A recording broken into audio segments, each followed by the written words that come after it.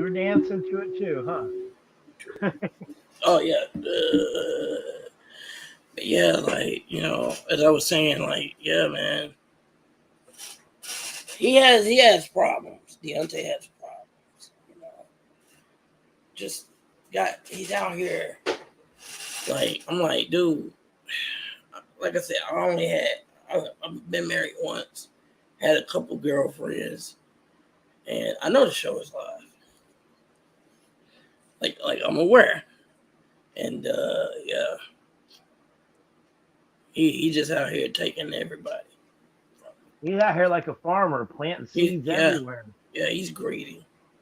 I'm like, bro code, share the love, man. Saying. He just anyways, what is up, nerds?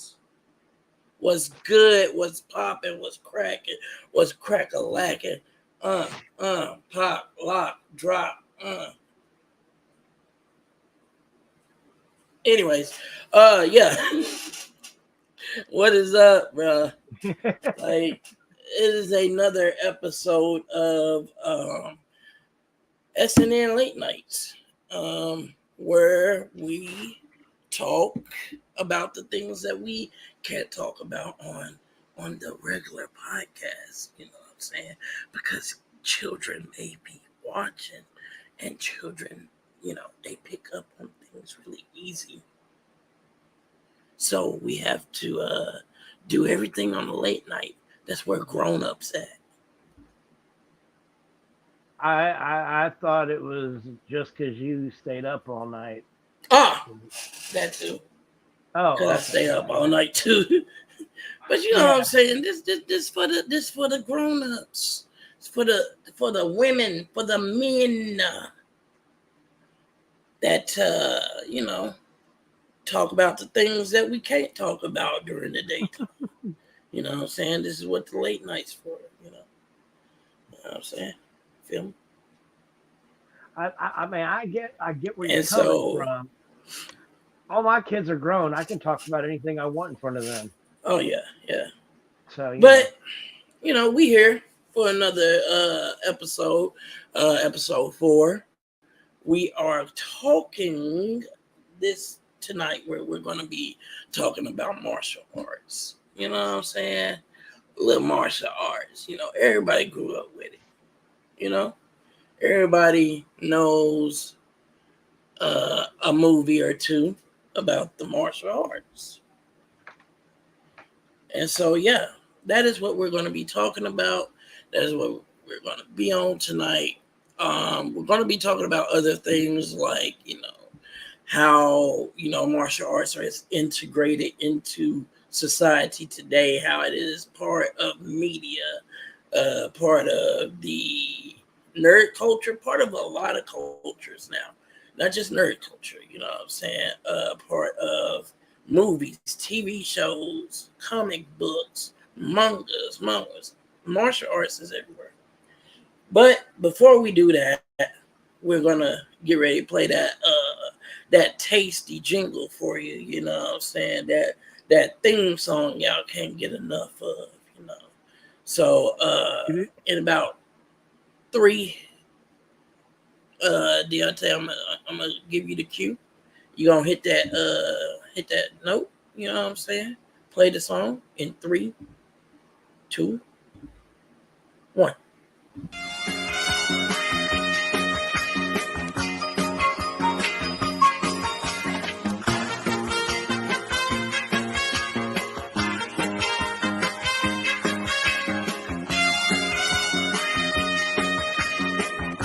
Is the best thing what? Exactly.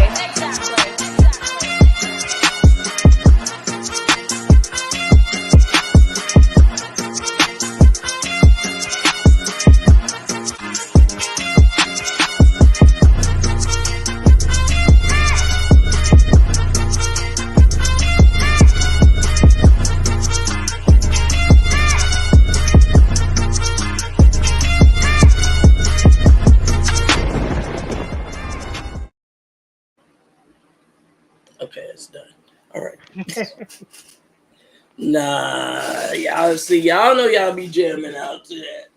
Y'all know y'all be jamming to that theme song. Look, it's not our fault that we picked a fire producer, you know what I'm saying?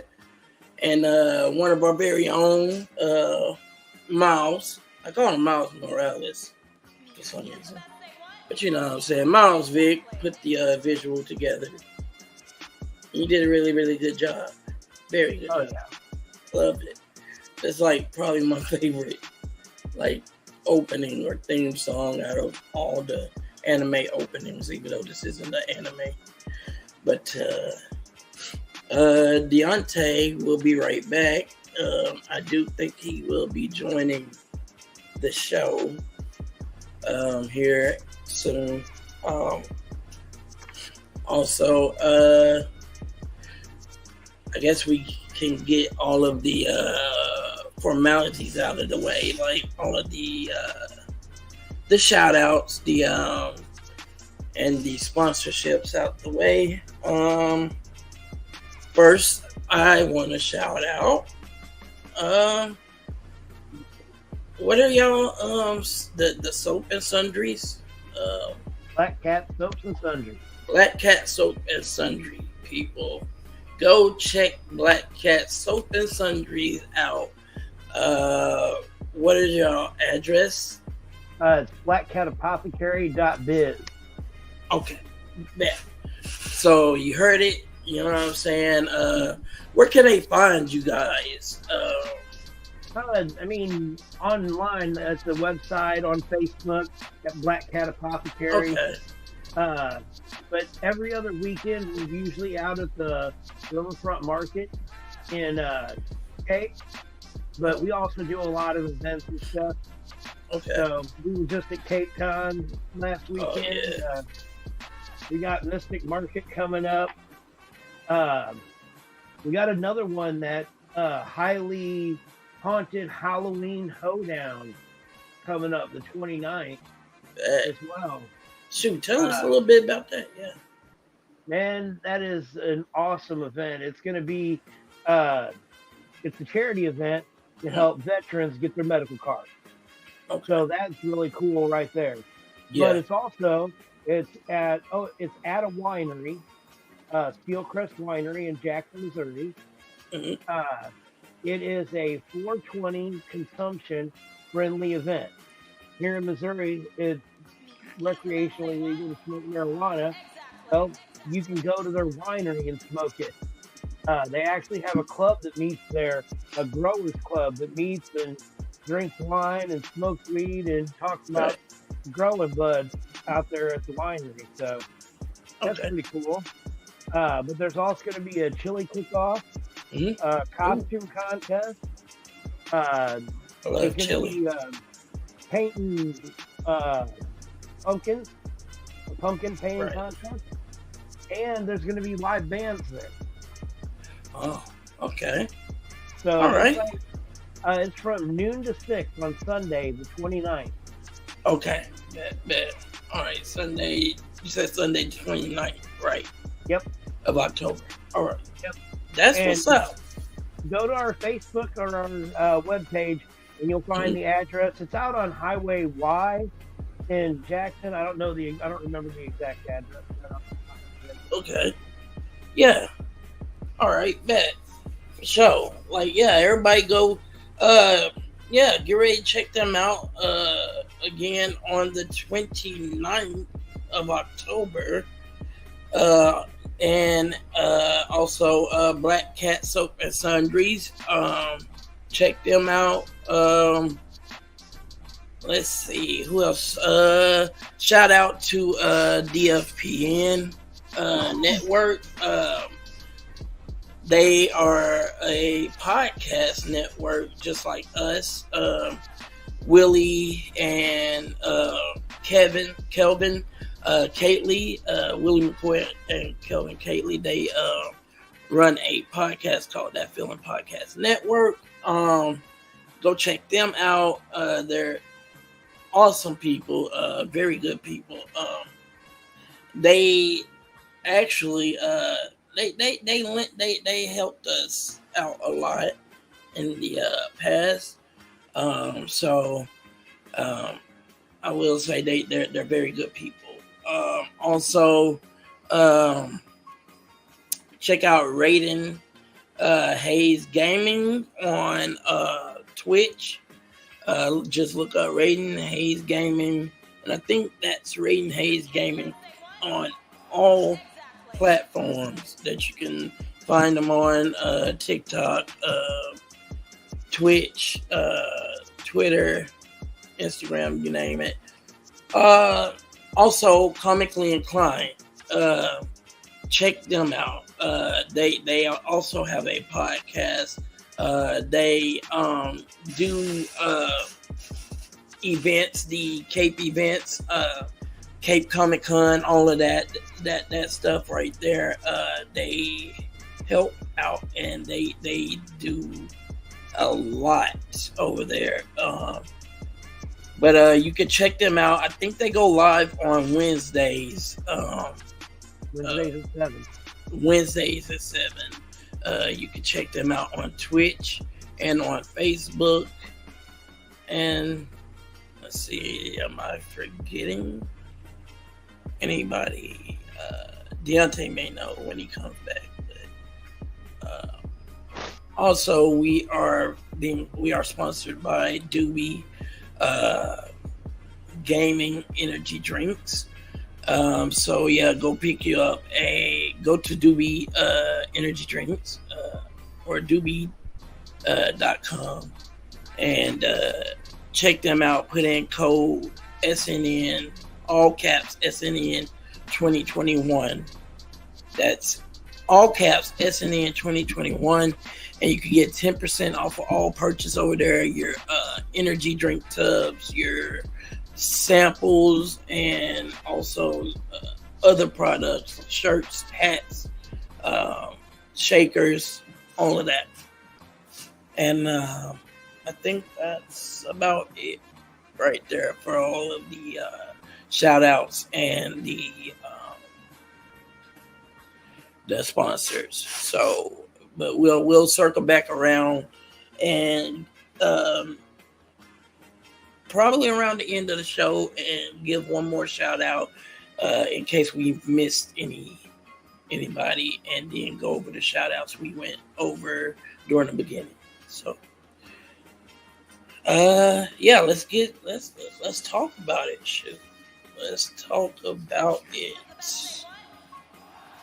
Martial arts, kung fu, shoot, jiu-jitsu, Brazilian jiu-jitsu, taekwondo, hapkido, Wing Chun, what else? So many types, so many styles of martial arts out there, and let me tell you, they have seeped into the crevices of our culture, and that's not in a bad way at all. It's actually a very good, positive way.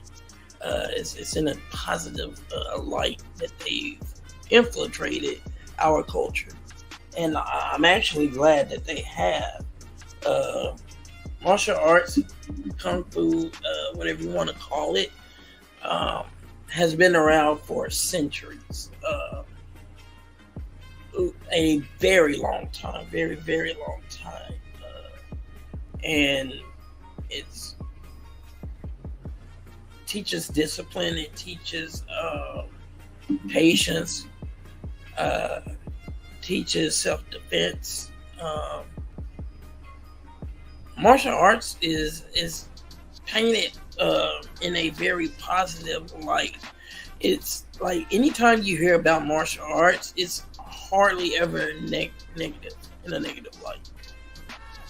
And so I just think it's a very good thing. It's a beautiful thing to mix the cultures and mingle them. And, you know, it started off over in Asia. And it just spread. And so now there's different variations of kung fu, of martial arts. And throughout the years, you've seen it be portrayed in media, TV shows, movies, comic books. So, yeah, I think that's where I want to start. Since we are nerds, we do talk about a lot of comic books, mangas. We talk about anime and movies and stuff. What is your take on martial arts, Kibachi? Oh, I think they're very cool. I have not done a lot with them myself, just mostly because of my physical limitations. Being disabled makes it hard for me to do. But as far as fighting styles go, like it's always pleasant to watch someone that is really good at martial arts, whether it be in film or someone putting on a demonstration, like of real martial arts, you know, because let's face it, movies aren't necessarily real martial arts. They're going on it. They may use some elements of it, but a lot of that is just choreography to make it look good, you know? Right. But yeah, I think that all the things you said, like it's been around for, you know, generations.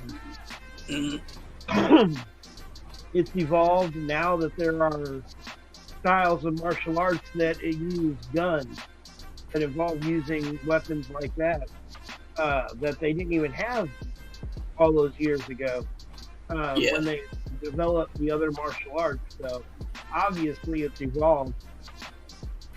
The fact that a lot of people, you know, the fact that anybody would think, well, who's going to win, you know, martial artist with a sword or, you know, a marksman with a gun. Yeah. You know, who's going to win that?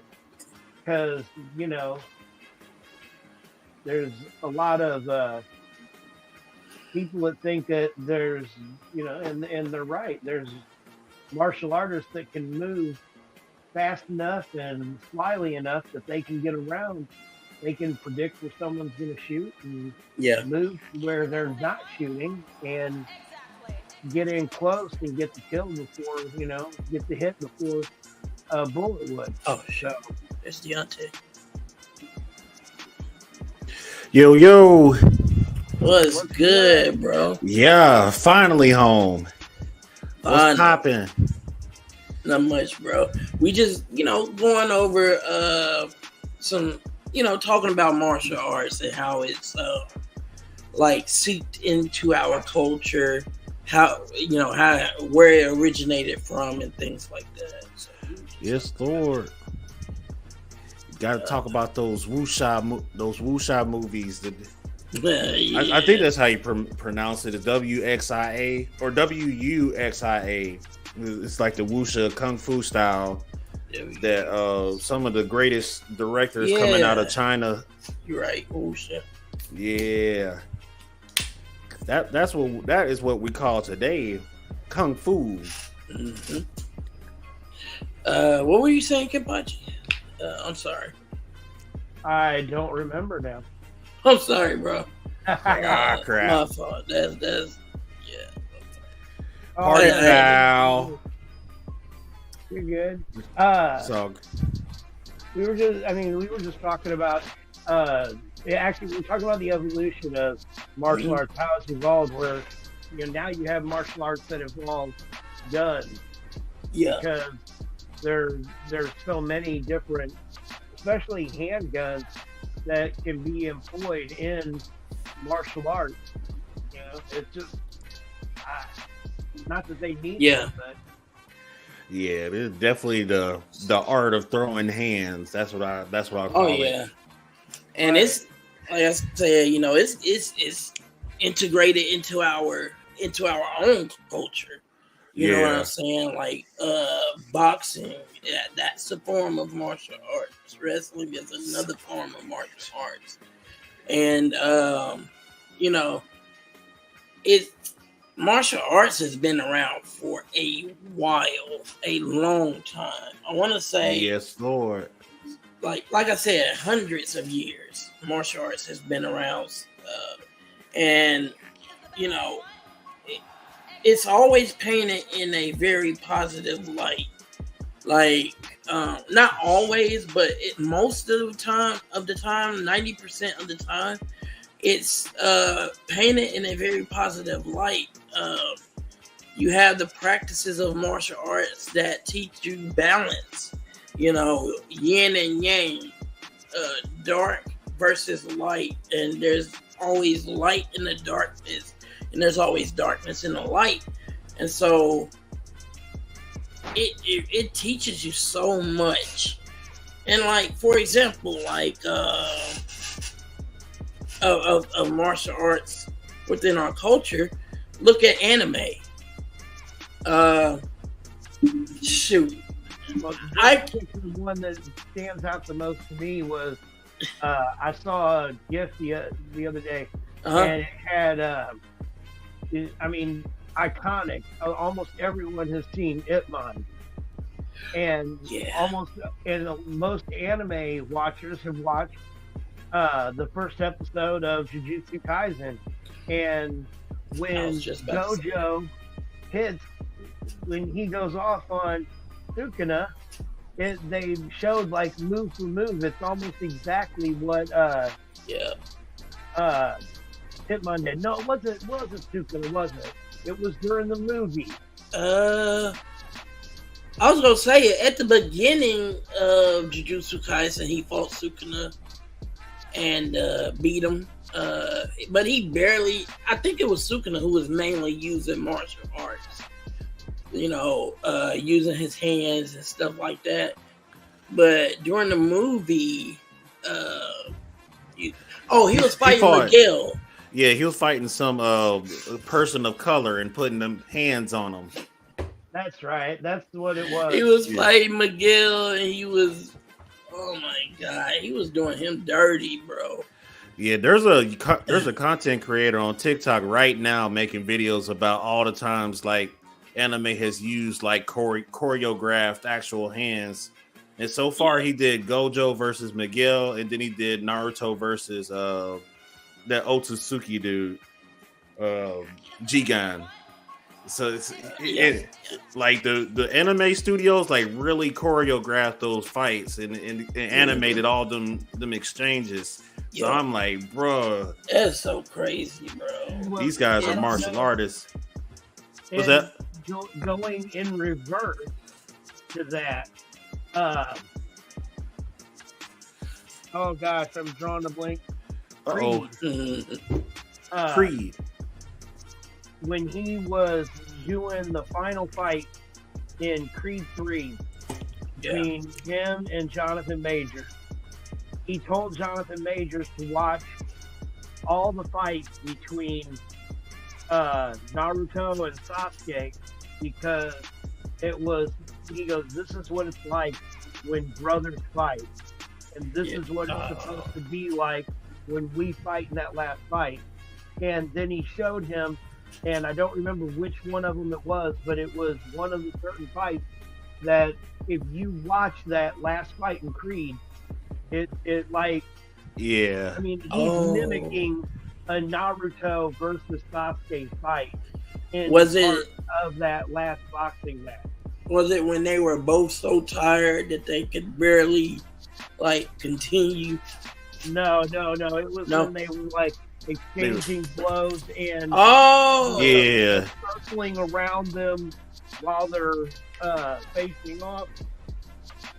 It has to do with a lot of like camera angles and cinematography that's going on along with the move.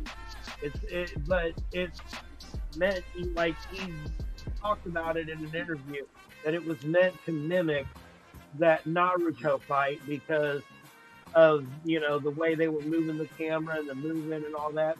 And I mean, it just it anime has It's beautiful. martial arts influenced anime, and then that anime has now influenced real life other martial arts. I mean, boxing, but that's just like that's a real big turn. You know what I mean? To see it go back and forth like that. Yeah. Yeah, I think, man, it's really beautiful. It's a beautiful thing. Martial arts itself is a very beautiful form of fighting.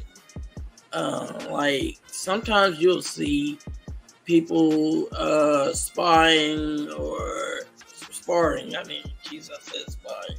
Anyway, sparring, and it just looks so elegant, so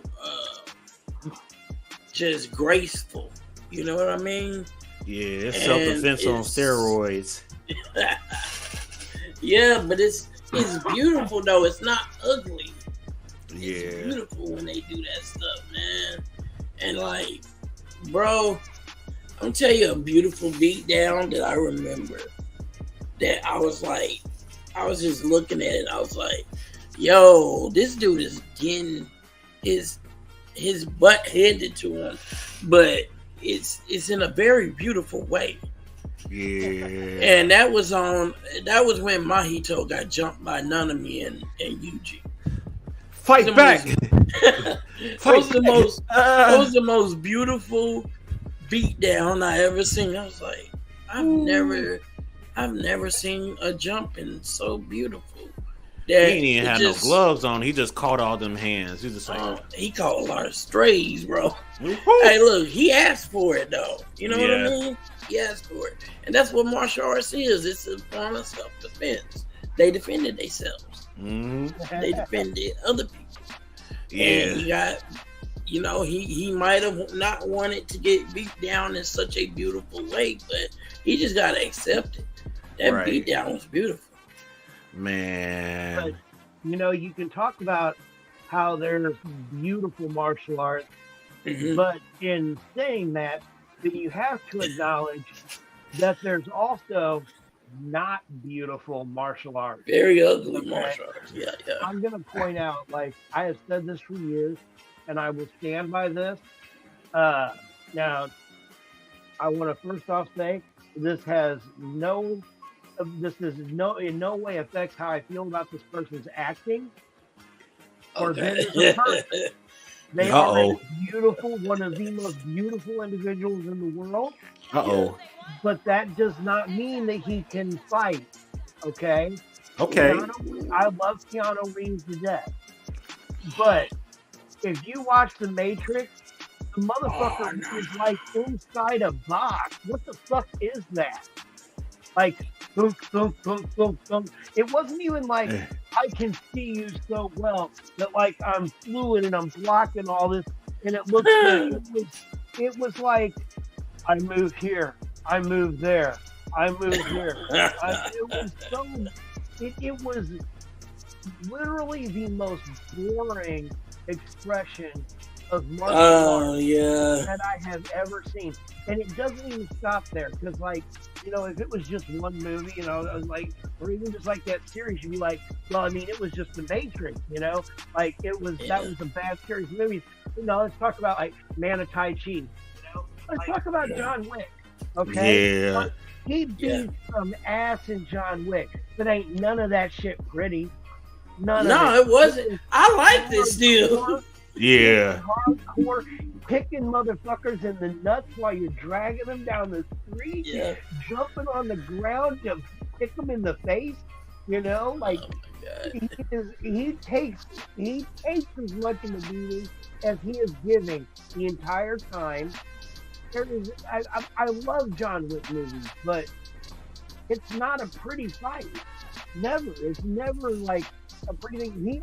You get to the end of it, and he is like literally covered in blood the entire time. Yeah. And spoiler warning, you guys have seen John Wick 4, right? I haven't made it past one. I've seen all the way up to 3. I still have to see 4. I'm gonna try to watch about 4. I won't. No, come on. Come on. Oh, you want me to spoil it? Yeah, let's talk about it. I need to. I am pretty sure that there won't be a John Wick 5. Okay. Oh, that kind of spoiler. Oh, that kind of spoiler. Ooh, shit. I don't know. At least not called, like John Wick 5. It might be like in the John Wick universe 5. Yeah. But, they already got that. They got the Continental. That's a prequel to all of that. That's like back in the 70s when. So are you trying to tell me that my? Yeah. Are you trying to tell me that my guy bit the dust? What?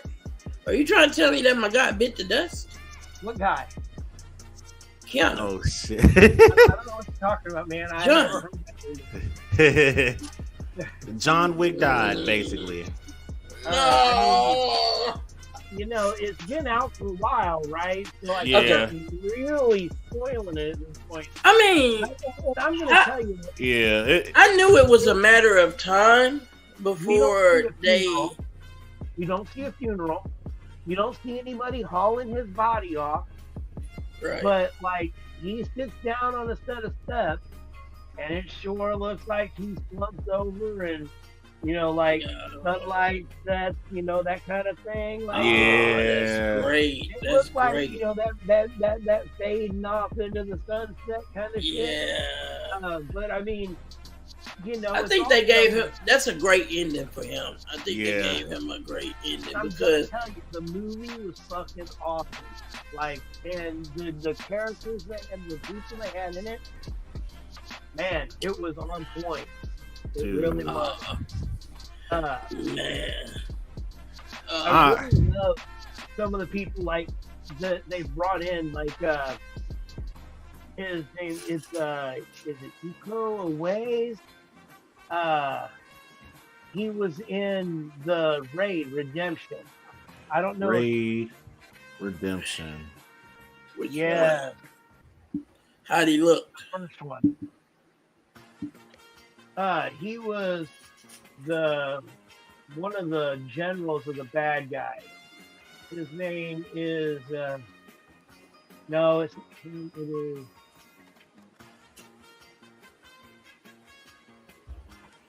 one of the bad guys.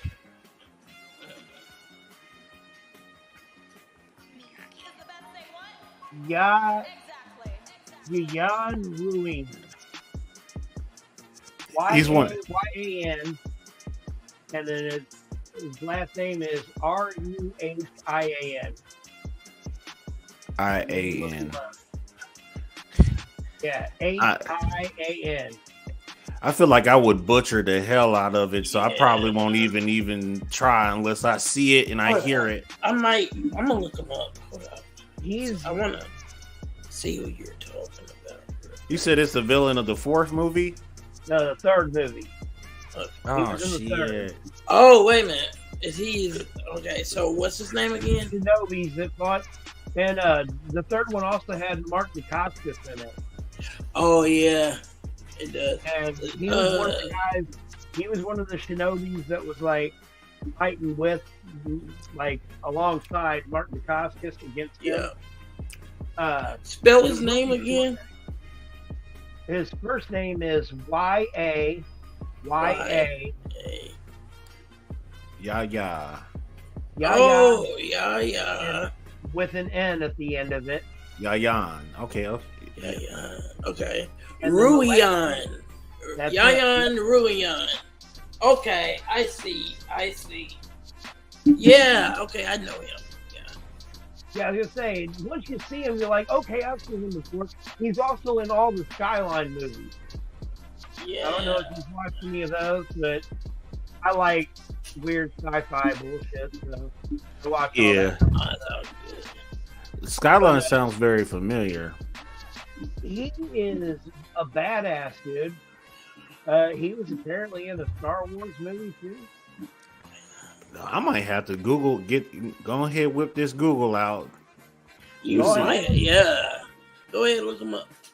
Yayan You might have to watch John Wick. Is what you need. Yeah, Man, I've been trying my absolute hardest. Yeah. To Force Awakens. let me see. It's all good. I already know, man.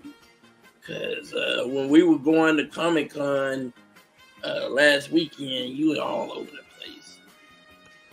Yeah, I ain't get a moment of peace. I'm like, how is this guy's life this busy? God dang. Man.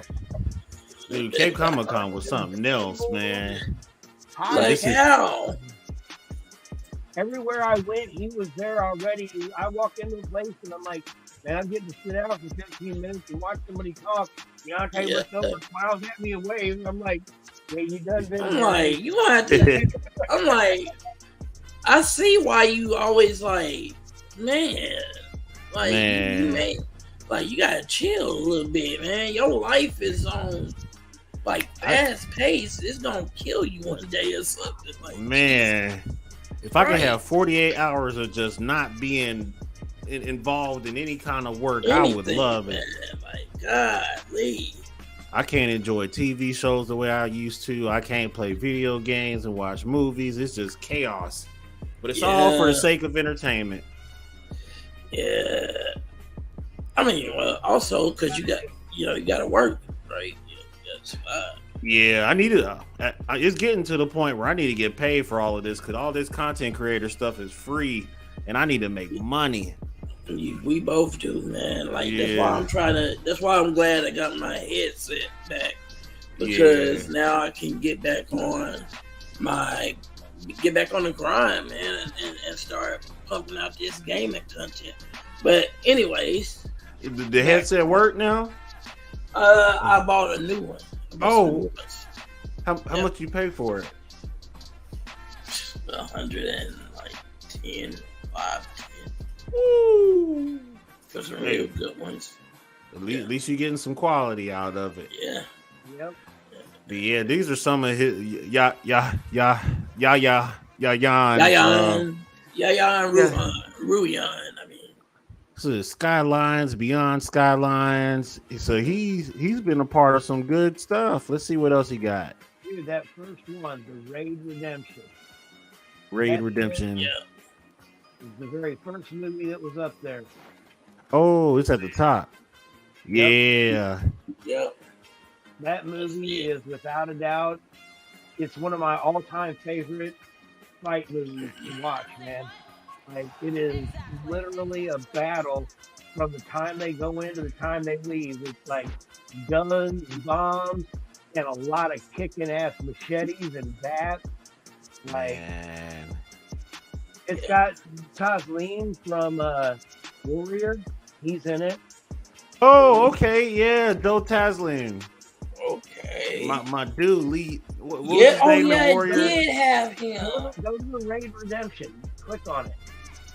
Look at that. Yeah. Man, Cast. Joe Tesla is like, Hey, love him. he is an icon, bro. Love He this is. dude. That That martial first arts guy movie. has been in a bunch of stuff too. He was in. Yeah. Oh yeah, he has. Let's see who Aiko. else we got. Yeah, Aiko. Yeah, they got some heavy hitters on this list. They do. Okay, They got some Don- real good ones. yeah, Donnie Alamzia. I think that's how you pronounce his name. He's pretty well known. But Joe, man, that's our Sub-Zero, man. Look at these guys. dang. This movie is something else. I ain't know like, you Sub-Zero. Yeah, he was. He was the broken Sub-Zero too. I was like, man, why they make Sub-Zero that powerful for this new movie? in fact, you want to know something kind of funny? Look at what year this came out. You know how everybody is always talking about them hallway scenes with Yeah. what go into Daredevil. in Daredevil and all the Marvel Yeah. movies are like the hallway fight scenes. Yeah, this is where they got that. Yeah. This is where they got it from? This, I'm telling you, man, now that I think about it, this is the first place that I saw like a real badass hallway fight scene, man. And it is brutal. Was it like the one shot, just like the rest of them were? Or? Say hi. Oh, who that? Hi, kitty. How are you? Hey, what's up here? What's Hey, up, kitty. Furball? How are you? What is good, Furball? He's like, nope, I'm ready to go. He's just like, I just want some attention, and I'll be right out your way. He's like, did you say you wanted to see my butthole? So I had no problem putting my ass in your face. It's like, wait a minute. Like, are y'all gonna snip it?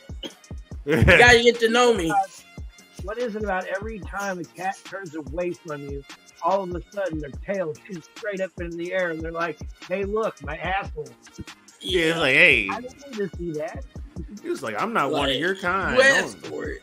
Man, You asked I don't for need it. to smell that. Chill out. Like, Chill no, out. You just gotta get to know me. Sniff my butt. You show that to your You- home How cat. you get to know people, Will? Huh? Yeah. Is that how you get to know people? You walk around sniffing Look. butt? That's how cats do it, man. Man. That's they form of showing ID. You ask the cat, Bro. show me your ID. They're gonna be like, here, sniff my. You'll know everything you need to know about me. Sniff that ass. Sniff that ass. Oh, And that's the why ways- they were sitting like your cat was the other day cleaning that Oh, Man. I'm saying that was so. I've never seen a cat do that though. That is so bad. It's crazy, weird. man. Speaking of Joe Taslim, since we already on this topic, Yeah, we might let's as talk well about just it. hop in on some Warrior, because Kenpachi is the reason I even watched this. Nah, yeah, he's the reason I watch. Yeah, I think I don't know if it was like they commented on my status, but Matthew and Kenpachi were like talking about Warrior in the group, and I was like, oh, do I really need to check this out? And surely enough, I saw a couple advertisements. I was like, okay, this could be pretty dang on good. And I read the synopsis too. I was like, don't tell me these dudes are going around beating up on racist motherfuckers. And surely enough, yes, they were. Boy, when I tell you I fell madly in love with this show, it was a wrap from episode 1 and 2. That's like if the Alabama, what was it called? Montgomery Brawl. Montgomery Brawl, bro. If the Montgomery Brawl was a movie or a TV show, This is it. that's it. Yeah. This show is the one for y'all, man. Look at this cast. I gotta get What's a that? chuckle after Deontay. It says right at the beginning of the first episode, at the beginning of all of them, that it's based on writings by Bruce Lee. Weren't you all like halfway into the second season before you learned that Shannon Lee was one of the writers in it? Yeah, like I watched the credits for every episode and I didn't see like Shannon Lee. Like it always like breezed. Maybe I just wasn't paying attention. It probably like breezed past her name. It always, what was it? Jonathan Clapper. Yeah, there's one of them. I don't remember now. Yeah, That's one of the- oh my God. Yeah, he is the guy that created the series, but it was and he's also one of the executive producers and the director. But Shannon Lee is also another executive producer, and they give her almost no screen time. Like they don't interview her for the director's cut. They do nothing with Shannon. So I'm like, damn. Shit. To be Bruce Lee's daughter and getting glossed over in your father's legacy, it's like, dang. But I guess she's a good sport about it because the show is still getting renewed for new seasons and all that. So Yeah. Have you heard anything about season 4? I have not yet. I hope they renew it for season 4 because if they do, Hold on, I can look something. make it the final season. and then just wrap it up in a bow. Yeah. Have you finished it yet? Have both of you finished it yet? I am caught up. Yep. Oh, so you mean like we can talk about We the can talk ending. about it. Yes, we can. Okay. We can talk. Spoiler alert for anybody that hasn't seen it that is gonna watch it. Mhm. Because This is a recommendation also. Y'all need to watch it. you Facts. expect Tom to go back to Mai Ling at the end of that? Yeah. You did expect him to? Like, I knew it was either going to be like the final season or like just a season prior that at the very least, like, what is Andrew Koji's character's name? Assam and Mai Ling were going to eventually be like kicked out of their tongs, and they'd probably either be on the run or they'd be dead. So I think this next season they'll be on the run from both of the tongs because they'll be working together to kill them. Or actually, I feel like at the end of season 3, everybody just assumed that they were dead. So maybe if they survive that night, they can sneak off. But once word gets out that they survive, like there's going to be a manhunt for Assam and his sister. So that's what I think is going to happen next. I'm gonna step away from the camera for a minute. I gotta refill my coffee. Okay. It's all good. Yeah, like I said, I really enjoy the show, and everybody in there, all the cast and crew did phenomenal. Man, it was just I would call it a masterpiece. I would say it's up there with freaking I know some people hold The Wire up there in high regards. Yeah. I don't. I don't either. I just, forgive me if you are a person that holds The Wire in high regards. Sorry, I just don't. But I do hold Snowfall. Oh man, Warrior. Yep. And what's the third one we can put up there? It's a really good live action show that's just like top 5, not top 3, maybe top 3, top 2. What is a good one? Ahsoka? For live action? Top 5, like of all time? Ahsoka? It's of all time? Of all time. Yeah. Yeah, I mean, I was about to say I wouldn't put it as of all time, but yeah, it's up there, but it's good. There's some shows seasons of all time. Yeah, I'll give it that much. Let's see, Warrior. Honestly, Lovecraft Country is probably my top 5. Yes. I was obsessed with that show, and I might mess around and watch it again. Me too, bro. Yeah. And I'm so angry that they never brought it back. Man, it's one of Jonathan Major's best roles, man. Yes. I don't know what they problem with Jonathan is. It's like they were out to get him from the get-go. Like, I don't know if they recognized this dude was just gonna be that great or what, but they just had it out for him since the beginning. Man, it just goes to show you can't be the best for long, man. I think Snowfall, Warrior, Lovecraft Country. Yep, Lovecraft Country. Are we doing just top 3 or top 5? We can do top 5, like of all time, like live action shows. Okay. One Piece, yes, One Piece. One Piece live action, man. Yep. I said it. Uh-oh.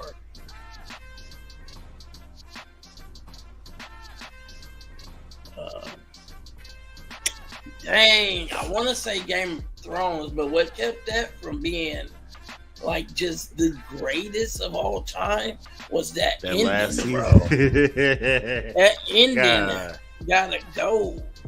It's gotta go, man. I'm gonna say that my top 5 of all time would definitely be different than what y'all was doing. Yeah, probably. Yeah. And what's your this top is all? All right. Uh-oh. Wow.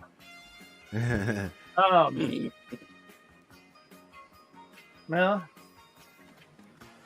Uh-oh. I'll be like, okay, how about this? I don't know that I can say like this was number 1, this was number 2, this was number 3. They just all are in the top 5. So know that they're kind of all equal. Okay. Because I'm not gonna. I gotta think of them, but definitely Star Trek: The Next Generation, hands down, one of the best shows that ever was. Absolutely amazing cast from start to finish. So much character development from the first to the last season. The show developed into something that became amazing, and was a recipe for them for the future, even for successful shows. Another one that I got to throw up there that I'm gonna bet money that neither one of you have ever watched it. Have you ever watched Firefly? That's Danny's favorite show. I started watching it. I watched one episode, and that's about it. Dang. I am going to tell you, the first episode is kind of hard to watch because it's like a 3-episode block almost. Yeah. And you don't know what's going on. You just kind of get thrown into this. Whereas the second episode kind of explains things a little better. But I'm going to tell you that watch all 14 episodes of it. Like, if you watch some of those later episodes and you don't cry, like, you will be shedding tears during this. You will be so invested. I, to this day, love Nathan Fillion because of that show. Cat and Mouse holds a special place in my heart. Wash, like I don't even remember his first name, but everybody knows him. Stephen Tudyk. Yeah. Okay, you know who I'm talking about. Steve. It's not Steve Tudyk. It's what's his first name? Because he was Steve the Pirate in Dodgeball. Alan Tudyk. Alan Tudyk. Oh. He was the robot in Rogue One. I mean, like, he's been in so many roles. The guy is just absolutely amazing. But he played Wash, absolutely the heart and soul of the team, and like, I just can't. The whole crew, like every one of them, are so awesome. It's got Raina Baccarin, who played, Daredevil's wife. Yeah. That was like one of her starting roles in Firefly. She was also Jim Gordon's love interest for the Gotham TV series. Oh. Yeah. Oh, do you want to hear something funny? Do you want to know what her like in Firefly? What her job is that she's trained as a priestess in this order, and their order goes around and they're basically it's not prostitution, but they go around and sleep with they're like diplomats, and they go around and sleep with people. And it's what they do. Like it's a whole That's religion of people that sleep with people, and they know the best way to please everyone. Shit, let me sign up for this. Hey, I want to sleep with people. Shit. And it's Verena Baccarin. And especially, oh man, and the outfits she wears. Oh God, yes, Lord. like half of what she is like belly dance routes and shit. It's like all midriff showing and shit. Yeah, isn't that enough reason to watch the show? Yeah, that's facts. I gotta watch it now because her role in Deadpool was fire as fuck too. Because she got to watch her. Wait a minute, it's her. I really didn't have any idea who y'all was talking about it. Yeah, that Deadpool's girl, baby. She even pegged Ryan Reynolds in the butt. That movie, he put it right in the ass. Man, she can peg me in the butt anytime she wants, okay? Them back shots, baby. Oh, no. Come on, Marina, she's so fine, man. But she married, I think she actually married the guy who played Jim Gordon. So everybody else knows who we talking about. Yeah, she is married to the guy who played James Gordon. Like, it's crazy because they played like lovers on the TV show. There she is. There she is. Oh, okay. Oh my goodness, yes. Sorry. Sorry. Look at her. Okay. This her resume right here. Yeah, but go up to her name and put in Firefly, and then hit images, and it'll show what you wore in Firefly. Okay, I see now. Man, hold on. Firefly. Yeah, people. This is late nights, okay? This is SNN late nights, okay? So you got a problem with us loving someone? Oh my God. This is not the segment for you. Lord have mercy. Look at her. Look at her, people. I can't find the outfit that. Yeah, I can't find the outfit that Kim Paki was talking about. Oh my God. Oh my. Hold up. But she is a baddie. Is this it? Is that it? There's one of them. Oh my God. I like her with short hair, bro. That short hair works for her. Yeah, what do you mean sleep with people? Did they show it in Firefly or? No. He said. No. He said, "What do you mean by sleep with people? Do they show it? Do they show it? No. And her and Mal, Nathan Fillion, the main guy, they always act like they're like trying to, get together, but they never do. Oh, you know what I mean? Like it's that kind of a thing. But he gives her so much shit for being a prostitute. That's crazy. He basically calls her a whore all the time. What the heck? Nathan! I mean, I don't know. If the shoe fits, I guess. It's like we got to get away from slut shaming, man. I don't know why people still slut shame in 2023. No, it's not. Yeah. I don't think it's slut shaming. I just think it's an actual. It is. He's an ambassador. It's a what? He serves as an ambassador. Oh. For her religious order. Like they are respected. Like he is the reason that they get to go back to that at certain planets. Like he is the reason that they get to do stuff. I don't know. You said we gotta stop slut shaming. What the heck? Yeah, man. I don't think that's slut shaming at all. Kim Pachi literally just said Nathan calls her a slut in the show. It's like, damn, bro. I said, me, if the shoe fits, is all I'm saying. Like, I'm not. If that's your type of woman, that's your type of woman. But I wouldn't go around insulting women because of that. It's just like, hey, if you want to be like sexually open and all that, it's cool. I don't have to call you a name about it. I just know. That's what I know what you do. That's what I just said. That's on you. But we both know. What it is, what it was back in the old days. It's exactly what they would have said. It is what it is. Like, I see what you're doing. I ain't judging.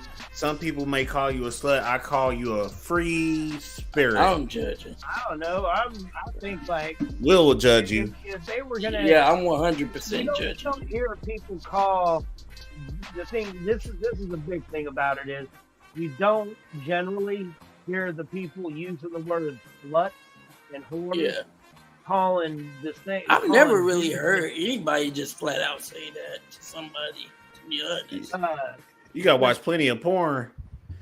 I definitely have heard people call girls and guys sluts and whores. But generally, yeah, exactly. Call girls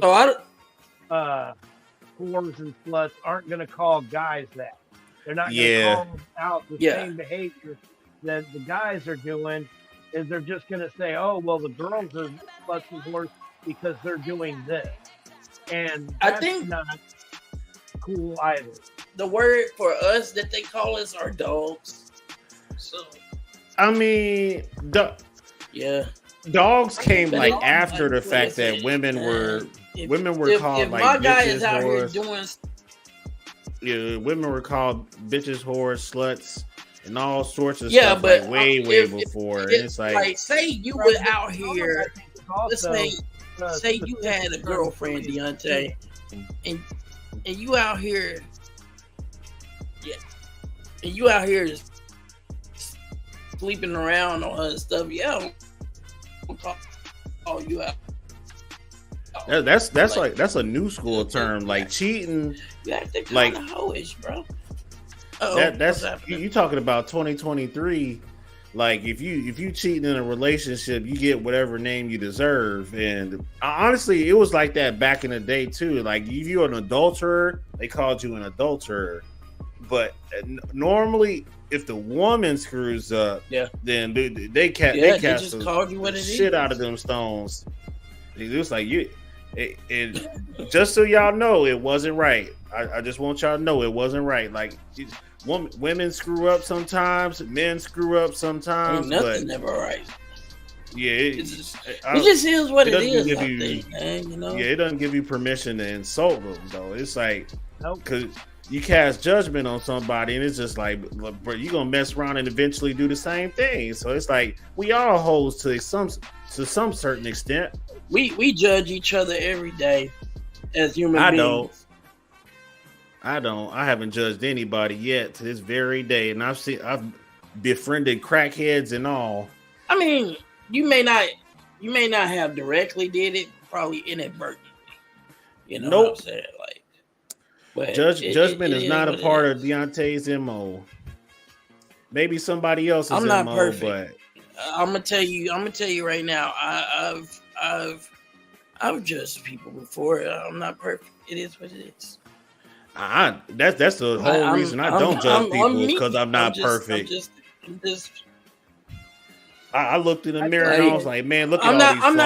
I'm not gonna say. Why would I talk shit? I'm not gonna say. Why would I talk shit and I got all these flaws? 100%. I'm not gonna say 100% that I've never looked at someone and be like, dude, what is wrong with you? Like, what's going on, bro? You know, what I was going to say is that I don't think you can say that you've never judged someone before, because we are all gonna, as soon as we look at somebody, we make an initial thought in our head. Yeah, I didn't say never. I said I don't. When dating, when I have a choice, and when I we're choose dating, not to do it. You choose not to treat like someone different, regardless of what you think about, regardless of what your initial impression is. And that's the right way to be. But to say that you don't judge them is also sort of, like I said, it's just sort of, I wouldn't even say misleading. It's just that's why I'm saying, like, I do it every day. Definitely you will look at somebody and have an initial thought about them, no matter what. You know, and you also have a choice to not act on it, and I choose not to every time. That's what I'm saying. You can inadvertently, you may do it unconsciously. Do it. You know what I'm saying? It depends. You can unconsciously judge someone. You can inadvertently judge someone. Like If me, they call it like when implicit I'm bias. if you're dating, right, and you're looking at a woman, like, and you're trying to see, like, do her life match up with mine? You know, can I date this woman? You're judging her, like, her life, seeing if it matches up with yours. You know, so that's an example. That's just an example. I wouldn't really say that judging. I'm just saying that's like that you're kind of like making determination, like, are we compatible or are we not? Because it's like, if y'all ain't got no business being together, y'all ain't got no business being together. Yeah. Judgment is more like I'm gonna cast that. I'm gonna say something absolute about you because that's how I feel about you. That's what I think. I saw you doing drugs, so I automatically think you some kind of coke whore. Like when you start attacking people, that's the type of judgment I'm referring to. Like I never attacked anybody because of their flaws and what they choose to do. It's like, hey, you want to do coke? Fine, I won't do it with you, but do what you got to do. Do what makes your heart happy, man. I don't. If you want to sleep around and be like Sexy Red and just raw dog people all the time, like, do what you got to do. I won't call you a hoe or throw a stone at you. Live your life, but don't bring that shit around me. That's my whole attitude towards the world. That's me in a nutshell. This is what I mean by I choose not to judge people. I mean, I feel what you're saying, and I do my best to do the same thing. That's all that I can say is that, you know, I do my best to do the same thing. Yeah. You know? Like sometimes we can do it and not mean to. You know what I'm saying? Yeah. Judge not, lest ye be judged. I always try to treat people as I would want to be treated. You know what I'm saying? Exactly. Yeah. I always try to treat people as I would want to be treated. You got to get out, meet more people, socialize. You know, at the same time, the whole spectrum. I'm gonna be honest with you. I wouldn't be a good friend if I didn't tell you, like, you know, the way it was. Like if I see one of my friends there, for example, doing drugs, you know, I'm gonna tell you, like, bro, you're turning into a crackhead. Stop. You're becoming you're a crackhead right now. Stop it. Or if that's not I really see a judgment. chick, she's out here. I don't know. That's an intervention. That's kind of that's like an intervention. Like I think the textbook definition of judgment is like you speaking in absolutes about somebody. Like, you chose to smoke weed. That means you're a sinner and a stoner, and it's just like, well, bro, don't do them like that. Like we make mistakes. Okay, now that's like no. I don't even think that's like to smoke pot. That's not.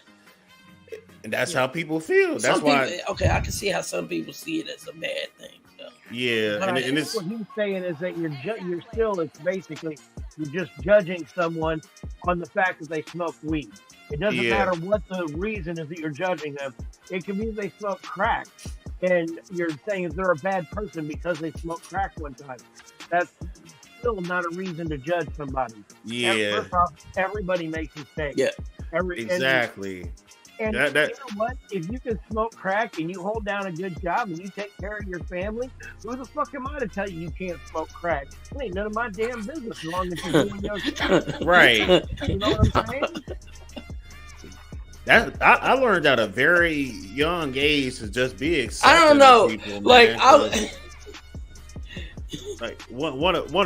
there's a kid that me and Will went to school with growing up. He killed himself because people bullied him for being gay. And it's just like, bro, I learned young to just accept people for who they are. I learned very young. Are you talking about Charlie? I was like, Charlie committed suicide because people were just like on his ass about being gay. And it's just like, bro, like, why is it concerned people so much? I thought it was because he got hit by a car. It was either Charlie or somebody else that we went to school with. He actually got hit by a car, though. if it wasn't Charlie, it was somebody. It was somebody in our school that could kill themselves because it was at least 5 or 6 openly like homosexual kids at our school. I think I might know who you're talking about, but yeah, and they picked the name. And you know it's real because the kids in our class had all these kind of gay jokes and all that. Judging him is just like that there is not cool. Yeah. It's like you like it in the ass, so we don't like you. It's like, bro, it's none of your fucking business who he's sleeping with. It's none of your fucking business. Stop judging. Your parents, if you learn that shit from your parents is just as evil as you are. Like you not speaking absolutes about people. What do you care where he's putting it at? You know it's like it's none of our business. None of our business. Nobody's business. And like growing up in the 90s, like me and Will had to see a lot of that. Like people not minding their own business. People like bringing church to school with them and thinking it makes them holier than thou. And it's just like, bro, shut up. You probably commit even worse sins at home. Hey, look. If I won't knock somebody for bringing a Bible or something with them, but I won't sit there and be like, I'm better than you because I go to church type stuff.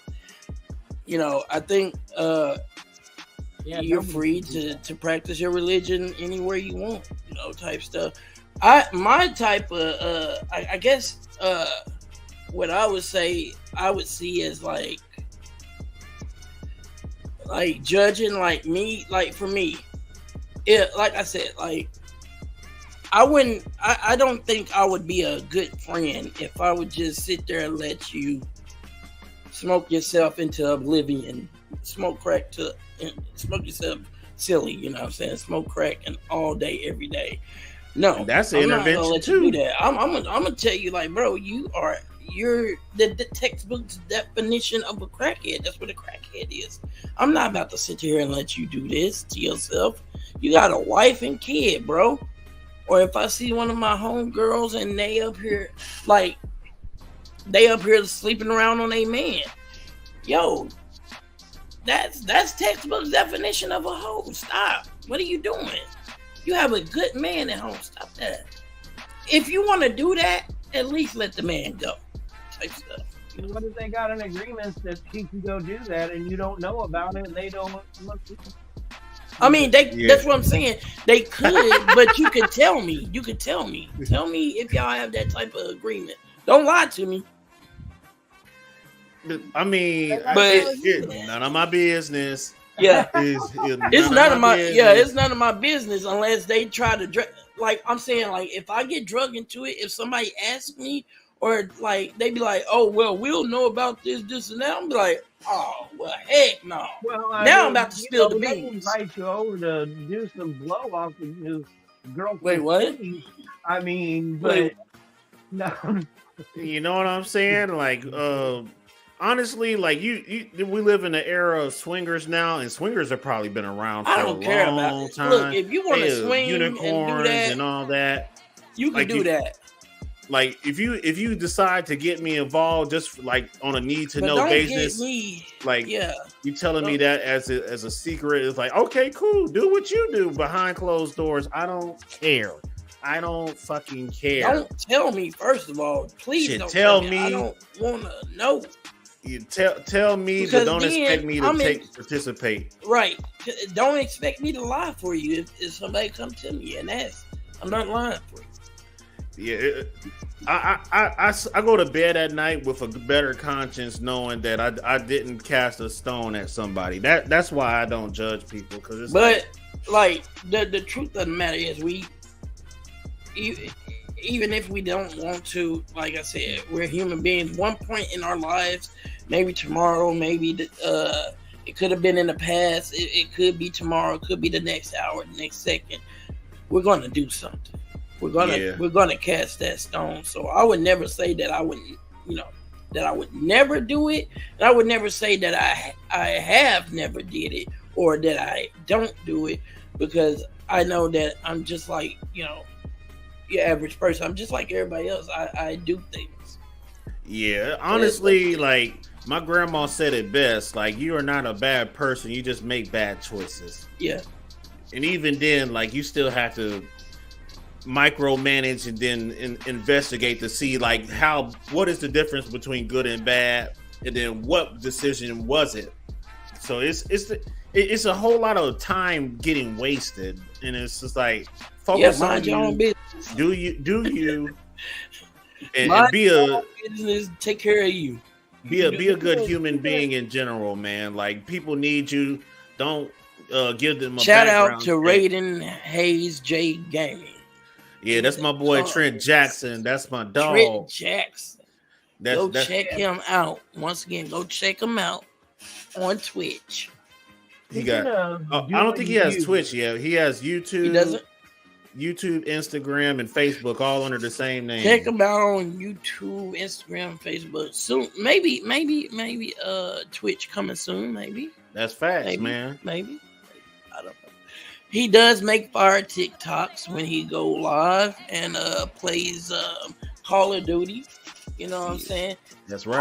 I actually like his content. I like that he adds music to him going ham on a couple unsuspecting shooters. Don't play with Trent playlist, man. That dude playlist game strong. His playlist game strong, and his game is strong too, bro. I seen this dude go ham on them dang clips, bro. He be body dropping people, man. Bro, don't play with him, man. Let me tell you, he definitely be body dropping. Like, dude. He don't no mercy either, man. No mercy. Sir. You know who else drops bodies? Who? His name's Sonny. He's in the show called Into the Badlands. Into the Badlands. Oh, Sonny. Let's get into it. Let's bring that up. Because we've been talking about Warrior this whole time, and we got way off track for Warrior. I don't even know what the heck happened. We got AD. Look, this is late nights, okay? We got ADD. Man, started talking about butt sex, and we went off on a tangent. He said butt sex. Yeah, we briefly touched on like the final season of Warrior, and then we were just gone. For real. Yeah. Man, I seen a trailer for Into the Badlands, and then I watched like a couple seconds of a couple episodes, and I'm like, man, this is a little bit like exaggerated Crouching Tiger, Hidden Dragon style, but even more exaggerated. So I'm kind of like scared to press play. I think it's pretty good to me. I'm gonna be honest with you, man. You are absolutely. I'm not gonna lie that there is definitely a supernatural aspect to it. But it is definitely shown to be a supernatural aspect. Like there are witchcraft, all that are just martial artists, and then there are people that use like some kind of like witchcraft kind of stuff, chi powers, if you want to call them that. Oh, okay. But it's more like that than it is,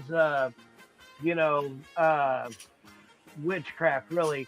But Sonny, who is the main character, never has that. He's always just the baddest martial artist that there is in the whole thing, and fights everybody just how it is. And Daniel Wu, badass.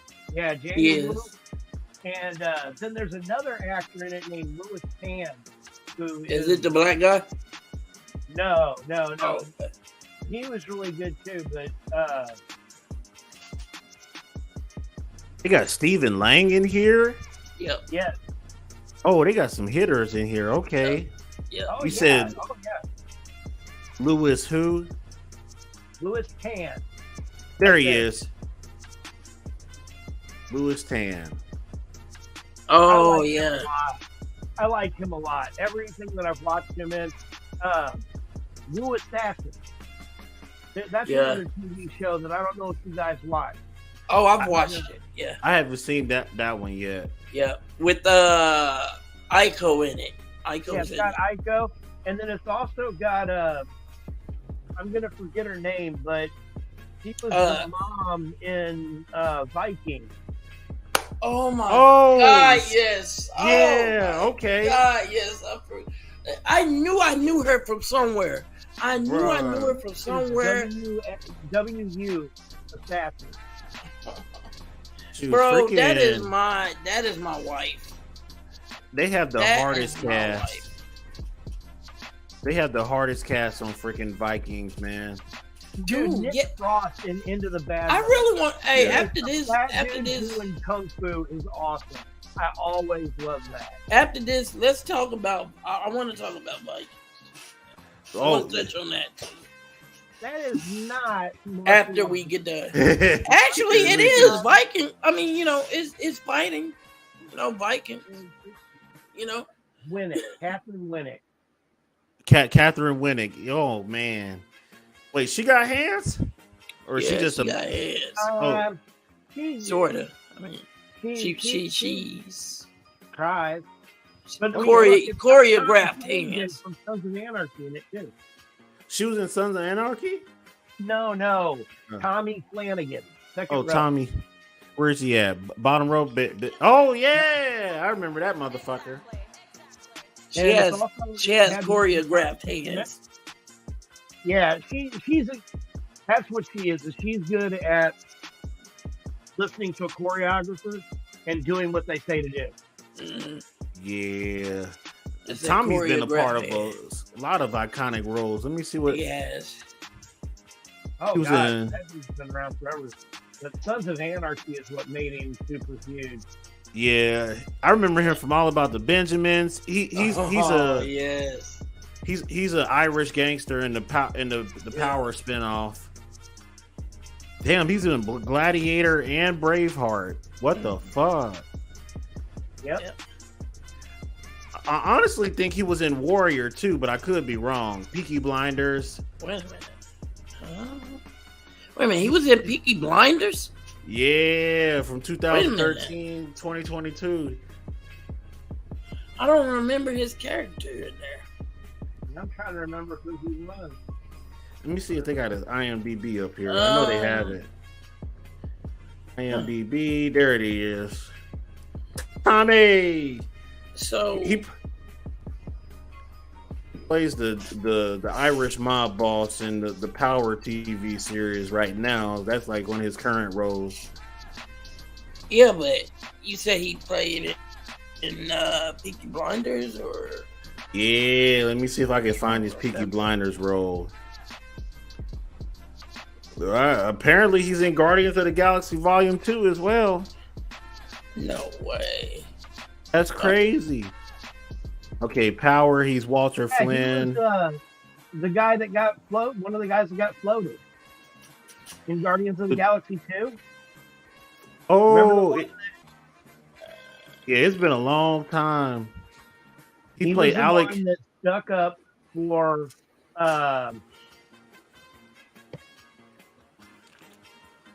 Oh gosh, the Mohawk. Corey, the guy that played Corey Gunn plays. Ooh. Or are you talking about the blue skinned guy with the mohawk? Blue skinned guy. Why can't I think of his name? That was him. Oh no, he took up for him. Yondu. His name is Yondu. The blue skinned guy is Yondu. Yeah. And he played Yondu? No. Okay. He was friends with Yondu. And they threw him out the hat. Laserface threw him out the hat. Okay. Yeah. And froze his face. That was Tommy Flanagan. Yes, Lord. That's crazy. That's crazy. He played Hulk. He was in the Silent Hill movie too. I wonder if they have this role here. Oh, he was in Gotham? Damn. Choreographed hands. Yeah, you know what I'm saying, right? Sons of Anarchy and freaking Wu Assassins. Like, this dude's resume is insane. Oh, Peaky Blinders, Arthur Sr. Ooh. He was only there for one episode. That's probably why I don't remember him. Yeah, that's what I was going to say. Is that I didn't think I remembered him too much in Peaky Blinders. I watched like the first 2 or 3 seasons of that multiple times. Yeah. I need to watch the final season of it. I haven't watched that yet. Oh think, yeah. at least the newest season. I don't know if it's the final season, but Facts. Tommy Flanagan, man, he is a freaking legend, and most people are finally waking up to his greatness. Yeah. so it's not really martial arts, but have either one of you watched any of Gen V? I have. Me and Will actually watched it together Yes.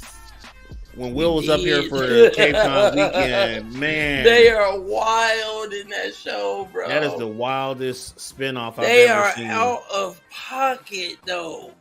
So did you see episode 4? Did that just drop? Because I know they did 3 in one day.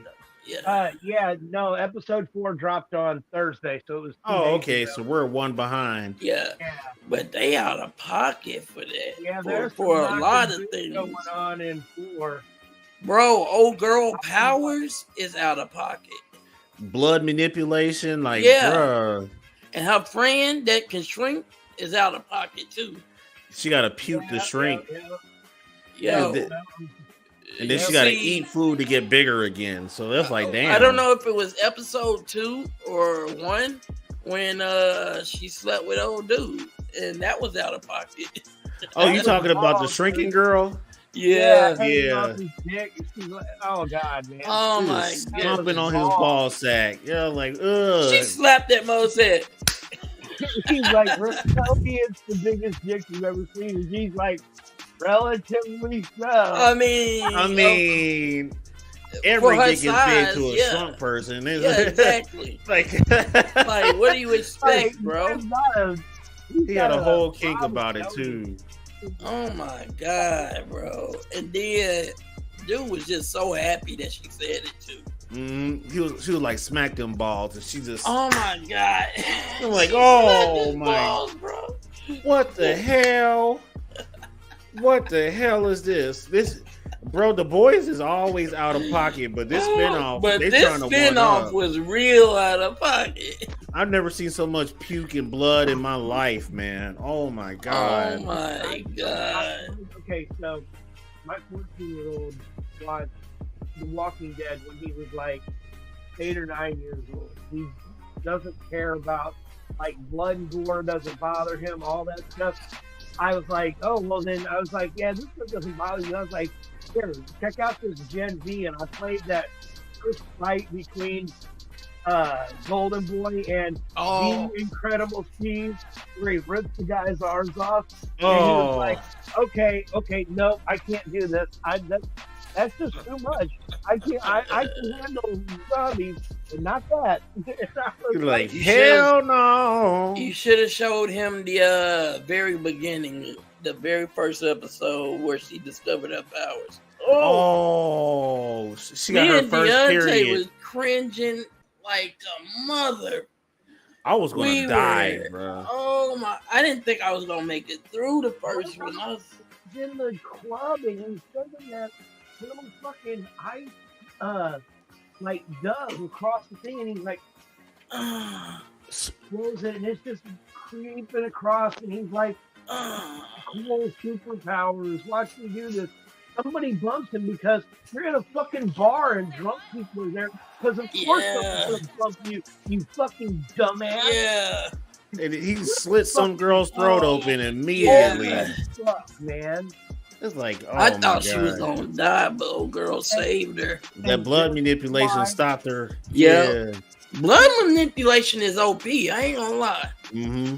And this is what I'm saying is that I ain't got nothing against guns, okay? But look at this shit right here, okay? Because somebody's gonna think it's a fucking game, and then motherfuckers get hurt. All right? There's always some dumb motherfucker in the group. Dumb motherfucker. Yes, Stormy, I see you there. She jumped up on. She's been headbutting me in the side to pet her, and she just jumped up right here. But there's always some dumb motherfucker in the group trying to play games, thinking they're cool, and doing something they're like, see how cool I am. I've done this a million times. Mhm. And then dumb shit happens. Yeah, or always. watch me walk up watch this. I've climbed to the top of this 300-foot tower 40 times since I was a little kid. I'll climb up here after I've had 12 beers, and it'll be fine. And they fall off the tower, you know, and maybe even die. right? Yeah, it's like my supervisor used to tell me, like, don't do nothing dumb, different, or dangerous right before the weekend, and that stuck with me for the rest of my life. Different or dangerous. Yep. It's just like I came back to work that Monday safe and sound, and not a brain cell lost. Dude, I worked at a restaurant here in Cape Girardeau. I'm not going to say what restaurant it is because I don't want to start no trouble with nobody. Yeah. But I had a friend, and he was a manager there, and he lost his job for this. But they had there was shake base there, and some of the shake base had went bad, and so they had the stacks of it that had went bad in another spot, but still in the freezer. Right? Because they send them back and they get credit for them from the corporation, right? Yes, Lord. He took a bunch of them and like 5 or 6 of them up onto the roof, and they were throwing them off of the roof of the restaurant into the parking lot to watch them explode. Yeah. I mean, there was no reason for it. Yeah. So stupid human shit, you know what I mean? Humans being what would you call that? Mundane. Yeah.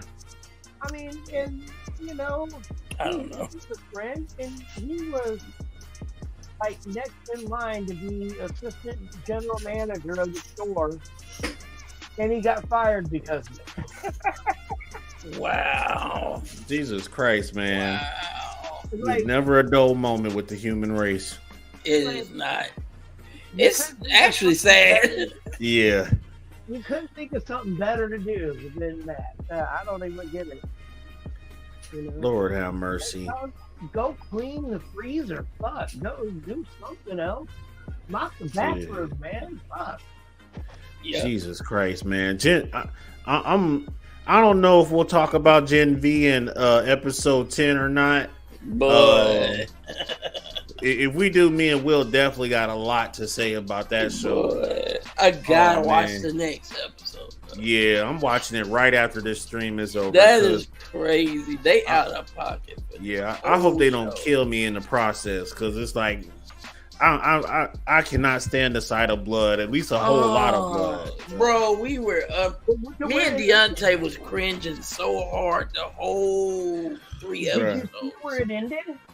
You remember what happened? The very last thing you saw, right? On episode 3. Third? Yes.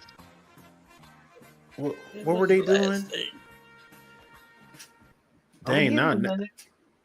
It left my brain as soon as you mentioned it. The last thing you saw was Emma. That's the shrinking girl, right? Little. She was real little, and she was coming out of somewhere. Coming out. Oh, I know. Coming out. Don't tell me she was inside of a penis again, or near a penis. She was. Don't you remember? She was somewhere. She was with Sam. I need to watch episode 3 again. And there was a guard. Oh, she was with the dude's brother in that psychiatric hospital. Yeah. And the guard came in, right? He was up on the book. His ear. Yeah. Oh. And what was the last thing you saw? You said the blood and shit, and I'm like, oh fuck, that last scene with her coming up out of that dude's ear and just she was drenched. Like fucking Carrie and shit, man. God damn it. Next, I have a feeling it's about to get worse. She's about to end up really good. Episode 4 picks up exactly right there. Like it starts right there. No, she's about to end up crawling up somebody's ass, man. I'm telling you, she's about to end up coming out of somebody's butthole Well, I mean, they Or- already blew up somebody. or urethra. The boy. Yeah, if Remember you watch that? The Boys, there's another shrunken superhero that he was having some gay sexual activities with one of his lovers, and then he blew his penis up. Oh, I was like, oh my god. Oh. His boyfriend liked him to get small and climbed in the head of his dick. And when he sneezed, he would grow back. And he sneezed while he was in his dick. he blew it up. He blew his penis up from inside out. He grew big while inside the guy's dick. Why would he do that? He grows big, like it's when he sneezes, he grows big, and it was He an accident. sneezed. He sneezed Yeah. in the dick.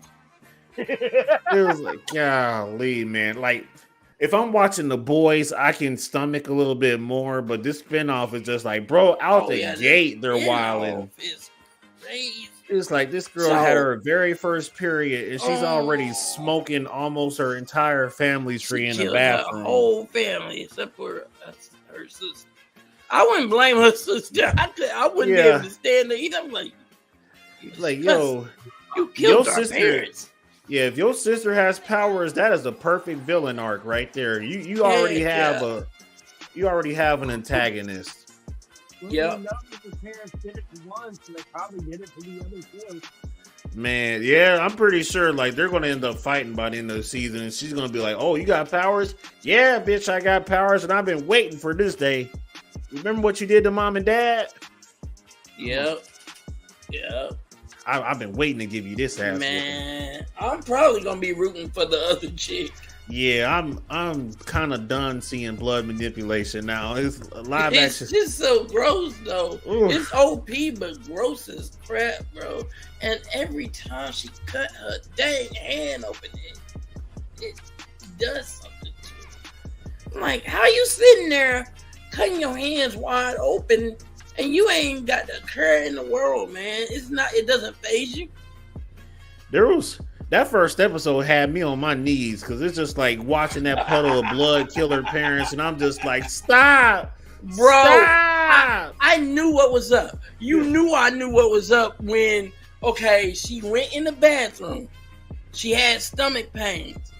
I looked at Deontay. I said, please don't tell me this is about to go where I think it's about to go. He was like, what are you talking about? I was like, bro, do not tell me it's about to go where I think it's about to go. He was like, nah, man, I don't think it's gonna go there.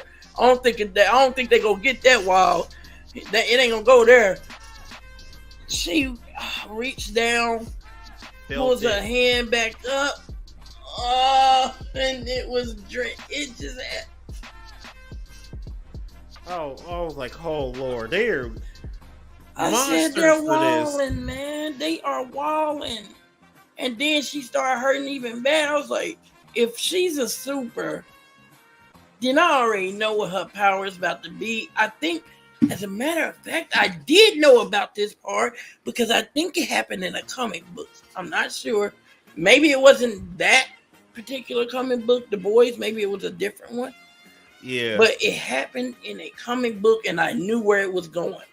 I was like, oh no. They revealed her powers in the trailer. They was like, yeah, she got the power to manipulate blood, but we didn't know. But she I didn't know her it was parents. gonna be on that level, bro. She smoked her parents. Like her mom came into the bathroom, like, "What's wrong, baby?" And then just sliced her fucking throat open. Like, god damn, like what the heck? Then exploded.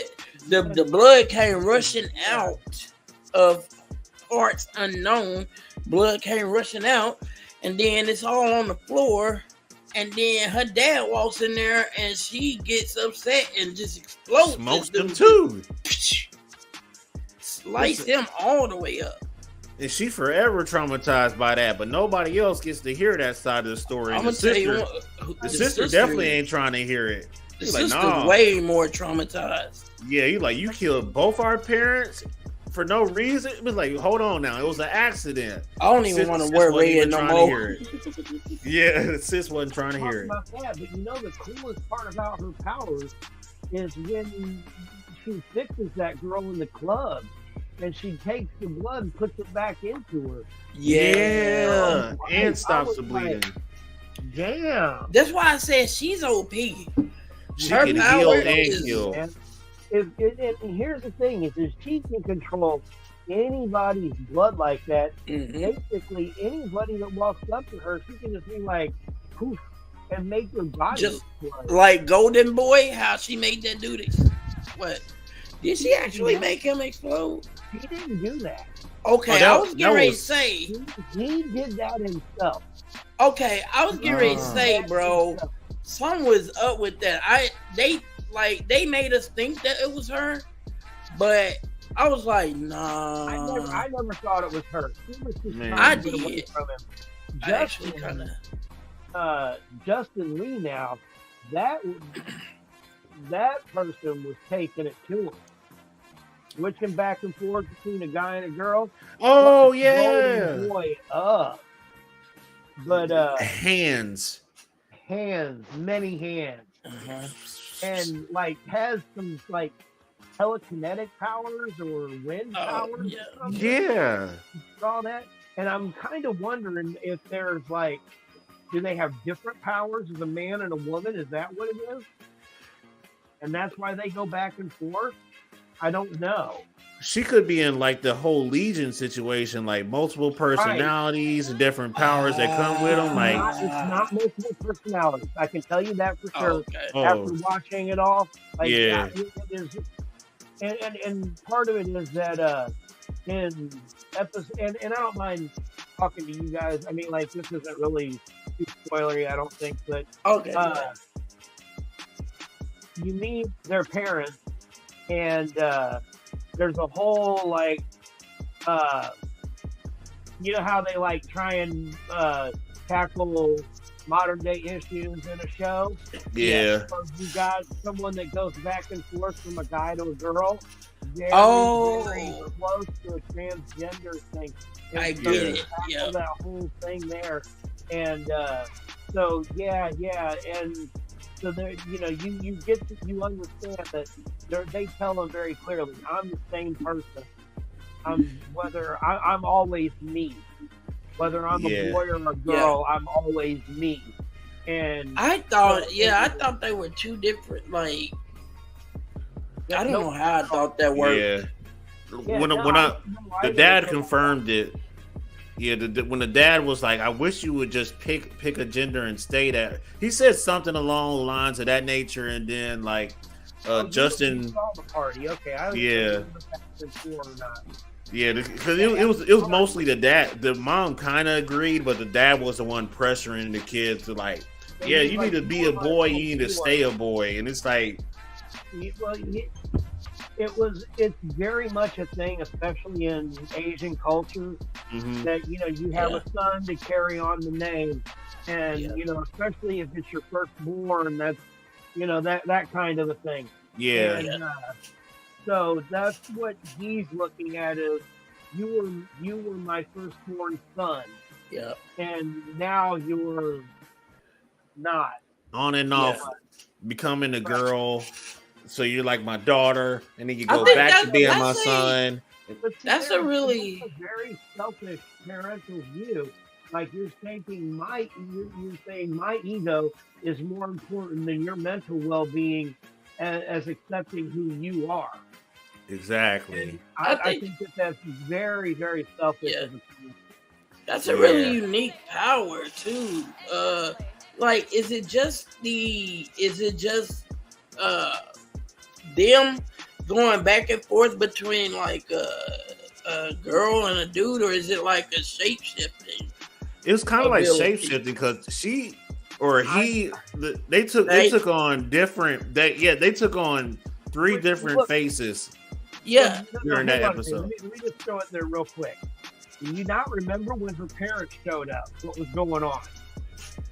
It was a lot going on that episode. Was getting banged. Yeah, her parents showed up and almost immediately switched right back to a guy. Okay, so I'm gonna say that there's switching sometimes, but it's like an instant change, and they never show the transition. It's always like a pan shot, like they'll show them from one side of Yeah. Like when you're fighting Golden Boy, he'd be on the right side and swing and come out on the left. And he'd be a guy on one side and a girl on the other. And it's honestly very well done. Like so well done. Because you don't see any like transition. It's always like seamless. Yeah. So all of a sudden it's one, all of a sudden it's the other. Almost like a teleporter. Yeah, it's like telepathy, shape shifting, and like I think it's one other power in there too. It's like, why is that person not the number one hero? Because that's versatility. Yeah. That is versatility at its finest. I think he's like super strong too. Golden Boy was one of the strongest. He set himself on fire. He could fly. But dude was hanging in there, whooping that ass. Dude was hanging in there with Golden Boy. They were going blow for blow. That's what I'm confused about. I'm like, so is it shape shifting and like he has like super strength or something? Yeah, it's like he's powerful as fuck. Definitely has super strength. Wow. What I'm wondering is the super strength only the guy or the girl? And like, because there was like the telekinesis or air powers that they had. So so I'm wondering if like they just have one power each and they go back and forth. That is. It kind of gives me Legion vibes a little bit. Like, it damn, does. like, it does. I don't know if you guys know much about Starhawk. Who is it? Starhawk was played by Sylvester Stallone in Guardians of the Galaxy. Yeah. He went through that hero went through part of their life as it was a man and then it was his wife for a while, and they for some reason shared the same body. Like one would be only one could be in reality at a time. Yeah. Something along that same line. Yeah. Huh. That is a good question. That's curious, man. I'm really curious about this. Might be the most interesting character in the entire series. It definitely, to me, yeah. Interesting. I will tell you that just even going into episode 4, you're going to see someone's powers be used in a way that they had not been used before, and you're going to say, why the fuck didn't they think about that before today? Right.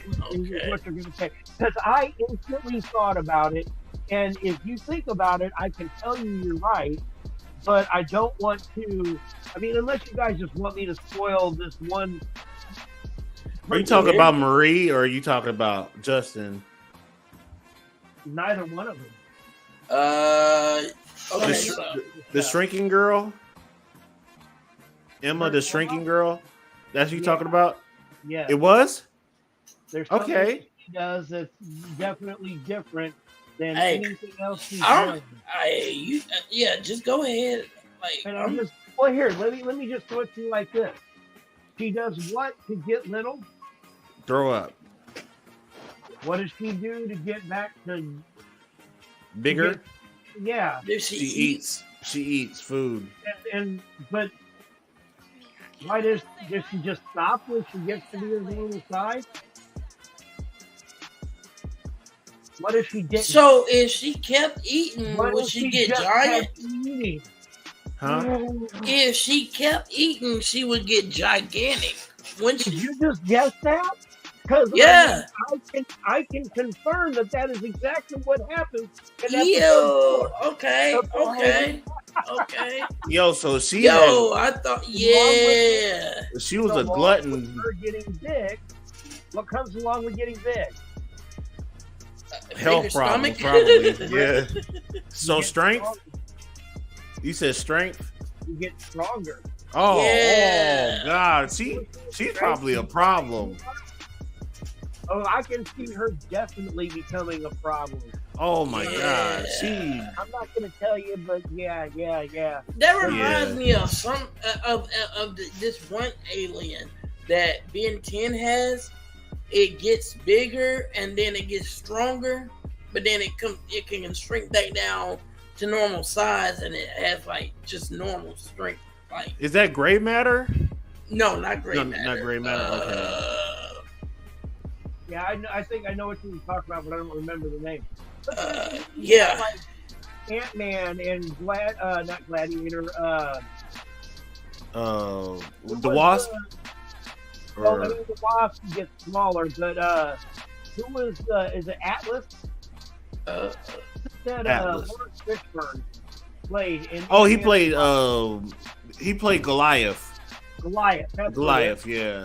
You got Ant-Man, you got Goliath, you've got in DC, you've got the chick from the Doom Patrol. She gets big. Huh. Okay. So I mean, you've got a lot of them that grow in size, and every one of them, when they grow in size, they get proportionately stronger. Right. I don't know if you guys ever watched the Wildcats, but the big purple guy in the mall, I think his name is, and the Wildcat got bigger. So, yeah. Honestly, these students. The bigger he got, but you know.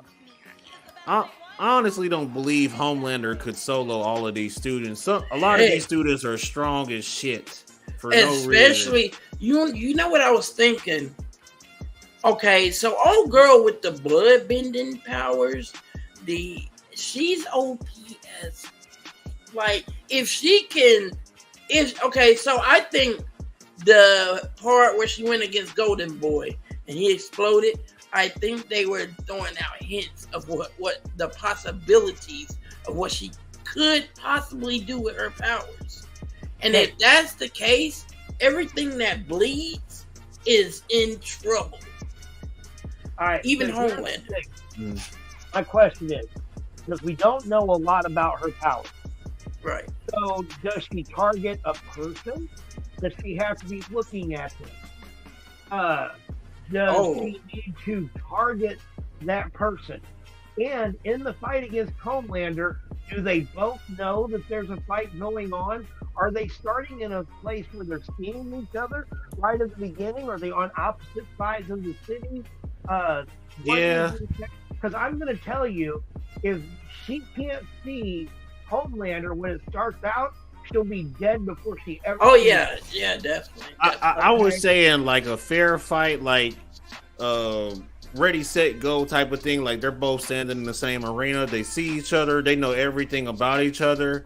And Homelander probably have her in like throwing hands part of it, but if she makes him bleed like even a scratch, she could turn that entire match around. So even if not, if he has to see him to take control of his blood, all he does is wait until it starts, and he moves faster than she can see him, and moves around behind her and puts his hands. Okay, that would make it fair. That would make it fair. But there's a lot. I've seen a lot of iterations of blood bending, and it's very versatile. Like they can use their blood as armor. They can. She can do. Huh? Yeah, she. You don't know what the extent. Yeah, that's what I'm saying. Like it. Like maybe there's a possibility she could actually use her blood in a very versatile way, to where she can use it to maybe create armor. Yeah, offense and defense. Exactly. Yeah. Like maybe take her blood and block type stuff. Maybe putting a hole in her. She controls all the blood in her body. She just pulls it back in. I don't know. If she can do that to another person, why can't she do that to herself? He could just like totally burn her down with his eyes as well. Like, because we don't know. He is so fast and so strong and has so many powers that it's not even he has so many powers. He has the exact skill set to beat just about anyone. And especially if they have to be able to see him, he moves faster than anybody can see. So that's why literally no one except someone who has powers similar to him has any chance against him in the universe. Why the heck don't get Soldier Boy? Even Queen Maeve, who is almost as strong, almost as fast, can jump as high as him. I don't think she flies, but she is literally almost everything that he is, and he still just overwhelms her. And honestly, now that I think about it, no chance. Not even she doesn't stand any chance against him. Yeah, Marie doesn't have training. She doesn't have experience. So she's nowhere near her prime right now. So honestly, she needs to have a way to stand up to his laser beam, because if you say on your mark, get set, go, and he shoots that beam right at her and she has no defense for him, she's gone. Okay, so what I'm saying is, with the right training, right, and the right and she gets knowledgeable, stuff like that, and she learns how to control her blood bending powers to where not only can she control her powers, because we've seen her be able to control other people's blood by, like, she took old girl's blood, put it back in her, and healed her. She could possibly run both offense and defense in support. Like, she could be a healer. She could also take, like I said, I've seen a couple iterations on other animes, TV shows of blood bending, where they would also use it as a defense, and it would be a very OP set of armor. Not on like what's her name off of You talking about Avatar? Yeah. No, the one girl, the skull dude. What's that anime's name? Anyways, talking about Overlord. Overlord. Oh. She can also control blood, and she can make it into impenetrable armor. Also, she can like what old girl thought she did to Golden Boy when she exploded him. Old girl can do. She can explode you from the inside out. Like, all she needs to do is see you, and like, also, like, if you bleed around her, it's over. It's a wrap. You know what I'm saying? Even what if when she does come into her prime? We've only seen Homelander bleed like one single time in the That's what I'm saying. Like, show. What if when he was fighting Soldier Boy, when he was getting jumped? And Carl that's all Urban. she would need to do is have somebody with her. Carl Urban had those powers. Yeah, she would just need to have somebody with her that's capable of making him bleed, and it'd be over. Or like you know what I'm saying. So essentially, she would have to jump him to win. Maybe. I'm not saying she's not a powerful hero. She is super powerful. Just what if she take on Highlander? I mean, what is talking like the strongest hero in the world? Yeah, I understand. But what if she's like Toga? All she needs is a valley of blood, and then she could do whatever. I mean, I don't know. Sky's the limit. Yeah. I mean, that's what I'm saying. She could become very OP. She could become very OP, depending on what they do with her character. Yeah, because these first 3 episodes, she was just started training, and she's target practicing in the gym and stuff. Like, she's able to hit targets. Yeah. And it's like, what if she gets to a level where she doesn't even have to cut herself anymore, and she could just fuck shit up with just blood, anybody's blood, including hers. Yeah. It's just like, oh God. Well, I will say that I think in Overlord, I think that I don't remember her name, but there was a vampire that was doing that, and I think it was blood magic that she used to summon that armor. I'm not positive, but I think that it was. But still, she could use blood as armor, but blood tends to, it's got liquid in it, so again, it wouldn't stand up to the heat beams. It would, that probably wouldn't do good. But that doesn't mean that I mean, if she can like instantly take control of all the blood in the area Yeah. and just make all of it stop instantly, she could kill whoever's in the arena with her. Yeah. But Ooh. Yeah. Straight the monster. thing is that can she do that? Can she do that? Does she have to? And then again, it all comes down to: does she have to be able to see the person and for like a second and make her powers activate? What if all she Man. need is a drop of their blood? Maybe. I don't know what a drop. You keep saying that, but I don't know what having a drop of their blood is going to do for her. I've Man. never seen her do anything I have for no her. idea. I have no idea. All she took was 2 fingers of that period blood, and she massacred her parents. Yo, good She- lord. Yeah. So sky's the limit, man. As long as she knows what she has an idea in her mind that what she's gonna do with the blood, sky's the limit. Right. And I mean, She- maybe at some point she is able to harden it enough to make it into something like an actual sword and Yeah. shield. I mean, I could see Ooh. something like that. Yeah. That could be something eventually. But even then, Man, she's going to have to keep her powers active the whole time to keep it in a hardened form where it's still liquid and doesn't coagulate and become a scab sword. yeah, because it's just like you could probably tank a couple punches and kicks from Homelander, but once he uses that eye vision, that heat vision of his, you got to have something to answer for that. True.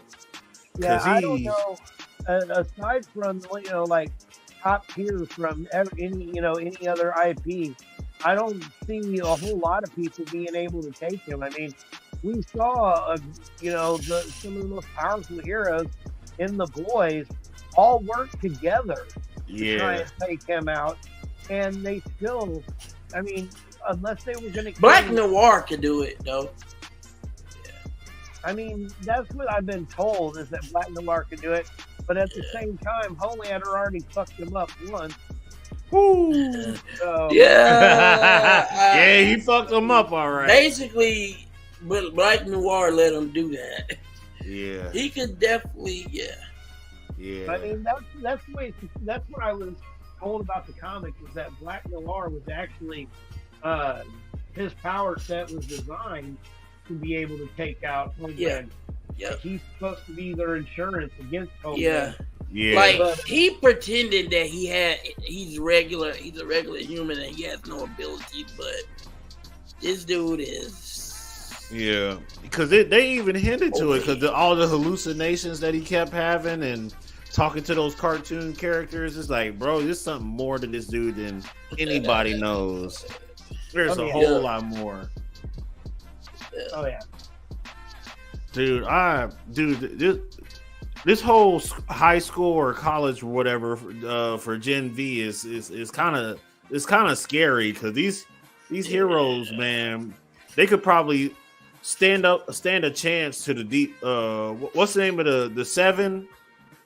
With like the Deep and A-Track or A-Train and all those guys. Yeah.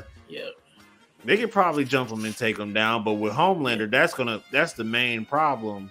Oh my goodness. Yeah, but see there again. I mean, you got what's the old girl's name? Something Light, Starlight. Starlight, Yeah. yeah. Or like Blinds everybody. She's super strong. She got man. it's serious potential too. Serious potential. Hey, I mean, Queen Maeve is basically Wonder Woman. Yep. So Yeah. like, tell me again how they're gonna. What are they gonna do? What are Shit, these high school students gonna do? they're gonna get their ass. kicked. That's what Yeah. It's like know? even if they jump them, it's just like God. I mean, Yeah. like, let's think about it. Even Teen Titans, trying to jump the Justice League. Teen Titans are going to lose. And they've Yeah. been trained by the Justice League. 9 times out of 10, yeah. Man, because you got A-Train as a speedster, Yeah. and freaking Maeve is Wonder Woman, of course. The Homelander, yeah. That invisible guy, well, he died. Oh, he did. Yeah, he did. Black Noir, holy fuck. No, man. now Black Oh. Noir. If they had Black Noir on their team, It's a wrap. different story. Ooh. But Black Noir works for himself. Somebody Yeah. And then Starlight too, is she's one of the most you sleep on her, you're gonna regret it type of powers. You can sleep on the deep. The deep ain't really talking about shit unless you're in the ocean. So I want to throw this out there because we've been talking about Gen V. And I was thinking about it the other day. But compare Gen V to MHA. Oh shit! MHA is better though. As far like story wise, yeah, I'm just meaning like I'm talking about the school pretty much. The students that are in the school. If you look at like I don't know, it's just kind of cool how you're seeing these. It's the same in the fact that you're seeing these students take what they came with and they learn to use it differently, and that's how they get stronger throughout the school year and learn to use the powers this way or that way. And I mean, just like with Emma getting bigger. Yeah. She's never done that before. No. We didn't even hear about her ever even being able to do that. But I thought it before she did it. I was like, why didn't she stop? Why didn't she just keep eating and get bigger? Right. But, yeah. I guess she can't do that. But, it was like, it's just kind of cool to see. And I'm like, we don't have anyone like, obviously, like One for All is giving somebody, Deku kind of powers and no shit like that. But, right. There's a character in the Justin character, the one that changes his gender and has new powers with each person that he becomes. I feel like that's a multi-quirk person. Like you got multiple quirks, don't you? Right. Or he might know that for sure either. We don't or they might have had quirk awakening. And that's another thing is are there awakenings to this? These are powers get to a point. Because we've not seen anything that talks about that. Like, and when they took the powers in the last season of The Boys, I don't know if you watched it or not, but they took drugs to be able to get powers. They were instantly as powerful as Homelander and shit. They didn't take any time. I mean, it took like a minute for the powers to kick in, and they were instantly that powerful. So but like, there was no bro, or anything. So speaking of awakenings, bro, if old girl old girl with the blood, say she does train, she gets really powerful. If she has a second awakening, like if she awakens her power, like what would that even look like? That would be terrifying. Her imagination would be her limitation. That'd be crazy. I mean, as far as here's the thing: is that what she'd be great as is a silent assassin. Like she gets behind somebody, and all she does is like aneurysm. You're dead. Oh, dude, that'd be pop the blood vessel in their brain, and they die.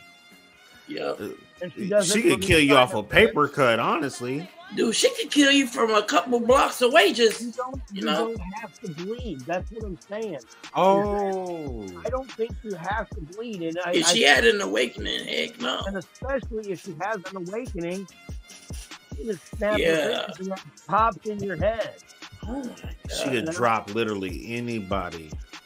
That's so. I've never thought of that power like that.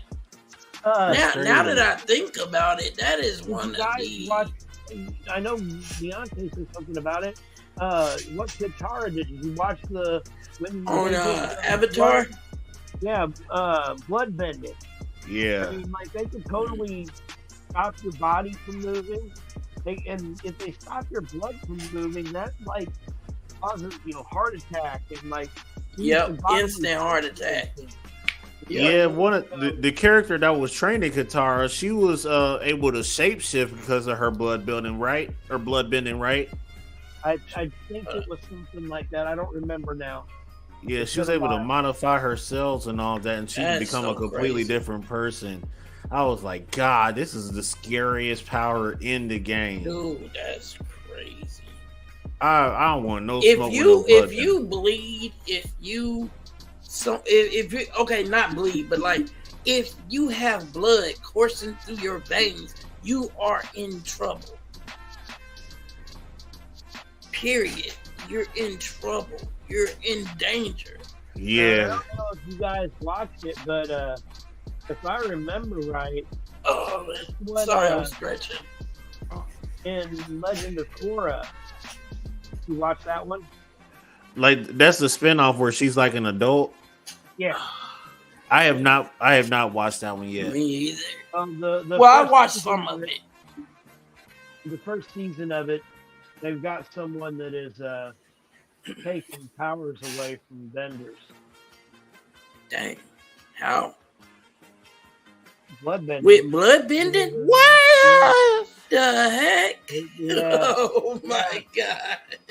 Takes for bending powers. I told you, blood bending is just insane. Bro. It is a menace. That is a menace power, man. You're a menace to have that power. Oh my God. I want to say that I know they explained it, but I want to say that there's a certain spot in your brain that had to get blood to be able to activate your bending. Yeah, I can see that. But I don't remember that exactly. It just, they're going to explain shit in an anime how this is how it works, but knowing that it ain't never going to work. But. Jesus Christ, man. I don't want no smoke with these characters, man. I'm done. I'm done trying to like test my luck with these people. I'm good. Okay, so I want to jump back real quick because into the martial arts thing, and I got a question for you guys. So I want to do it. Because you said something earlier, Will, and I was joking about it, and I know you got this thing against Goku, and so I was like, that's what we're gonna do the whole time is talk about Goku, right? Oh man! Oh no! I forgot that it was the martial arts night. Yeah. And he was like, well, he is a really good martial artist, though. And I was like, I'll give him that. I was joking. But so here's the thing.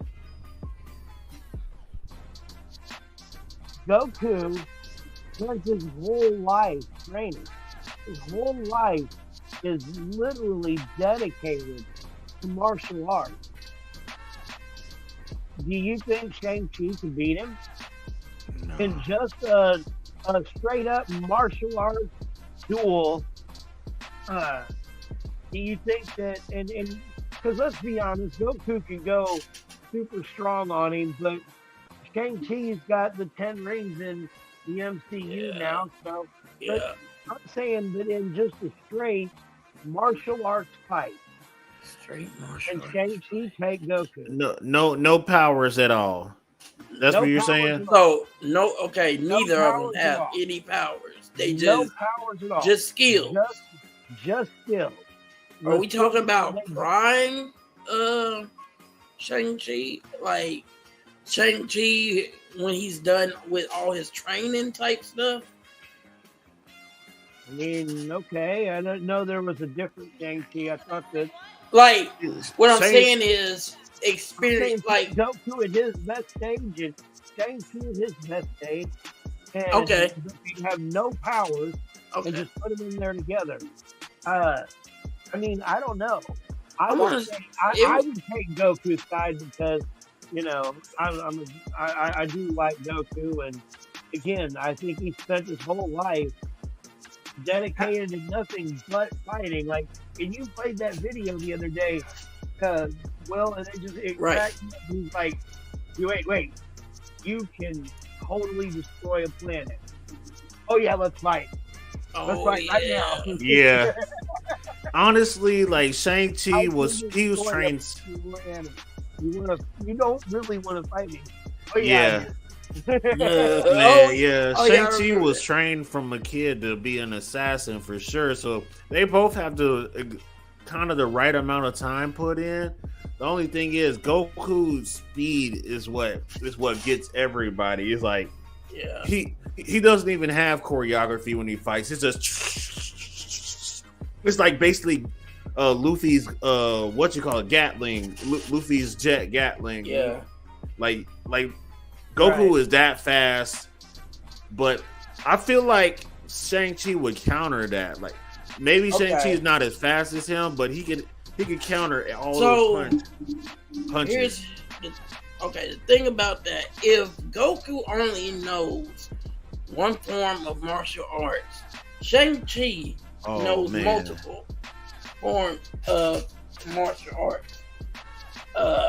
I think it would be pretty small-minded of us to think that Goku's been training martial arts since he was, 4 years old, and he's went through 2 lifetimes now, spent a few years in the afterlife, and he only knows one form of martial arts.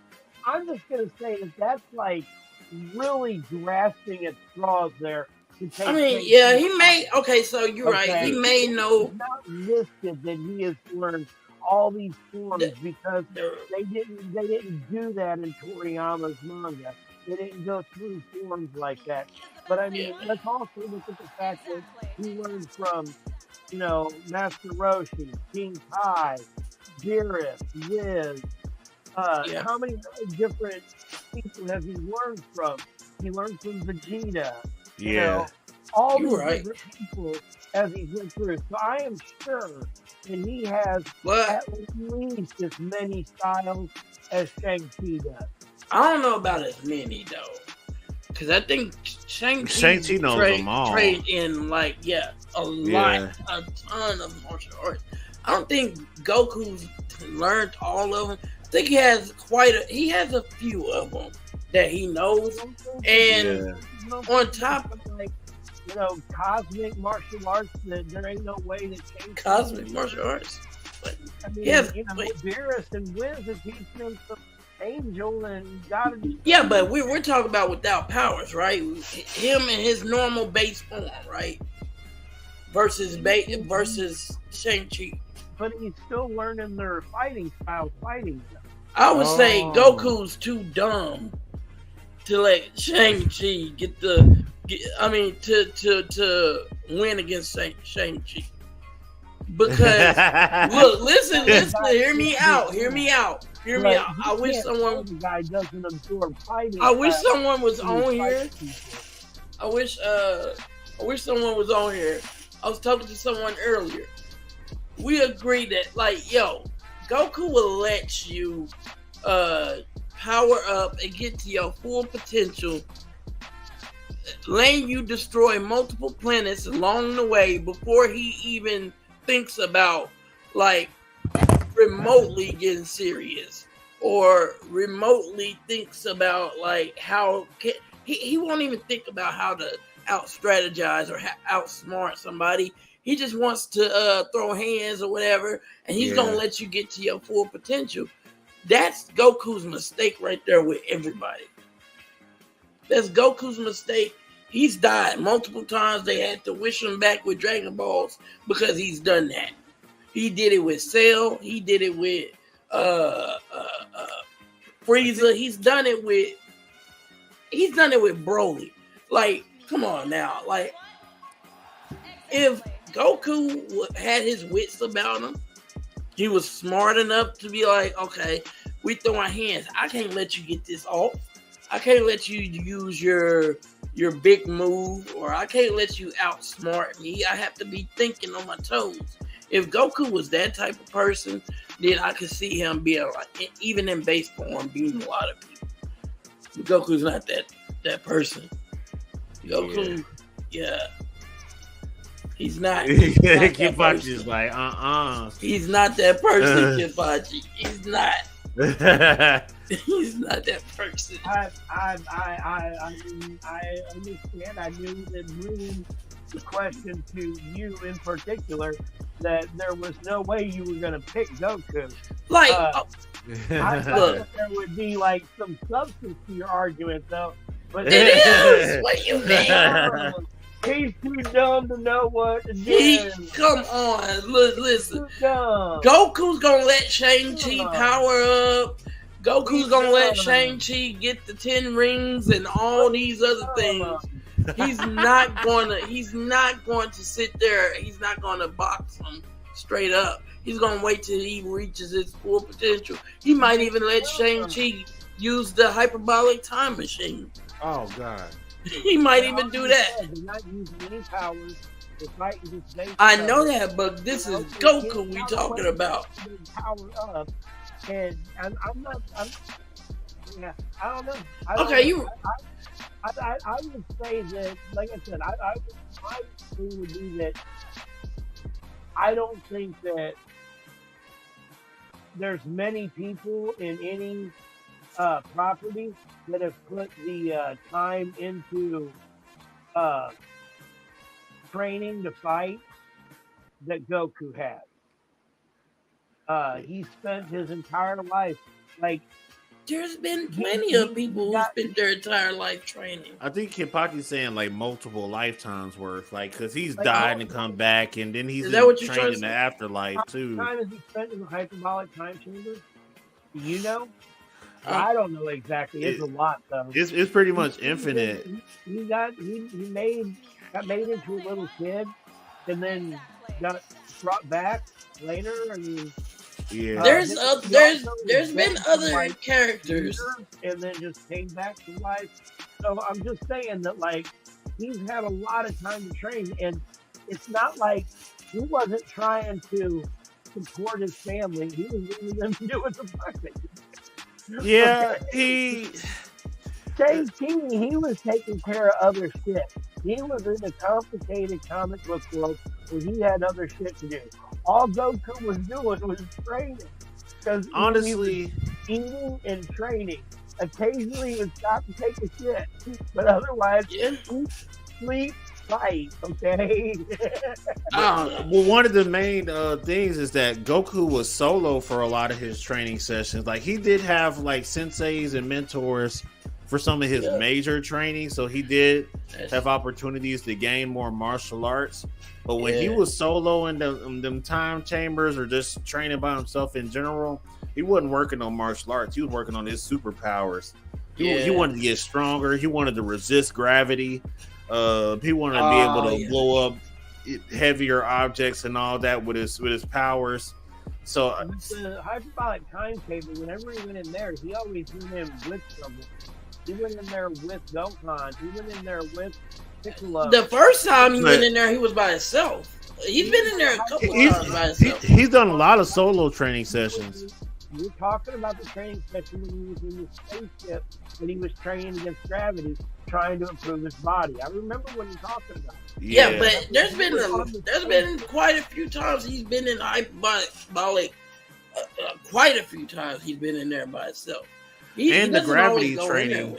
I don't think you're right. And the gravity, they have the settings so ridiculous on the gravity machine that it's like you have to have superhuman strength just to stand up and walk around with it. So he's improving his superhuman strength and not really his martial arts. Where Shang-Chi, that's gonna make his speed faster as well. His what faster? His speed. Speed. His hand speed.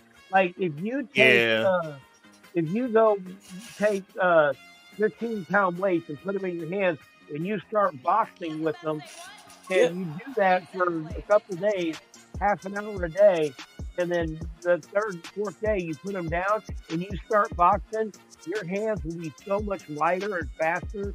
You'll notice a huge difference in your punching speed and power. Just your speed. Same thing for him. He was getting faster. Even just his base speed was getting faster from doing that training by himself. So, I think. He was just training his body. You're right. But and I don't know that Goku can win. I don't know that he can beat that. I really don't. But I mean, I think that that's that's one of those questions that we'll never know. You know. Yeah. Yeah. But same thing. Like, would he beat Batman? Would he Especially beat with Batman? no prep time. Oh, With maybe. with no Zero prep time. So Yeah. okay? So we're not giving Batman any prep time, right? No prep time. Batman knows every martial arts known to man. He does. He's not beating Batman in a hand-to-hand combat. With powers out the question. And powers out the question too. Yeah. His speed would be too much. He would way overpower Batman, no doubt. No. Oh. Batman. If we're talking about, we got to bring his speed down too, because that's superhuman speed. We're talking about if he's blitzing Batman. If we're talking about them on the same level, right? No powers. No powers, no enhancements or nothing. Batman is taking that dub. Goku is not outsmarting Batman. Batman, even without prep time, Batman has come up with solutions. Batman has outsmarted his opponent. All like pretty much 9 times out of 10, he's outsmarting you even on the spot. And even without that, Batman himself has trained to be stronger than the average human. He's done powerlifting. I got the new Batman comic the other day. It was 20 black pages. 20. There wasn't even voice bubbles on it. It was just 20 solid black pages. Like, here's your Batman comic. What the hell? Darker than ever before. Man. What the heck? What the hell is going on? I don't know. But yeah, man, I don't know. 20 black pages with the white border, no voice bubbles, nothing. Yeah, last time I seen like the top words were invisible. Somebody, I don't know if it was me or somebody else. It might have been EJ, but someone posted the top 5 Marvel hand-to-hand combat fighters. It was like Shang-Chi is number 1, of course. T'Challa's number 2. Hey, man, what happened to Iron Fist? Because I thought Iron Fist was in the running with Shang-Chi for some reason. Iron Fist had to have been like number 5 or number 4, but Steve Rogers was ahead of him. And then it was one more person that was like number 4, but it's like the fact that T'Challa's like the number 2 guy in Marvel to Shang-Chi is like, what the fuck? The fact that Shang-Chi is number 1, period. Not that I'm trying to take anything away from T'Challa, but I don't know that I necessarily.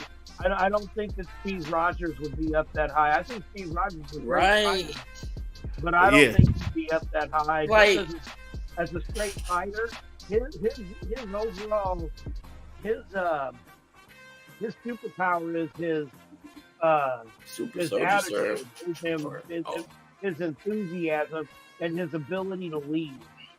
Yeah, like I don't see Steve Rogers being that proficient with the hands. I've not seen him trained in.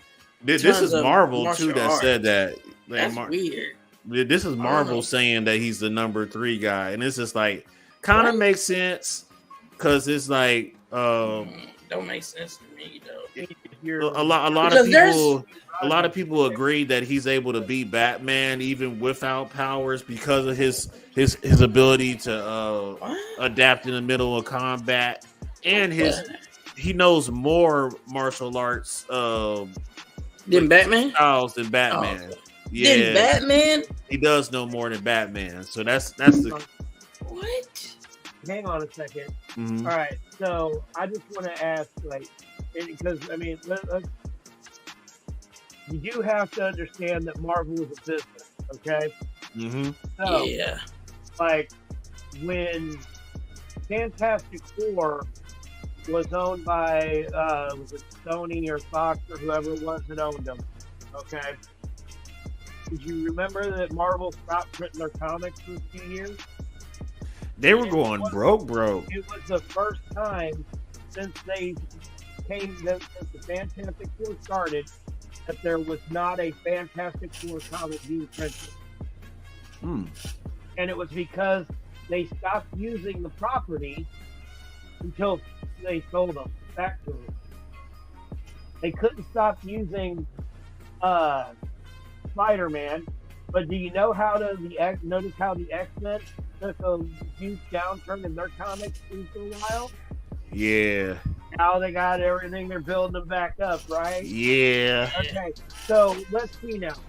What was that top 5 again? You had Shang-Chi, T'Challa. T'Challa's got 2 movies out.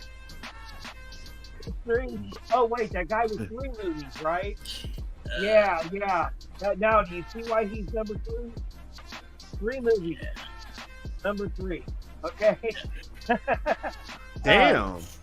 Not really because there's 3 movies. I'm saying that because they want him to be more popular than the other people, he's number 3. But you notice that the top 3 people, one of which, Shang-Chi, if you go back 10 years, who knew who the fuck Shang-Chi was? Nobody. Like, you know, 100 comic book movies together, and 4 of them motherfuckers would have ever heard of Shang-Chi before. Okay?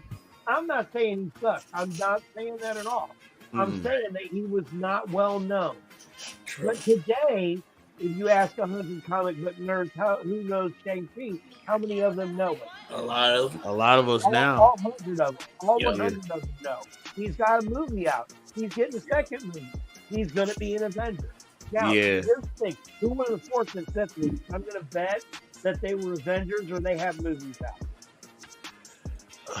I cannot remember who the number 4 was for the life of me. You want me to look it up, or it's in the SNN group. So it was either me or EJ that posted it, but it's whoever the Marvel number 4 was definitely it was very justified. You said it's top 10. They made the entire list with like the exception of like a couple guys, but is it a top 10 list or? It's like a top like 30 or something. It's a huge number. Top hand to hand. But you get what I'm saying though about that, right? Is that I'm not saying that Steve Rogers isn't a good fighter, but I'm saying that we have better hand-to-hand fighters. I mean, than Captain America, bro. Yeah, you right. You barking up Will's alley, Kenpachi. Like what the heck? Okay, just here. How about this? Gladiator. Are you going to tell me Gladiator?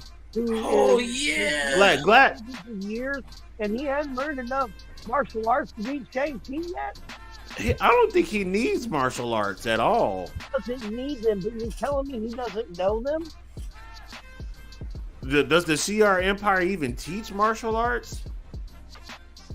Why would probably not? But like he probably learn.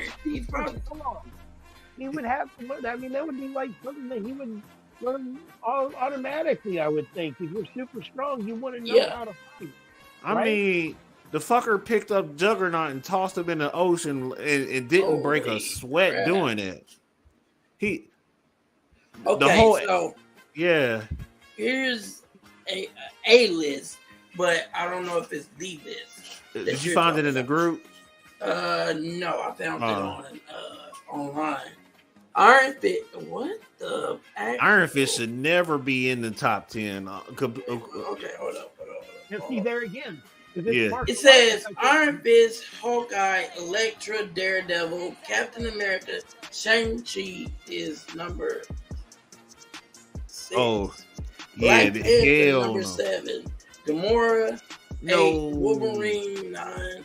Taskmaster is number 10. No, absolutely not. Moon Knight is 11. What the heck? Moon Knight didn't even make Marvel's cut. What are they smoking? Moon Knight should have been top. Like Moon Knight didn't even make Marvel's cut. Like these are Marvel people. Moon Knight should have been top, at least top 5. I'm not gonna lie, guys. You can't. you said Daredevil's in the top there, right?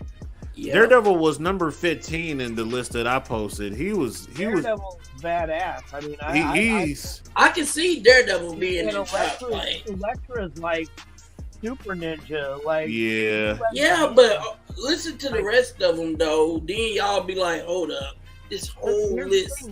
Iron Fist should be really good at martial arts. We didn't like the guy that they had him in the show. But I can't take away from the character because of that. Right. The character Shang-Chi is number 6. Okay, so Iron Fist, Hawkeye, Elektra, Daredevil, Captain America, Shang-Chi, Black Panther, Gamora, Wolverine, number 9, Taskmaster's number 10, Moon Knight, 11, Deadpool's number 12, which he should have been in the top 10 too. He's the Merc he was one of the deadliest before he had his freak accident and got the healing factor and all that stuff. Who you talking about? Was Deadpool. Oh, Deadpool. Okay. One of the best of the best. He did his martial arts game wasn't on point like that though. Yeah, I don't think his martial arts game was like that. Yeah, okay. He a swordsman for yeah. He a swordsman all day, but he ain't no martial artist like that. Right. Now Hawkeye, I don't think Hawkeye deserves to be. Why is Hawkeye even in there? He shouldn't even. Yeah, top 10, but not in the top 5. No, not even top 10. He only uses arrows. Yeah, and freaking Cap. I mean, he can fight, but not like he ain't like that with that. The only reason Steve Rogers made top 5 is because Shang-Chi trained them. Heads off to the store. What's that? Who? Hawkeye was Ronin for a while. He went I know, but his heads off with a sword. He's a hell of a good swordsman. He just good fighter all around. If you strip him of all his weapons and you be like, bro, you got to rely on your fists. What you gonna do? He won't make it anywhere in that top 10 list. I don't know. Shang-Chi. I mean, obviously somebody. Okay, so I don't agree with the list. I wouldn't put him in the top, but I mean, I think this is top 20 because Eric Killmonger is the last. Killmonger was number 4. They got him at 20. They got him at last. Wow, the nigga who beat T'Challa several times. It's crazy, man. That's crazy as fuck. Yeah, but T'Challa beat him several times too, so let's not. Yeah, but Eric, if it came to hand, Eric is like most of the time he was slaughtered T'Challa. Yeah. T'Challa only recently got better than Killmonger in hands. Yeah. Killmonger is like battle IQ is through the roof. He's smart as shit.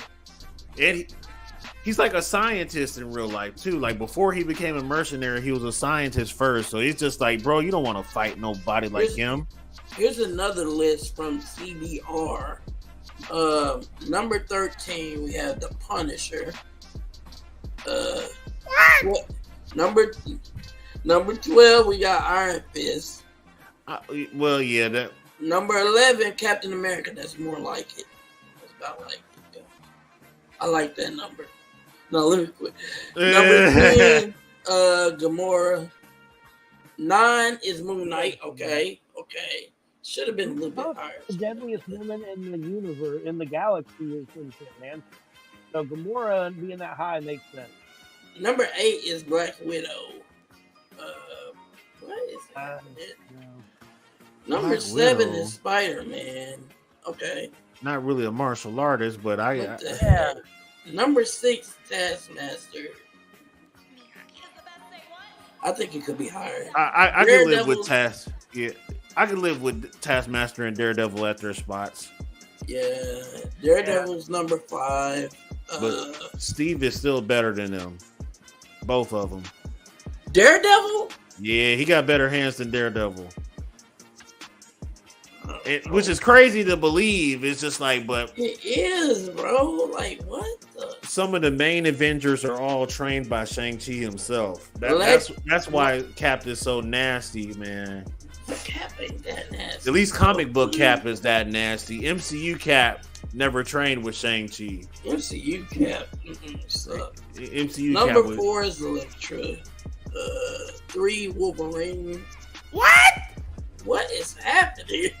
Wolverine doesn't know a damn lick of martial arts. Talking about Wolverine's in tank. Like, Yeah, but he's not that guy. He's not that guy when it comes to the rest of these people. Number 2 is Black Panther, though. Okay. I don't know. I guess. Number 1, Shang-Chi. Yep. Number 3, good. But Yeah, nobody doesn't know. Ain't no way you put Wolverine up there and forget about Sabretooth, the dude who beats the living hell out of him every year. Yeah. How you forget? I got to the restroom. All right, man. Oh, it's all good. How you forget? Yeah, they didn't even put Sabretooth in this list. It was like if Wolverine knows martial arts and Sabretooth is, oh no, man, no. What is going on with these people? These people are tripping. We need to make our own top 10 list. Man, as And long show as them how to do it. I don't think anybody will grill us if we leave T'Challa and Shang-Chi at the top too. Yeah. Shang-Chi's number 1. Hands down. Number 2 is Black Panther. Facts. Wolverine number 3? Wait a minute, though. That nigga ain't learned a lick of martial arts. They so stupid for that, though. For somebody who gets his ass whooped by Sabretooth and Lady Deathstrike in every encounter. It's like Lady Deathstrike will show up and stomp this nigga out and today. What the heck is Elektra doing at number 4, though? Better than Daredevil? Better than Daredevil. Hell Better no. than Daredevil. Daredevil's number 5. Taskmaster number 6. We can live with that. I can live with Daredevil being above Taskmaster. We can live with that. But Elektra need to be lower. Yeah. Spider-Man's number 7, though. Spider-Man doesn't know a lick of martial arts. Spider-Man does not, man. All he relies on is his spider senses and webs. Spider-Man shouldn't even be on this list, though. Man, all he gets is martial art reflexes because he can dodge anything you throw at him. But his reflexes is good, man. If you outspeed him, Spider-Man ass is grass. That's why Mr. Negative is so powerful, because that nigga a martial artist and he'll put the hands on Spider-Man any day. That don't make no sense, though. This whole list just out of whack. I feel like, if anything, Daredevil and Iron Fist should be the main 2 that's higher, and maybe Taskmaster. But you put Wolverine and Spider-Man, fucking Elektra. Okay, so if they wanted to do this list right, Shang-Chi, Black Panther. Panther hands is rated E for everybody, and he ain't even have to train under Shang-Chi. Number 3, I would even put I would probably put Taskmaster, because he can copy any martial arts or, fighting style. Yeah, the only thing about Taskmaster is he doesn't know it himself, like right off the bat. Like he has his own like one style, and then when you start fighting him, he copies what you throw at him. Well, okay, so yeah, you're right. Maybe Daredevil number 3. I can settle for like Taskmaster being 5 and Daredevil 3. It would be number 4 though. Number 4 got to be fit. Actually, Iron Fist number 3, Daredevil 4, Taskmaster 5. Okay, yeah. Iron Fist. I agree with that. They made live action Iron Fist look like a straight up hoe. Scrub. And man, it was like, bro, this dude will body bag anybody on street level. I'm telling you. No, wait a second. Him and Shang-Chi. Yeah. What is this list? You said what is his list? Yeah, what are you listing right here? Oh, we were talking about how we would rearrange the top 5. Right. I want to hear your list. Deontay, you want to? Because I agree with Deontay. Yeah, mine, I'm going to go with Shang-Chi, T'Challa, Steve Rogers. Wait a minute. You said number 3 was Iron Fist. No, I meant for your list. Oh, okay. Yeah. For your list, Steve Rogers is he evident as hell for his. If I denied him, a lot of people would be mad at me and they'd be justified for it. But Steve Rogers is going to stay my number 3. Iron Fist number 4, and I would say, depending on what day of the week it is, either Daredevil or Taskmaster for number 5. Maybe Daredevil 5 and Taskmaster 6.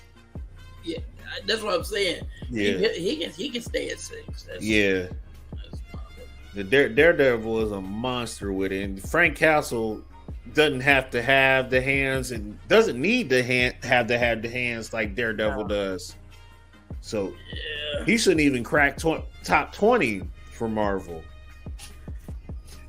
Like Frank Castle is all guns, man, but he will box the fuck out of you. So Frank Castle shouldn't even be in this equation. Wolverine and Spider-Man shouldn't be in this equation. What the heck, bro? They put Wolverine and Spider-Man top 10. Wolverine. I honestly don't understand what y'all are talking about with Wolverine. Wolverine is one of the best wonderful fighters in martial Marvel. arts. Yeah, dog. Like For real? He was trained by samurai. He's been trained by ninja. He was. Bro. I mean, how many different styles of martial arts do you need to know before you consider? Thousands. Ain't no way. Wolverine don't know thousands of martial arts. Ain't no way. He's still losing the saber. Anybody that knows that much martial arts is still losing the Lady Deathstrike and Sabretooth. Cannot be an elite. Bro. He can't. Sabretooth don't know a lick of martial arts, and he be dragging Wolverine. And on his birthday, too. Wolverine resorts back to his berserker rage and all that stuff. Where's his martial arts skills at? It ain't helping him in his fight with Colossus or Mega Red. Man, what the heck? I've never really seen him get down like that, though. I've never really seen him get down like that. We had to look up like top 5 greatest Wolverine fights, honestly. And okay, I think he did actually maybe go against Shang-Chi. Maybe. I mean, first off, you do know that he fought with Captain America in one of the world wars, right? Did he win though? Did he win? Hold up, why are you laughing? With him, they fought together. Fought together. Okay. They trained together. I was about to say, hold on. See, CBR even has a list. It says Wolverine's 10 best fights in Marvel's comics. Let's check that out real quick. Yeah. Let me throw this up here. All the martial arts that Wolverine practiced. And it's like he refuses to use it or something. I don't know what his deal is. Like I don't understand. Like, if he knows all these martial arts, where? Like, what? Boxing. You should never lose to Sabretooth. Pressure points. Never lose to Sabretooth. He lost Sabretooth so much, it's ridiculous. Savate, Jiu-Jitsu, Kenjutsu, Kamaga, and Kung Fu. His number 10 is his first fight with Sabretooth. Let's see what his number 9 is. Battles against Shingen Yoshida. Frank Miller, hey. Oh, okay. I see a little bit of his samurai moves. Yeah, that's samurai. We talking about hand to hand. We talking about martial arts. We talking about hand to hand combat, baby. Bro. We talking about the left, right, good nights. Let me. Who is his number 8? Spider-Man? Nigga, what? Okay. Oh. Cocaine is a hell of a drug. Wolverine versus Grey Hulk.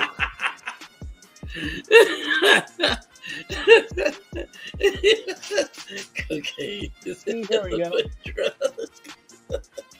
Todd McFarlane. Wolverine used his knowledge of pressure points to simply knock out Kid Omega. For instance, when Captain America Wolverine fought in the Wolverine Origins comic series, Cap had Wolverine on the ground, and while on top, crushed the tendons at Wolverine's wrist to stop his claws from popping. In return, Wolverine attacked weak points in Cap's right leg with a sharp knee to the inner thigh, which caused the Avengers leader to suffer a brutal, massive hematoma in his leg. He caused a massive hematoma. In Cap's leg? Yeah. In Cap's leg? In Cap's okay. But I don't call it a dub. We talking hand to hand, bro. Where's the hand to hand? I'm pointing out the martial arts. Ooh, I'm not gonna lie, bro. While we talking about Wolverine and Sabretooth, Sabretooth is my favorite of the two, and I love OG Sabretooth, the one they had to nerf. Yeah, he's a problem, man. That dude was out here killing Omega level mutants, man. This dude was out here. I love Sabretooth, man. I do. And he's still to this day been whooping on Wolverine ass. Still to this day. Gorgon, ain't no way he fought Gorgon. Yeah, he did. Yeah, he did. Okay. Okay, maybe win, that was that the left, right, good nights? Right here it says Gorgon was able to kill Wolverine using the dark magics of the hand. He resurrected Wolverine, forging the dark magic of the hands. He gave him the hands. He used the hand, like the hand. Oh yeah, I know the organization. Yeah. But I was trying to make a joke like he gave him the hands. He gave him the hands and put his ass to sleep. And but this is like this is his number 5 out of his top 10 best fights, and Gorgon put his ass in a graveyard. Ooh. Which is fair because Gorgon is a nasty opponent. He's a nasty opponent. Another one of the underrated villains I love, Gorgon. Yeah, I love Gorgon, man. Oh, look, there's a birthday surprise. So this is the story of like Sabretooth pulling up on every time Wolverine has a birthday and stomping the fuck out of him. Yeah. Like Sabretooth is a brute savage, bro. This is crazy. Wolverine and Sabretooth's long history with each other reaches back to before they even put on costumes.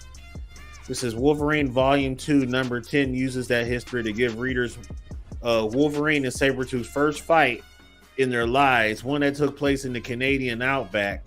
A flashback story. It shows why Wolverine hates his birthday and the roles Sabretooth played in that. In the past, Wolverine comes home to find his girlfriend brutally murdered. It's soon revealed Sabretooth was the culprit. Wolverine attacks Sabretooth but loses to the larger, more brutal fighter. Oh my God. It's a legendary battle between the two, giving readers a piece of why they hate each other so much.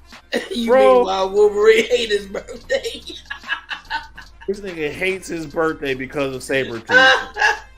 Bruh. Sabretooth doesn't know. Dude got whooped so bad that he regrets ever being born. Like, he's like, man, don't you give me no cake for my birthday. I'm finna get my ass whooped. I'm not in the mood to talk to y'all. Like Wolverine, damn. Every time his birthday come around, God dang it, not another year. Here come this big bitch trying to whoop my ass again. Like, you ought to be a dang shame of yourself, Sabretooth. You too big for this. Jesus Christ, and Sabretooth is back again for his number 3. This is crazy. No way. This dude's top 10 is half. It's half of Sabretooth. Hey guys, I might have to go. I think I'm allergic to people talking shit about Wolverine. I'm sorry. Look, you're the one that said he deserves his spot on the list, man. I love Wolvie, man, but he is. Don't make none of it true. I love Wolvie, but he is not a martial artist, man. He might know some martial arts. Spider-Man, bro. Spider-Man. Who else they put on there that wasn't no martial arts? Here. Hawkeye. Oh, okay, yes. Like, Jesus Christ. Here, go to this link that I'm putting in the chat. Let me Pull see. that one up. Oh, the group chat. Let me see this real quick. Yeah, the SNN Crew.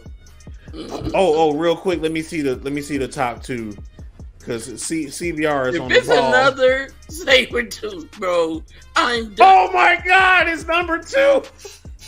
I'm out. I'll talk to y'all later, bro. I'll talk to y'all later. Bro, if it's number 1, I'm done. A lot of his best fights are against Sabretooth. I gotta come back for number 1. What's number 1? It's literally the meanest rivalry in all of Marvel. Their rivalry is just... Oh my God! Wow! I don't want it no more. Take it back. Wow. Look at Sabretooth. God dang, Sabretooth just looks vicious. I love it. Yes. These two fools look like freaking Bloods and Crips, man. They are at it, bro. It's personal with them two. Who's who? That's what I want to know. Oh my God. Jesus, Wolfie. Who's the Blood and who's the Crip? Sabretooth is probably the Crip. That's it. He Black is definitely a... Yeah. He is Black Air Force energy to the max. Oh my God, man. What Most of all of his fights with Sabretooth coming back for revenge, just beating his, like, hey, is it your birthday today, Wolfie? Mm-hmm. Yeah. It's your birthday. I got a surprise for you. What is it? What is it, Sabretooth? Is it the left, right, and good night? Yeah. No. How'd you know? It's these hands, baby.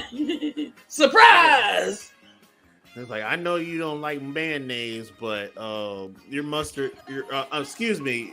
knuckle sandwich is ready. Is fire without condiments. You guys got it wrong. It's not left, right, good night. It's right, left on the clef. I mean, yeah. You know, I don't know, man. I think it's left, right, good night.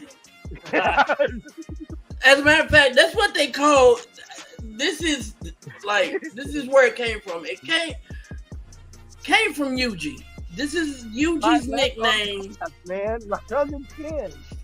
All right, but look, this is Yuji's nickname now in the freaking Jujutsu Kaisen community. Mr. Left, Right, Good Night. Wow. That's his nickname they gave him on Twitter. And Yuji be swinging on people, bro. He be swinging. He do be giving them the left, right. Like, I could go on a tangent about Yuji all freaking day, but my.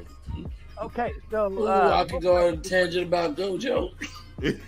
So, are you trying to watch any new animes this season? Okay, are you catching any? Is there anything that's coming up that has your attention? I'm almost done with Spy Family because I was way behind on Spy Family. I got about three or four episodes left, and then once I'm done with that, I want to start Eminence and Shadow. Oh yes, yeah.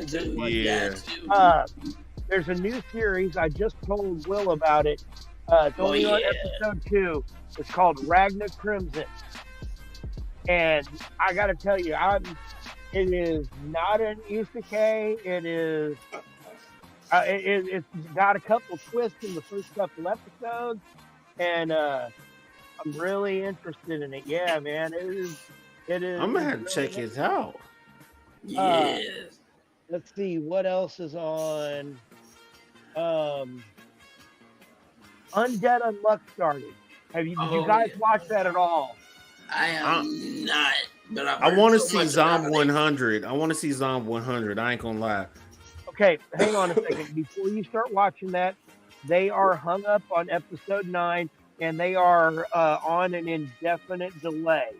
They have had many production issues, and I'm just going to say, you can watch up to episode 9, and it's really good, but you're not going to get a complete story, and we don't know when it's going to finish.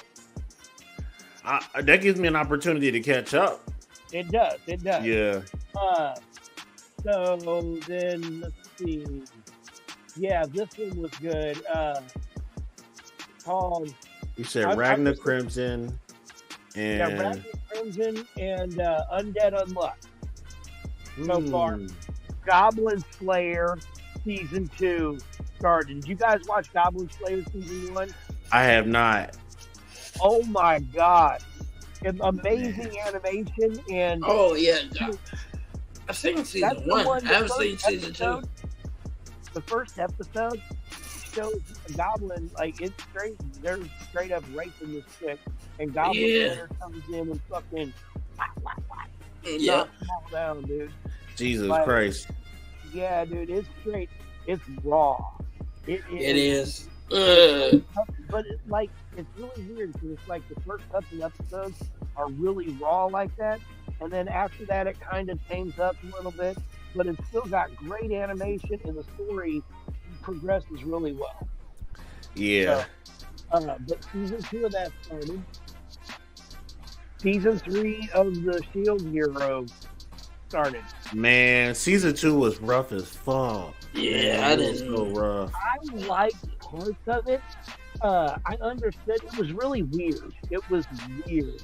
Yeah, it was the other world and all that going on. Yeah. I didn't necessarily care for every part of it, but I really liked Naftalia's character development throughout it. You said you didn't watch the end of it, didn't you? I'm not caught up on season 2 just yet, but I'm gonna have to watch that eventually too before season 3 starts. Well, it started. Yeah. The first episode came out 2 days ago. Oh shit. Yeah. But watch season 2 because I know that you like. Isn't it Raftalia? Isn't that her name? Yeah. I know you like her in that anime, and she goes through a lot of development later on in it, and I really like what happened. She bossed up a lot. Like the first 5 episodes that I saw, she bossed up. She was really to be Naofumi's right hand person. And what's her name? Philo. She stepped up a lot too this season. Yes, definitely. By the way, Will, did you get to watch Eminence and Shadow season 2, episode 1? Oh, I didn't get to see no, I didn't get to start on season 2. I'm gonna do it. I'm gonna do it tonight. Man. Hell yeah, I got a lot of anime to watch, but I'm just about caught up on everything finally. I just haven't started on Eminence and Shadow season 2. Yeah. I just been I was gonna say there's 2 others that came out that I'm gonna tell you about before I move on. Okay. You go ahead and say what you're gonna say. Me? Oh no! You finish and then Okay. No. You can go, man. It's Himetsu no Okoku, or the Kingdoms of Ruin, and it just looks like it's gonna what is it? It's action, drama, fantasy, gore, shonen. So there's quite a bit of blood in it. It's just sheesh. It is humans, like God gave witches power to help humans on Earth, and so they were helping people.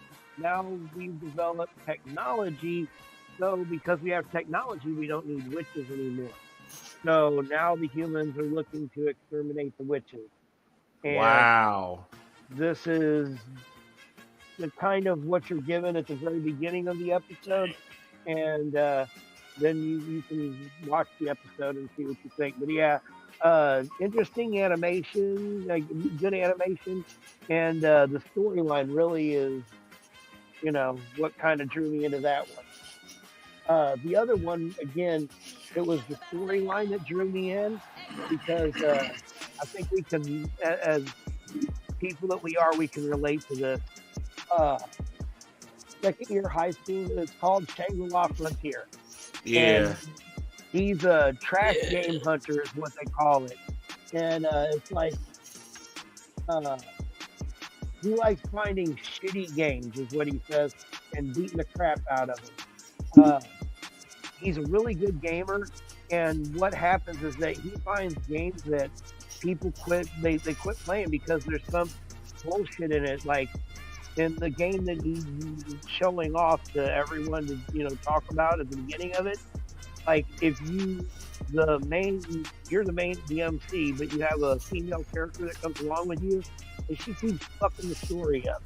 But if you get mad and bump into her a little too hard, she freezes your game for 3 hours until you do stuff to get back in her good graces, and you can't progress the story at all.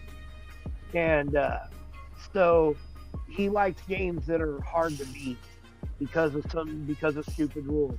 And he's a really good gamer. So then he goes in and he starts playing a really good game. And it's like, what happens when a shitty gamer plays a god tier video game?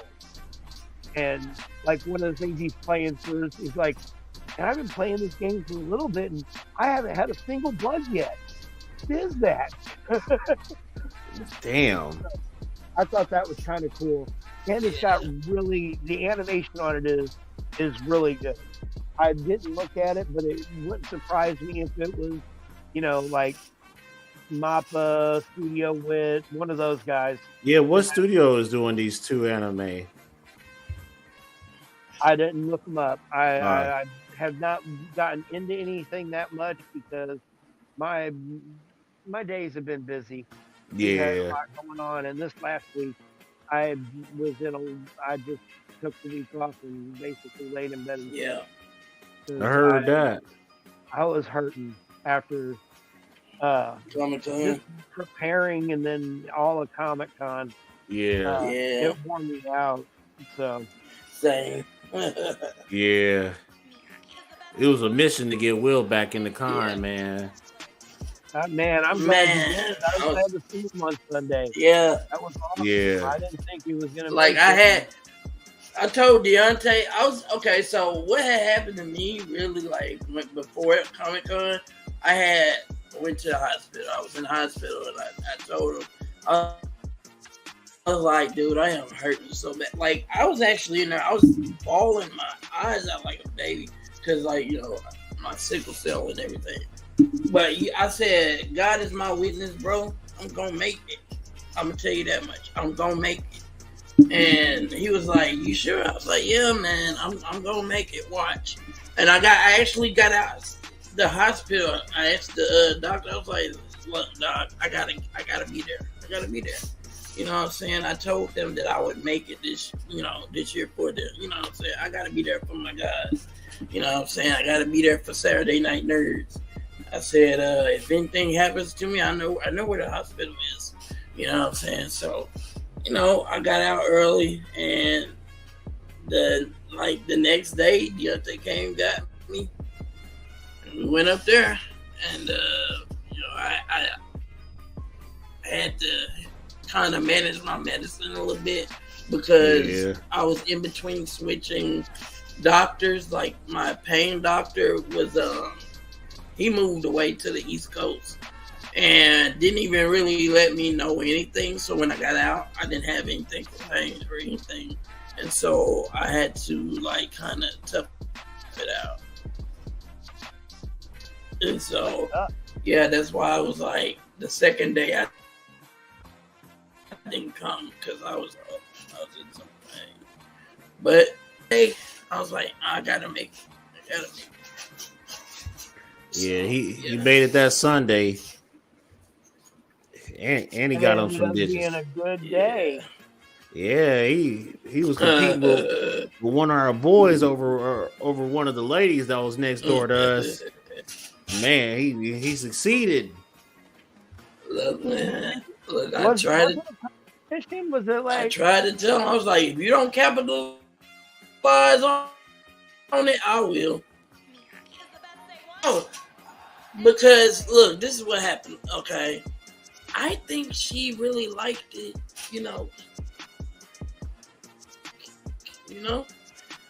Starts with a C. I think she really had eyes for him. You know what I'm saying? But Oh. then I guess I don't know if he picked up on it.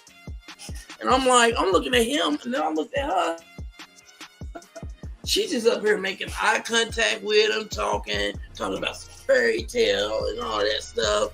I think you were actually at the table when they were talking about fairy tale and everything. And I'm like, is he not seeing what I see?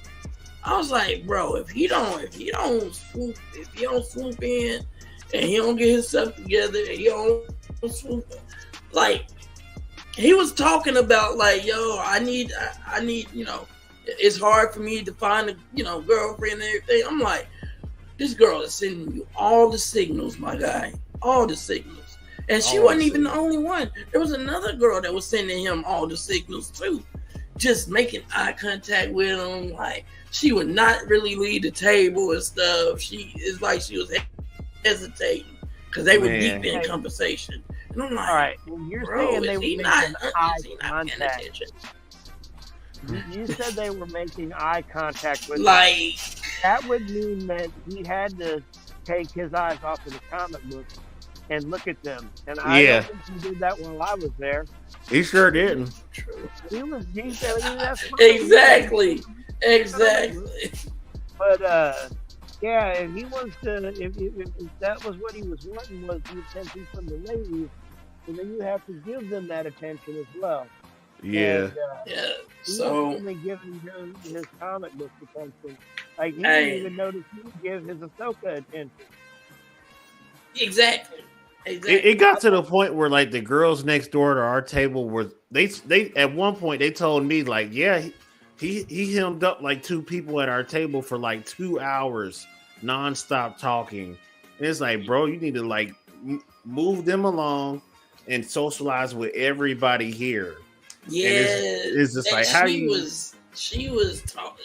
Look, I know the look of somebody that likes somebody else, and like I'm like, okay, you know what? Since you ain't gonna capitalize on it, it's the last day, and you're still over here. You know, you're still into in the La books, La Land, and you know, just roaming around, starstruck. Guess what? I'm gonna take the opportunity, and I'm gonna swoop in, and I'm about to be Casanova. Yep. And that's Hoo-wee. I mean, you gotta do what you gotta do, man. I couldn't let that opportunity go to waste, man. I couldn't. No. I mean, you know, it's a shame that he didn't notice and missed out. And I was rooting for him the whole time too. I was like, "Come on, Cameron, notice." Check the body language, bro. Body language tells you everything. And I asked, did you pull him to the side and tell him? Huh? Did you pull him to the side and tell him? I couldn't because he was busy talking to everybody else and busy up and down the aisles and stuff into his, you know, book. And so I'm like, yo, I ain't know how to tell him. You got a phone, right? For me? Oh, yeah. Text his ass. Yeah, you're right. That's how you tell somebody. You text them. You're like, hey, you're into your comic book.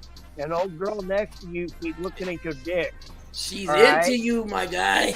Look at her titties and get your face out the book. All right, bro. Right. You can't ever complain about you never get the ladies anymore because.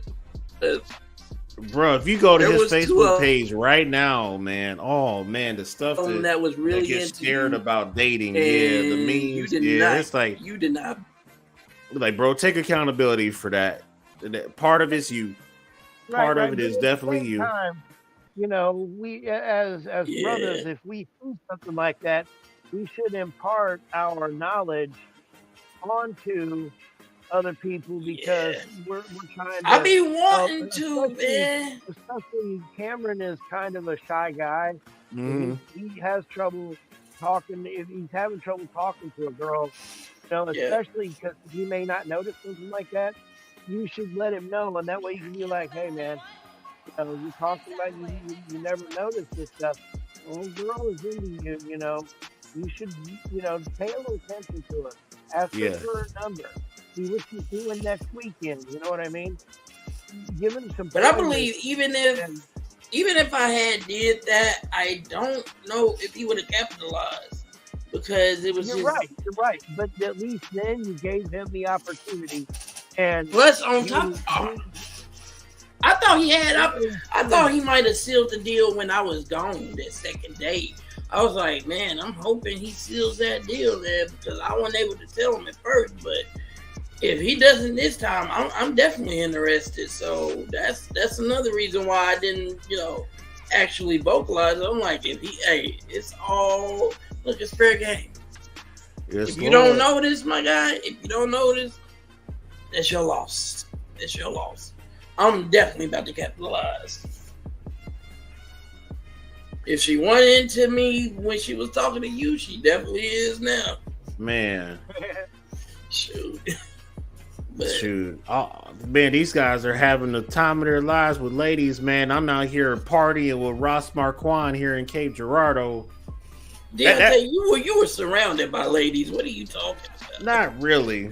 It was kind of a sausage fest. I partied with Andre too, King Boomy. He went to Coin Op right here in Cape Girardeau with us. We was eating at Top of the Mark actually, and we had like a whole dinner with all the comically inclined and Cape event staff. Andre was there. Stefan Capucci couldn't make it. Ross was at the table getting into a fight with somebody over Star Wars. And then it was the funniest shit I've ever heard because the guy that he was arguing with was trolling him the entire time. He was like, yeah, 4, 5, and 6 is better than 1, 2, and 3, and it's completely superior. And he straight face was saying that, and Ross was like, bro. And Danny's like, don't.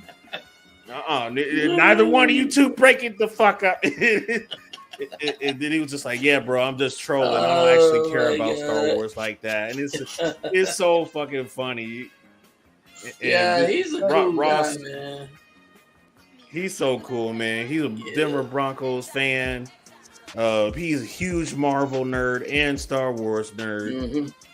I just sat there at the table with him, just eating with him and talking with him the whole night. I even made a joke after we shook hands. I was like, hey, man, I'm never washing his hand again, but it was a joke. Ross is such a cool dude. He's funny, man. Me and him went down to Coin Op, and then we went to the arcade room, and we played Area 51 together, and he whooped my fucking ass and killing those aliens. I was like, damn it, man. Like, I can't believe I'm playing Area 51 with Ross Marquand right now. Oh, my God. Bro. And he insisted on buying all of us drinks. Yeah. He was like, yeah, you get this drink off. Like, no, don't do this for me, man. You way too chill, bro. He was like, take this damn drink. All right, you know what? If Ross tells me to take a fucking drink, I'll take the fucking drink. You're going to take the drink. Okay. I'm going to take the drink. We've had the opportunity of our life the last weekend, man. Shoot, Stefan. Stefan is so cool, too, man. I wish he would have came out the party. He came. When you were gone, he came by the table, right? Yeah. And I'm like, he was like, yo, I'll see you guys I think tomorrow. I think that's what he said. And I was like, yeah, tomorrow night. I was like, yo, bet, I'll see you, man. He casually just walking past our table, and Cameron's like, you know that's Stefan, right? We did not know at first. We did not know. He literally asked us how we're doing, and we're just like, you gave him small talk before he walked away, and then Cameron's like, yeah, Deontay, you didn't know that was Stefan? I screamed that shit out. I was like, what?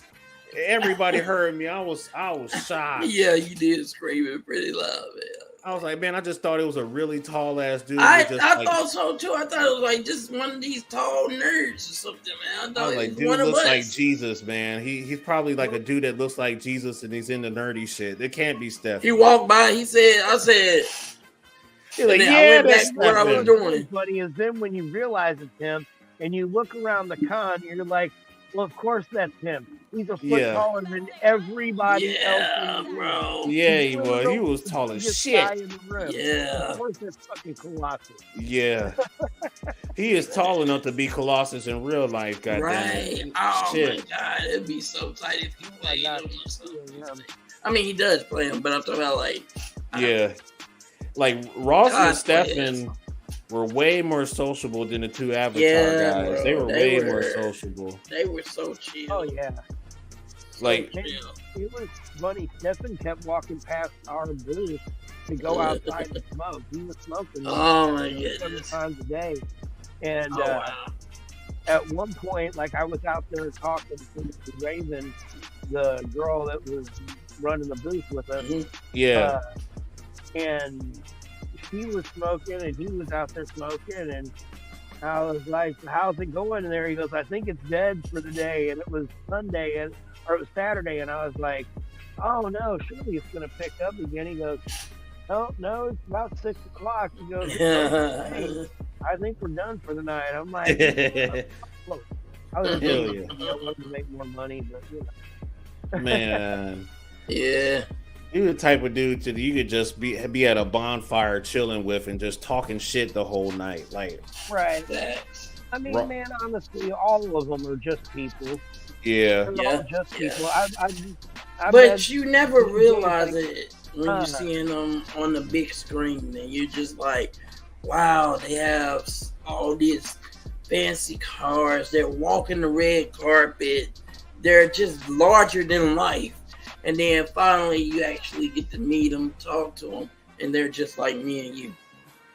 Right. And it's like a very humbling experience, man. Right. Well, very the thing is, I'm not going to say that there's not like truth. And I mean, I don't want to hear anything from you, Deontay. So just sit there and be quiet when I say it, right? Uh-oh. Let's say we met The Rock. Oh, shit. Okay. Man, here's the thing. The Rock thinks he's somebody special. I mean, he's got it in his contract that he's contractually obligated to win every fight that he's in a movie. His ego is so fragile that he has it in his contract that he cannot lose a fight. Wow. I personally think that The Rock, I've seen him, interact with people, and everything that seems like it's like, just an everyday kind of thing. He seems like a really good dude. But he could totally be an asshole in real life, and I would never know it. Yeah. He sure plays the role of an asshole really good. And see, I don't think he does. Hilarious. He's in. I never argue with anybody about it because it does no good. I enjoyed Black Adam. Yeah. I like it. Thank you. I liked it. I actually did too. I would not say that I wanted them to continue, DC, whatever the fuck it's called, because of that movie. But I thought it was a good movie. I didn't see all the other problems that people had with it. Yeah, The Rock is going to be The Rock. He's going to have The Rock attitude in everything he's in. I mean, every movie he's in should be called, whatever The Rock. The Rock. Okay? Everything, because that's how he wants it to be. And that's fine. But some people are. Tom Cruise is notoriously an asshole. What? Yeah, I've heard that plenty of times. What? I don't know if you know this. He's a Scientologist and thinks that like people with money are born to be people with money and they're special, and he was born to be one of those people. I never knew this. I thought he was like a nice person. There's a lot of other silly shit that goes into Scientology, and I'm very much minimalizing it and trying to make fun of it a little bit at the same time. So please disregard it. If you're actually a Scientologist, fuck off. Yeah.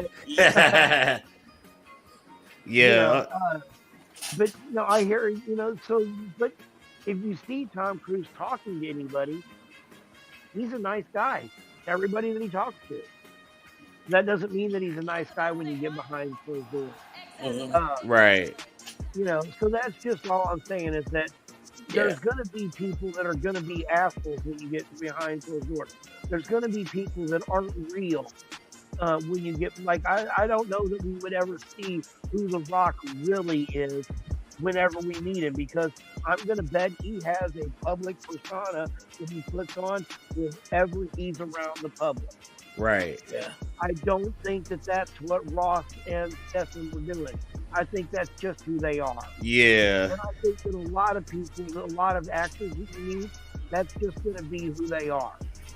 Yeah, that was truly genuine. You can't fake the funk with their personalities at all. Right. And like I said, I think that most of them are going to be like that when you meet them. Yeah. All of the ones that I have, like I said, man, to me, like, Chris Sabat is huge. I mean, as far as voice actors go, like, he's done it.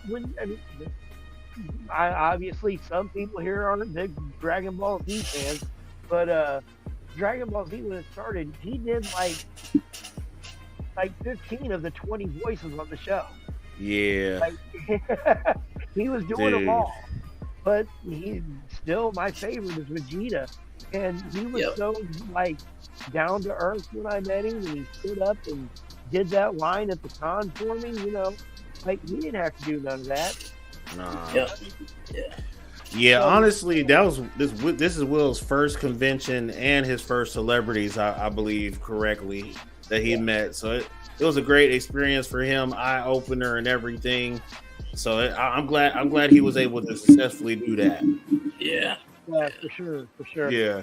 Yeah, I had to experience at least once, man, before the end of my life or something, man, because, you know, like I said, you know, I understand what I have. I understand that a lot of people don't live to see a very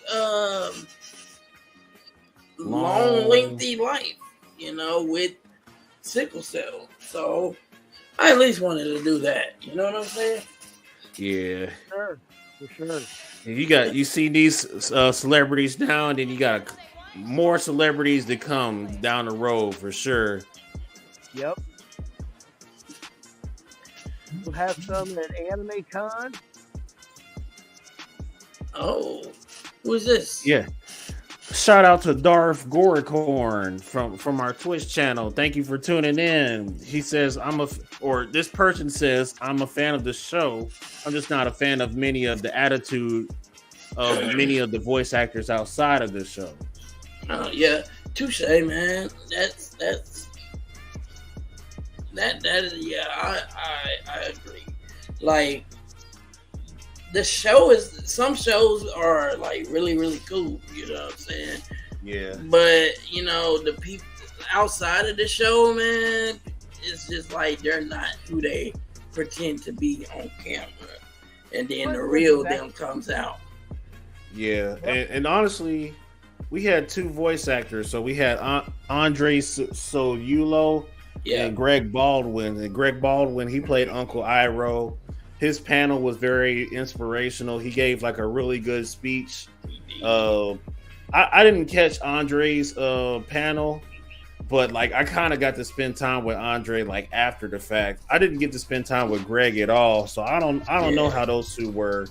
But generally, most voice actors have just been just like low key, like sometimes to themselves, like you know who they are, and you want to come up and get an autograph. They're cool with it. But like you get to like live action actors and all that, it's a whole different. Oh yeah, yeah. But like good thing that Ross, you know, he's a really down to earth guy. You know what I'm saying? Yeah. You know, he's really nice. I didn't get to do it, but I was told about it. Apparently, on Sunday, Greg was giving away free selfies. If you came up to the table, he was letting people take free selfies with him. Fuck. Yeah, I missed that. I found out about it after he had already left. And I apparently, missed that Stefan did it a few times too. We fumbled that bag. We fumbled that bag hard, man. Dang. But at the same time, we were like, really? Well, never mind. I was busy spitting game. Deontay was busy helping with panels and stuff. So yeah, it's gonna sound bad coming from me, sounding like I'm taking life for granted a little bit, but honestly, the best way to look at it is like we'll see them again eventually. yeah, That's how I feel. that don't sound like you're taking life for granted. It just sounds like, you know, it wasn't. We didn't get this opportunity, and there'll be others. You know, exactly. Yep. And then if it's not them, there'll be somebody else. It'll be someone. Yeah. Else. Yeah. You know, that's how it rolls, man. You know, I as I was going to say earlier, like some of the other people that I've met, I actually didn't get to meet him, but because I didn't really I didn't know who he was then, but other than he had played Darth Maul, but I went to a con where Ray Parks was at. Saw him sitting there signing autographs. I met Lou Ferrigno. Nice. He was selling a book, and it made me kind of chuckle because, you know, I'm walking past and I wasn't really paying attention to what was going on, right? Right. And Lou is like a giant of a man. I don't know if you know. That is a big man. Yeah. Big man. Yeah. And I'm walking around and I'm kind of looking over to my left and I hear somebody from my right say something. And I turn around and I'm like, excuse me? And he's like, the book. Have you read the book? And I'm like, what? And he had a book that he wrote. And I was like, that's awesome. No, I have not read the book. And then he started talking about it. I was like, give me just a minute. I really was not in a book conversation mood at the moment. I believe that was when I was following the girl that was wearing, she was walking around the con in a set of chainmail armor with nothing on underneath of it. Holy sheesh. Nothing underneath of it. Yeah. I didn't even tell y'all about the fact that me and Blake had to sneak off to Owensboro, Kentucky today. And we ended up like running into the voice actor for Wolverine himself. Cal Dodd, man. And this guy, man, he just snuck off, man. And I was like, bro, like, I got a show to do tonight. He was just like, nah, we got to make this play real quick. And I'm glad we did now, because you never know whose face will pop up at Cape Con 2024. Darth Gorn said, also as a comic book fan, I'd love to see a evil face-off between the Joker and James Gordon, truly evil son. Does James Gordon have an evil son? I didn't know. He does. Yeah, I didn't know that at all. I'm not all too up to date on my Gotham verse. Hold up, I might need to check this out. It's like there's some new changes to the Gotham verse that hasn't been public yet, or maybe I just haven't dived through TikTok and YouTube enough to get this lowdown. The psychopathic killer who first appeared in Batman Year One. Oh. It said Darth Gorkorn got to meet the guy who played Johnny Cage in Mortal Kombat, and it was awesome. Man, nice. That's bragging rights. This is live action Johnny Cage, or was this voice actor Johnny Cage? I think he meant like the one. Wait a minute. Okay, live action. Live action. Oh, hold on. That's look dope. At that guy and his name up. Yeah, it's all good, fam. We're pretty much. I would love to meet like the live action crew of the Mortal Kombat movies from back in the day. Lyndon Ashby. Okay. Yeah. I can't even complain about 2023. Like whoever I missed at this past convention, I probably saw something even better at another convention. Yeah. Because this year alone, I've probably been to at least like 5 or 6 different conventions. You've been to quite a few this year. Yeah. And my most memorable one is Giancarlo Esposito and Moff Gideon himself. And he is such a nice dude, man. And he gave an inspirational speech. He did like a little tangent while he was doing his panel. He stood up and he started talking like a freaking pastor. Like, I don't call him by his real name. Preach. His real name is Gus Fring. Who? His real name is Gus Fring. Deaf Ring. Gus. Oh, Duck Ring. Yes. Gus Fring. Fring. That's his name in Breaking Bad.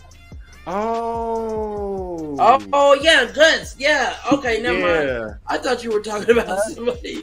Yeah. Okay, never mind. I watched Breaking Bad. Yeah, Gus. I haven't seen Walking Dead or Breaking Bad yet. Bro, you got to watch Breaking Bad. That dude, Giancarlo, is the man in that dang show. I tell people about Breaking Bad. I'm like, never before have I watched something that you absolutely watch a good man go turn into a villain. Yeah, it is absolutely the story of a good person that became a bad person. Mm-hmm. And it's the story of a villain. Yeah, it's really, and it's amazing. It is definitely, like, psychologically, it is a very interesting story to sit and watch. Yeah, telling is a lot of it. Yeah, in a response to Darth Goricorn, we might be a little bit too late as far as Z Nation goes. Me and Will Will's already seen Walking Dead, but I started it literally last weekend during I seen Z Nation. Yeah, yes. But I watched the first 8 or 9 seasons of The Walking Dead, and then a certain character died, and I was like, yeah. I got to make my way all the way up to season 5 so we can meet Aaron for the first time. Deontay's enjoying it. Seems like. Yeah. The first couple seasons were really good, even though I think they're all good. Started to stray from the comic book, which I didn't enjoy, but they kind of stuck to it a little bit for a while. Yeah. But then it just went all off on its own. Like, Daryl isn't in the comic book at all. Damn. Yeah, comic book is pretty good. It's really good. Yeah. Damn, I got my work cut out for me. Yeah, I like Z Nation because they had a lot of variety in the show and it flowed very well. Yeah, I feel like I've seen Z Nation before. Maybe I'm tripping.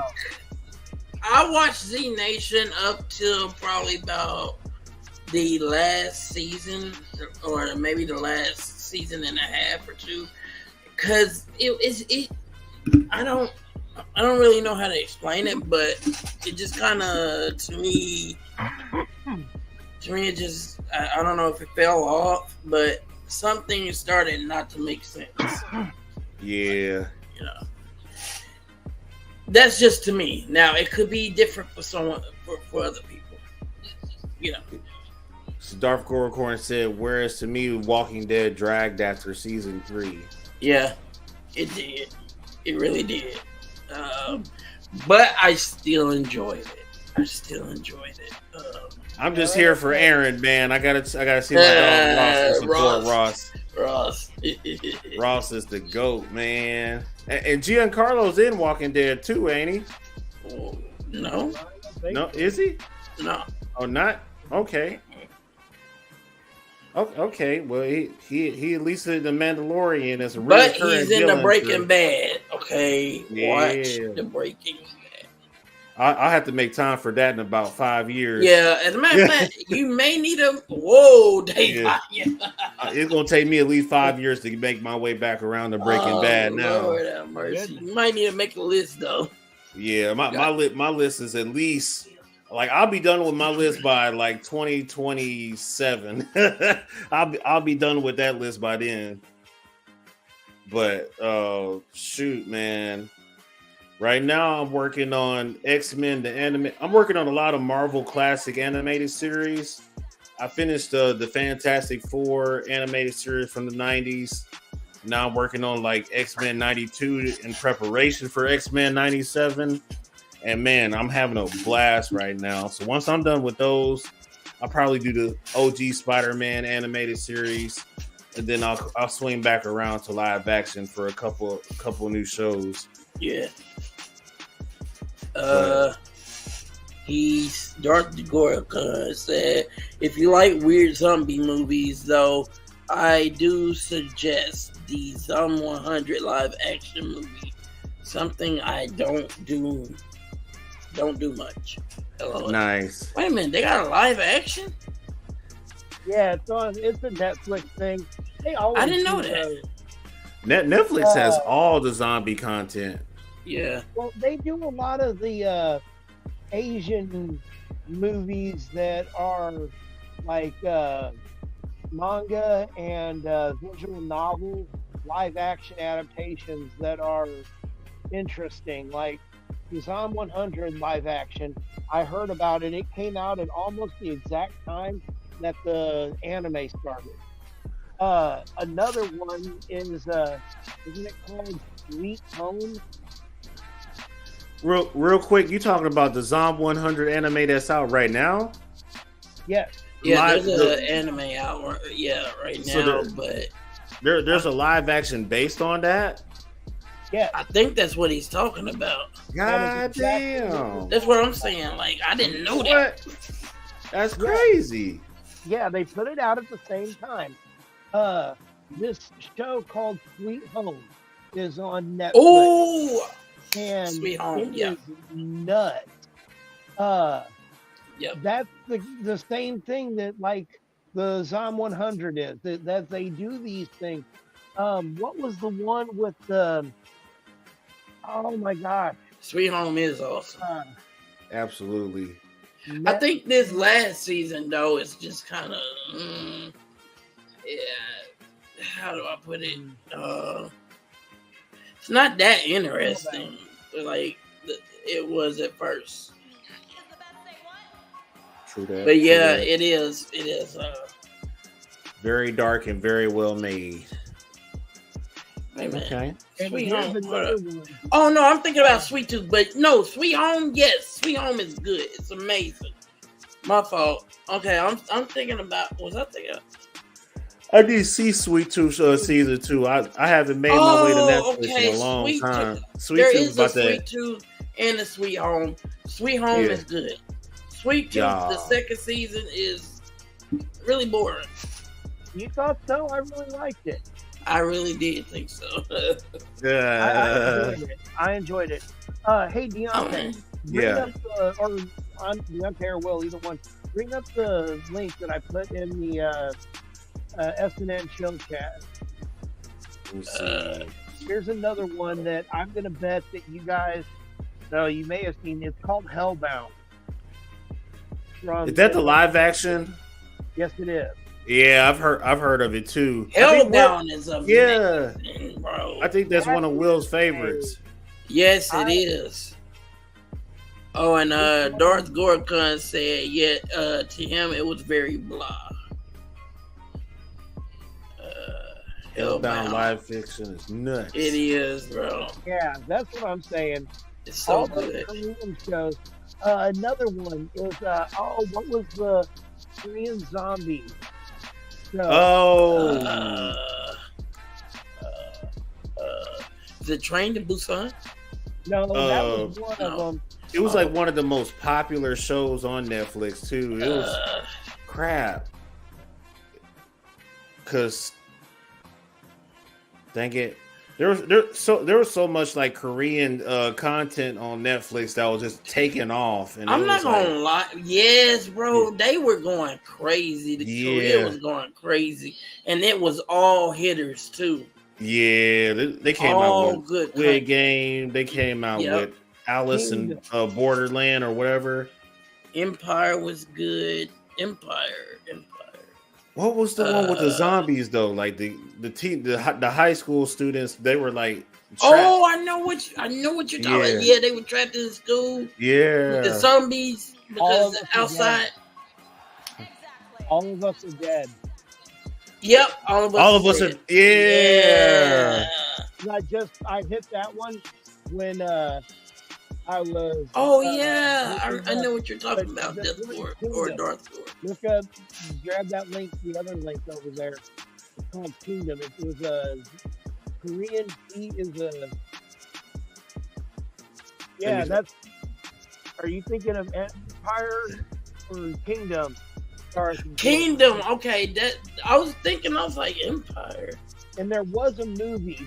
But I think you might be talking about Kingdom. There was a TV series that was like 4 or 5 episodes, 6 episodes, and then there was a movie for the second season.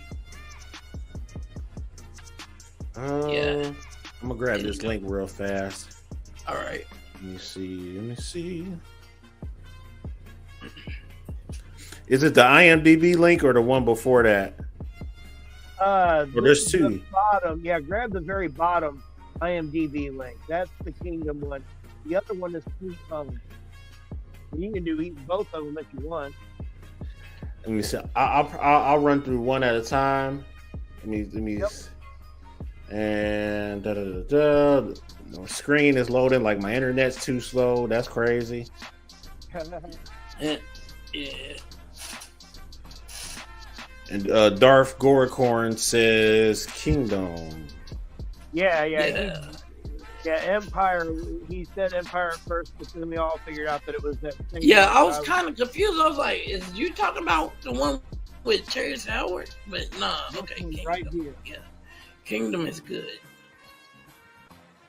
Yeah. And there's a series. Wait a second. Does this say there's a second season? Yeah, it's supposed to be.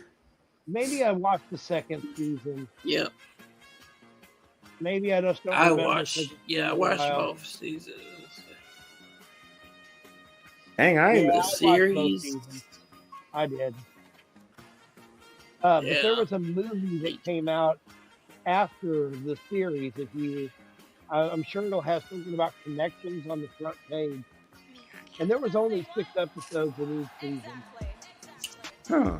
Yeah. Not too long either. Yeah. It was just right. Let me see what this link is all about.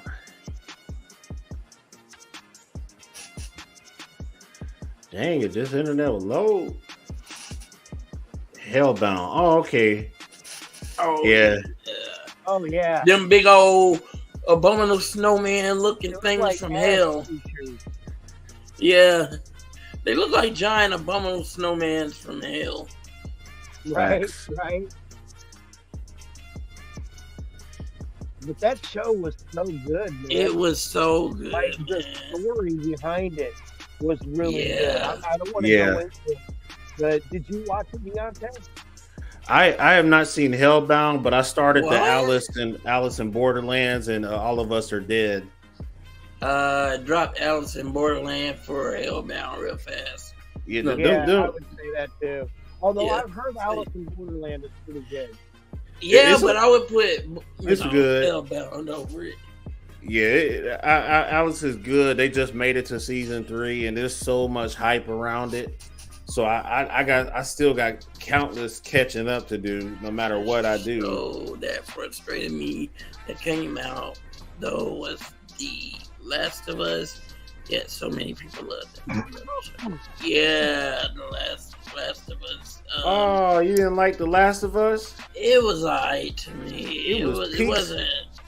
What? It was peak storytelling for me. Nah, probably not one of peak the storytelling for me. No, it was alright. Top 5 shows of 2023.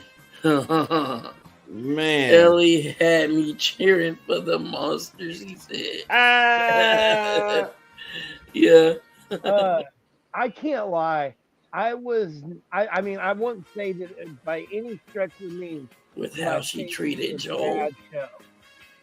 But it was not.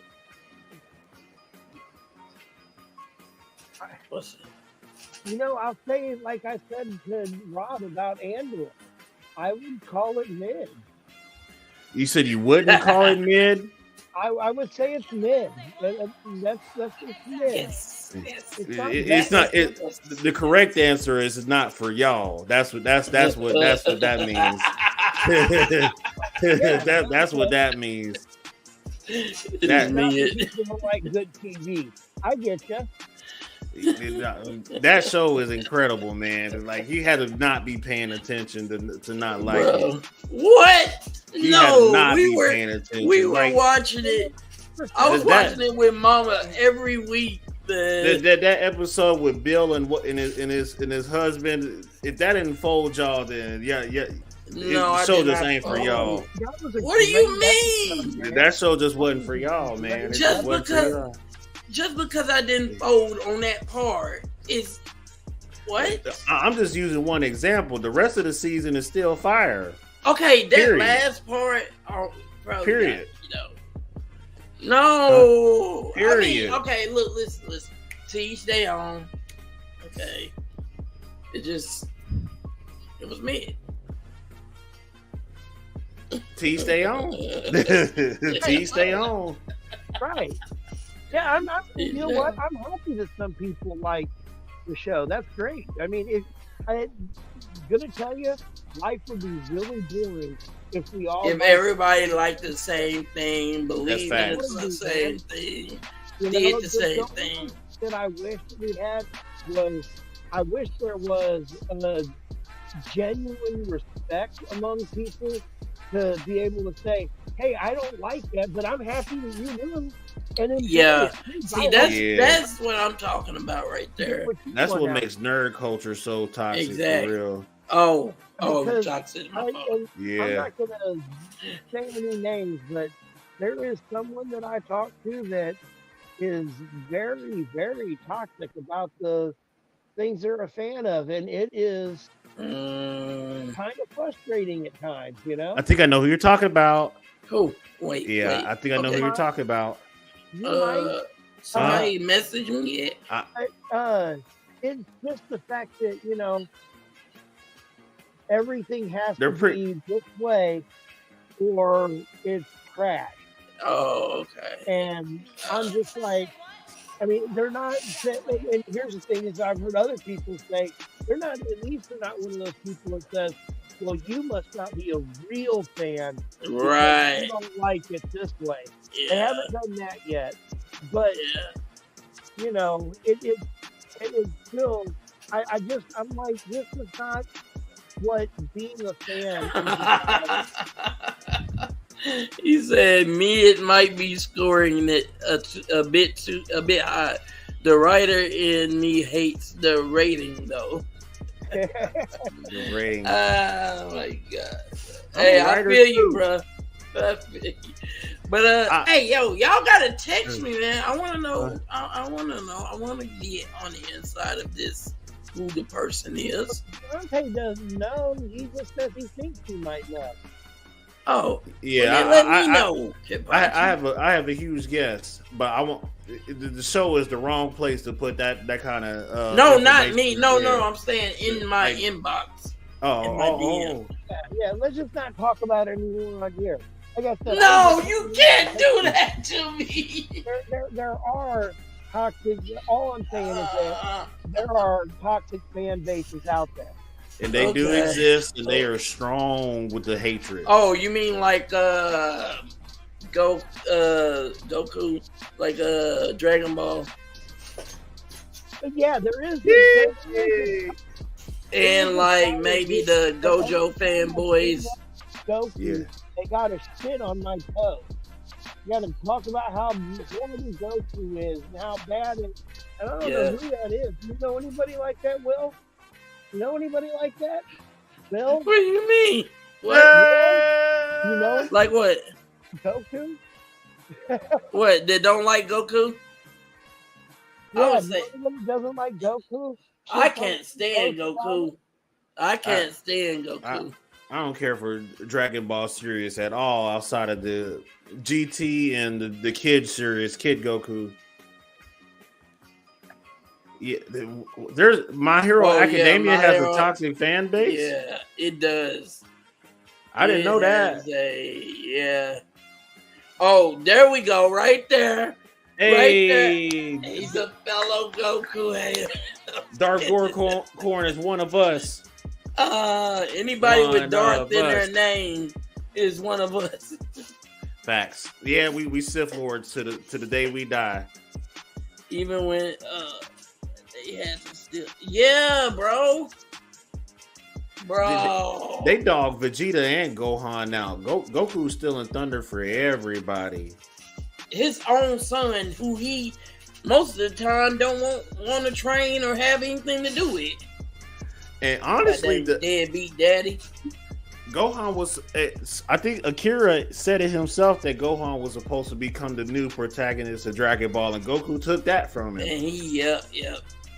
Man, I just hate when. Okay, what turned me off of Goku? Not only was it the long freaking power ups, but also every time I get ready to talk to someone about a versus battle, I could be talking about a Marvel versus battle, like Storm versus Goku. Storm versus Magneto, and then somebody will jump in there. But can he beat Goku? I'm like, shut the up, bro. Jesus Christ. I can dang, Yamcha. Gohan is a studious little bookworm. That's fine. He can go do that. You're right that he has no reason to be as strong as he does. That's the demon in him now.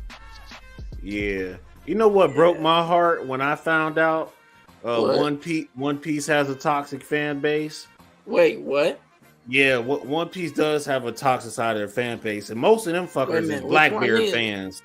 Oh my god! It's the fucking Blackbeard fan, and sometimes Zoro fans too get out of hand. Oh, definitely Zoro fans. Zoro definitely fans get out of pocket. Too far, I'm sorry, Kipachi. No, not you, Kipachi.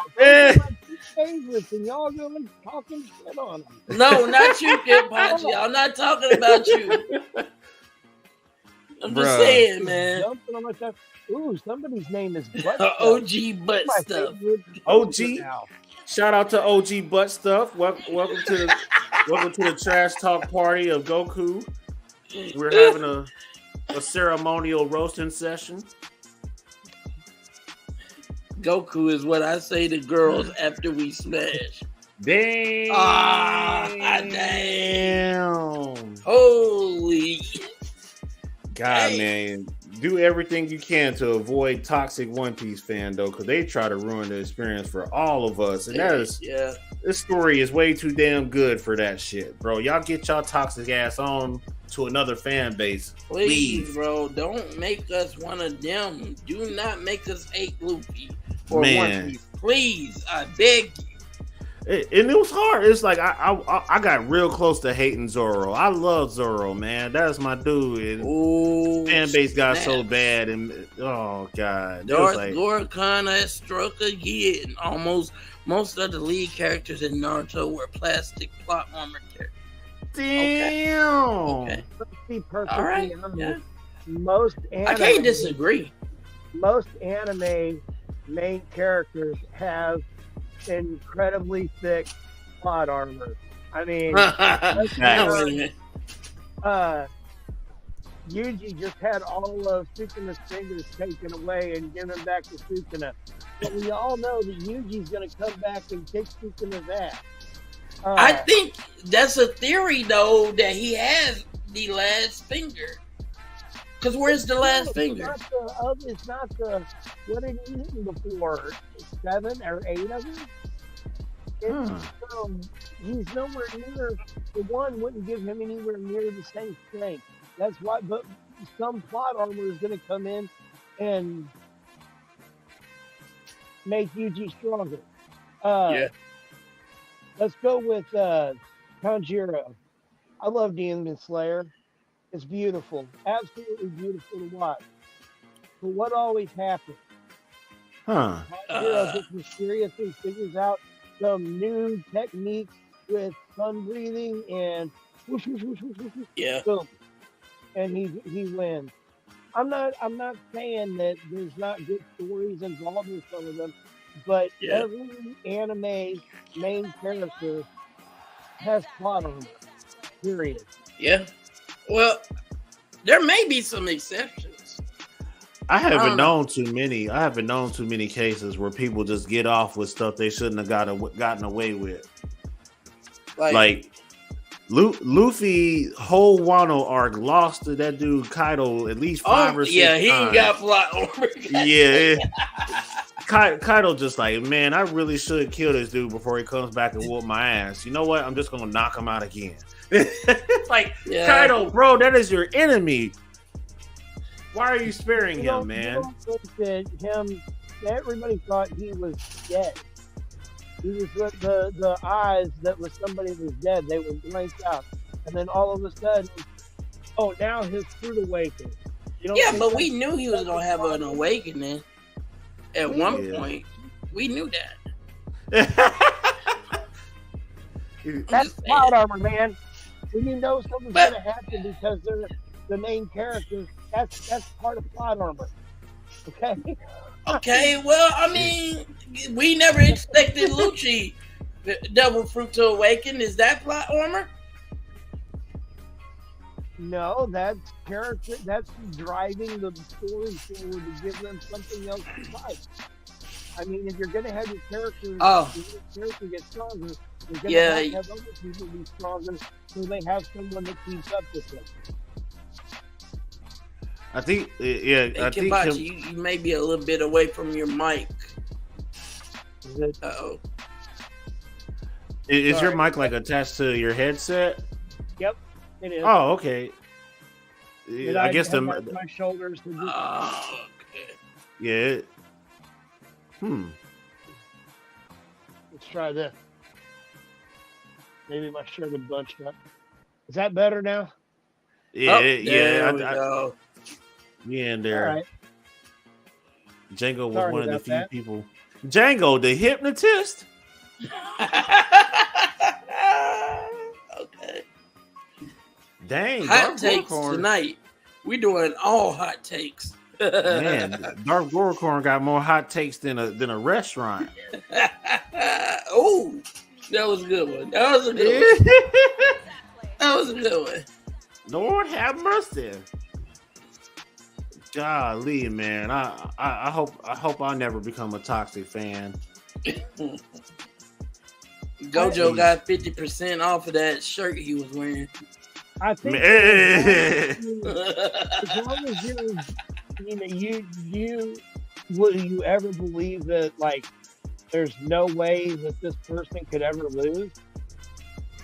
I mean, if you ever subscribe to that thought, that's what leads to a toxic fan, is my opinion. Yeah. Is when somebody's like, nobody can be better than this person. Okay. Nobody can fight better than this person. Nobody can be than this person.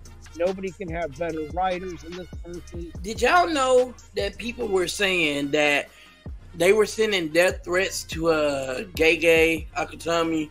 They were telling him how much they hated the series. They were going to drop the series.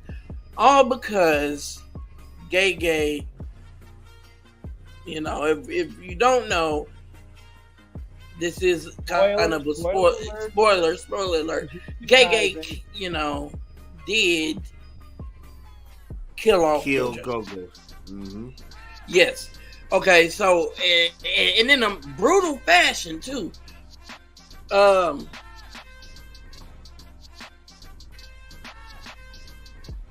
size is that? Oh, okay. Why do I feel like that's Chase? Chase, is that you? Chase, is that you? But okay, so Gojo had a lot of plot armor surrounding him. So much that Gege didn't know how to write him to lose. And it got so bad the fans and stuff were just like, oh, Gojo can't lose. He can't lose. Which Gojo himself is the one that said he can't lose. He's the strongest, this and that, right? Yeah, it's GE. Yeah, I don't know if that's I don't know if it's first name or last name, but that's the author of Jujutsu Kaisen. And so my thing is, what I told people was like, it's just like it ain't play too much. It's just like when Yuji told the grasshopper that a clever person does not have to go around claiming that they are clever, right? Yeah. So it's the same with Gojo. Gojo went around saying, "I'm the strongest sorcerer, and I can't be beat, this and that." Well, the strongest sorcerer doesn't have to go around claiming that, "Oh, I'm the strongest. Can't nobody beat me." You want to know what Sukuna did? He waited patiently waited. He used his brain, and he proved he was the strongest. And not only did he prove that he was the strongest, he didn't even really have to brag about it. History, all his accolades in history, him destroying the Fujiwara clan, all of that stuff, and Angel's clan, right? History spoke for him. To be honest, I don't remember Gojo going out around and talking about how I alone, above heaven and earth, I alone am the 100th one. This dude was up there bragging, bro. He was boasting, but who says that? This dude was up.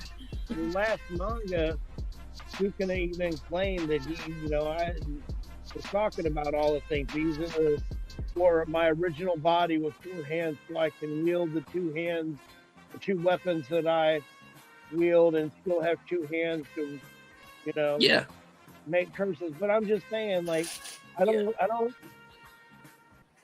Man, the author of Attack on Titan got death threats too. What I call crack rock. The kid that played Joffrey in Game of Thrones got death threats. I mean, when you get famous and you do things that are outside the norm, that kind of stuff's gonna happen. I mean, for you to think that everything's gonna be all good or all bad all the time is kind of small-minded. But things like that. I don't think he's killing a main character. I think he expected that, but what did it is the I'm not saying it's not stupid. It's still idiotic for anybody to do that. It's asinine. But I think it was because like the fans, the Gojo fans were at first so, which is kind of contradictory to me. Like, if Gojo had won and stuff, no one would say that the series was bad writing because the big bad of the series had been killed off early. You know what I'm saying? But whenever the main villain kills off Gojo, that's when World War II breaks loose, and it's like, kill yourself, this and that. Gojo wasn't supposed to lose. Gojo's the strongest. He that's impossible. It's impossible for him to lose and stuff. I'm like, it's not impossible for him to lose. Sukuna figured it out. Yes, I find simple as that. Dude, that is what we call a flavor saver. You said a flavor favor? Flavor saver. Oh. You keep it a little bit for later so you can get that flavor again. Oh, yeah. Are you talking about the beer? Yeah. He said, and I was like, yes, I do. I'm a flavor saver.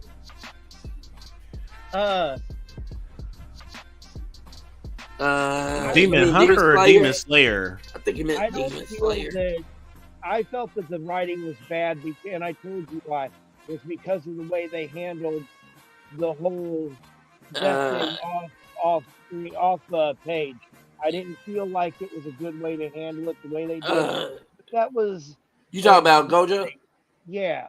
But Yeah, I say knew Gojo had to Gege die. cooking something up. I think Gege Gojo cooking had to something die, up. and Sukuna has to die. Yeah. But I think Gege's cooking something up because I think that he's going to circle back around to it.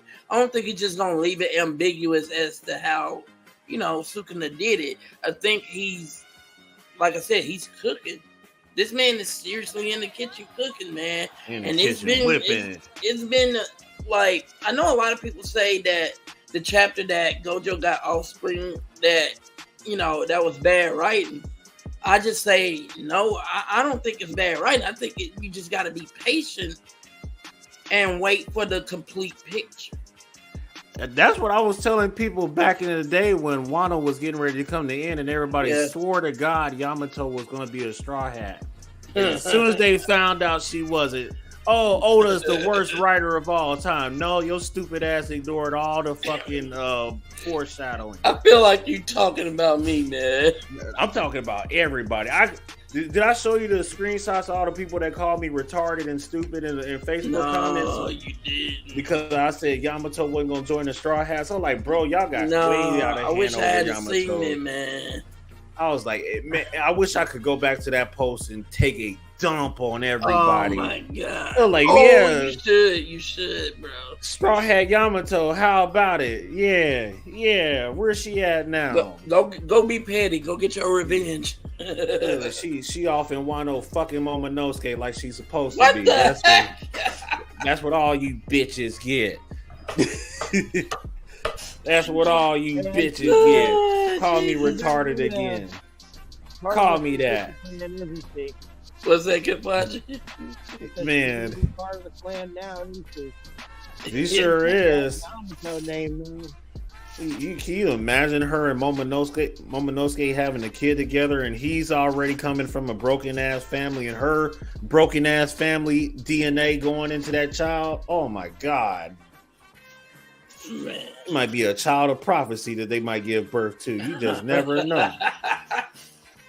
Oh no, man! And that's what all them sluts get for calling me out my name. That's what y'all get. But yeah, shout out to Darth Goracorn for the follow on our Twitch channel. Yes. Thank you. We appreciate you, man. We're trying to stay more consistent with our new episodes. Oh yeah, definitely.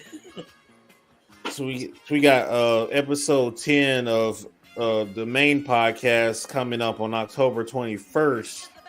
We're trying to figure out the time for that. Usually we do it at 6:30 p.m. Central in our time zone. So it may just be 6:30 again as usual. But yeah, SNN late nights is probably like 2 Saturdays out the month, maybe 3 if we're lucky. Yeah. So we're just trying to keep it fresh and consistent. And Jacob Films Perspective is usually every now and then after a good bulk of movies have already came out. Yeah. The next Jacob's Film Perspective episode is this Monday, and we're actually doing a spooky special. We're covering a whole bunch of horror movies that just came out recently. I thought you said horror movies as in man, me and my potty mouth, I probably would say it. He likes his horror anime TV series. Man. A little bit of etchy, no big deal. A little bit etchy. We're covering The Nun 2, The Exorcist Believer. Okay. We may talk about A Haunting in Venice. Talk Did you to go me. See that? I want to see that tomorrow, honestly. Okay. And then I don't know if I'm going to go see Saw X or not. I want to go see it. If you go see it, let me know. I hadn't even. I stopped watching Saw movies at like Saw 2. Oh, so I don't know if I'm being in trouble or not if I jump that far. This ahead. one I think is going back. I think it's like sort of a prequel. Oh, like, that's what I think it is. Yeah, Darth Goracorn said that they saw X and was underwhelmed. I believe it. Oh, he said I can't say anything past that. Well, can you tell us like what time period in between? What did it take place in?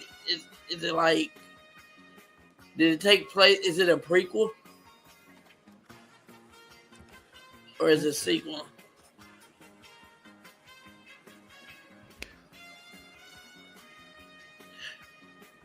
It's in the future. It's in the future. Whoa, okay. That's awesome. Oh, dang! And the fact that it's underwhelming. Yeah. Oh, dang, it will not let me. Hold on. Pop. There we go.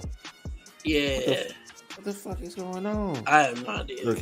Okay, there we go. So shout out to Chendo Hendo. Thank you for tuning in. He says, I'm about to fucking sneeze, but my mind. Dang. Whoo. All right. He said, I'm going to see Nas and Wu in about 3 weeks in Portland. Dude, man, that's gonna be a hell of an honor. Heck yeah. Because a lot of my nerdism comes from hip hop. Like before I got back into Marvel, DC, Star Wars, anime, and all that, I was hip hop first. Oh yeah, we got like coming soon. Maybe 2024, man. We may have something for the music nerds. You know what I'm saying? Sci-fi nerds and stuff. You know what I'm saying? I still don't have a spinoff yet, so I might bring the music nerdism back. And Chundo said, Chundo Hendo said, I don't know if I can break it up. Oh, is you doing it? Or? Yeah. He said, so what is going on? I seen people, so I popped in. Oh man, Lord. dude, we chilling, to be honest, man. This is our late night podcast segment. So yeah, we chilling, talking about everything, music, movies, anime, comics. You know what I'm saying? Anything under the nerd umbrella. That's what we're talking about. So chilling, chilling, man. Darth Goracorn says, my nerdom goes back to shows like Street Sharks and Double Dragon. And yes, I feel old. I love Street Sharks, bro. You gotta be an 80s baby. Yep. Oh, the new Drake. Hey, Deontay, you hear the new Drake? A lot of people on Facebook calling it mid. I would go with mid. I don't know if I call it trash. I could say mid, but honestly, I get in my car, I'm high as fuck, and I'm just jamming the fuck out because he got good beats. Like a lot of people just have been saying for the past like 5 to 6 years that everything new that Drake, J. Cole, and Kendrick drops is mid, and it's just like, I mean, they're gonna have down days with their albums. It's a given. It's a given. Yeah. But can't nobody say anything bad about them first 3 albums that all 3 of them have dropped, because those 2 or those 3 is the trifecta of hip hop, and they have yet to be dethroned as far as album quality wise. Yeah. And OG Butt stuff he's channeling my spirit animal right now. I want to lose a hand so I can be a porn star that uses his nub. Oh, dang, I just thought about it. Yo. Yeah, Gorecorn is 1985. Nice. All right. I heard that me and Will getting old too. Bro, I feel it everywhere. Kenpachi's getting younger by the day. It looks like it too, man. Yeah, what the hell is going on here? I don't know, reverse. Not sure which screen y'all are looking at. Somebody I went in a hyperbolic time chamber and went back. Yes, Lord. Old shows. I started. Ooh, easy. Oh, never mind. Also trash. Okay. Dang it, Weezy. Yeah. I've been meaning to make my way around to that Wheezy joint because a lot Weezy fans get kind of toxic, so I'm not in a hurry to go listen to his newest stuff. But he had a couple verses lately on some other people's music that was just like, wow, Wayne, you still in your bag after all these years. I appreciate that. But I'm not going to be so quick to download that new mixtape that he just dropped. Dude, man, it's hard. You can't argue with Weezy fans at all, man. You'd be like, yo, Kendrick will tear his ass up, and then you get slapped in the face. Like, bro, it ain't even that necessary. Why you put your hands on me? It's the truth. Yeah, boy. Hey, I'll be right back. I gotta go to the bathroom. Yes, sir. And shout out to Cheno Hendo. Thank you for coming out, brother. Shoot, I need to go to the bathroom too, but I'll hang out till you. Oh yeah, see, hey, peace. Yes, Lord. It's almost 3 a.m. over here in our time zone, so yeah, I'm about to have to head to bed soon too. Yeah, I need to get up, do laundry. I didn't get to finish today because of the trip to Kentucky, but I'm gonna finish that when I can. And then probably do a little setup for Jacob's stream that happens Monday at 6:30. Oh, so Darth Goracorn is an hour ahead of us. She East Coaster. Yeah, we just got back from Kentucky. I didn't realize Kentucky or Owensboro in particular is probably the same time zone as us. But yeah, that was a nice little trip. We got to see like a couple voice actors in the English dub for like Sailor Moon was there. The voice actress for Nurse Joy and Officer Jenny was there. So they had a pretty good lineup in Owensboro, Kentucky. We got there a little bit late, so they closed at like 6 p.m. We got there like at almost 4, so we didn't get really to stay behind and goof off with people. But we did meet Cal Dodd, though. Cal Dodd is the OG Wolverine from the X-Men animated series. Tom Kenny was there, but he had a line like wrapped around the room. All right, I'm back. I'm like, Tom Kenny got it like that. Yeah. Tom Kenny is a legendary voice actor, though, so I respect it. All right, well, shoot, man. What y'all trying to do? Y'all trying to wrap it up here? Yeah. Or do you want to wait till it hit 3 o'clock and just call it then? Yeah, we probably kill time for like maybe 6 more minutes or so. Right, we got time for like some shout outs, and if we have any sponsors and stuff like that, we got time for that. So yeah, first and foremost, I definitely want to shout out to the Benefit for Blake Fund. So that is the PayPal account for our boy Blake Hickman over at Comically Inclined. If you guys need to make any donations, it'll really help him out with his hospital bill. He was just recently in a near fatal car accident. Took out the whole right side of his body. Yeah. And he's slowly on the road to recovery. He made it. He's still taking physical therapy, but he's hopping around on a walker, and sometimes he's in a wheelchair. But yeah, he's probably going to get slammed just to pay for all of that, and any help would be appreciated. If you guys follow us on our Facebook page, I will post a link to the merch for Blake as well, which will also go to his hospital bill.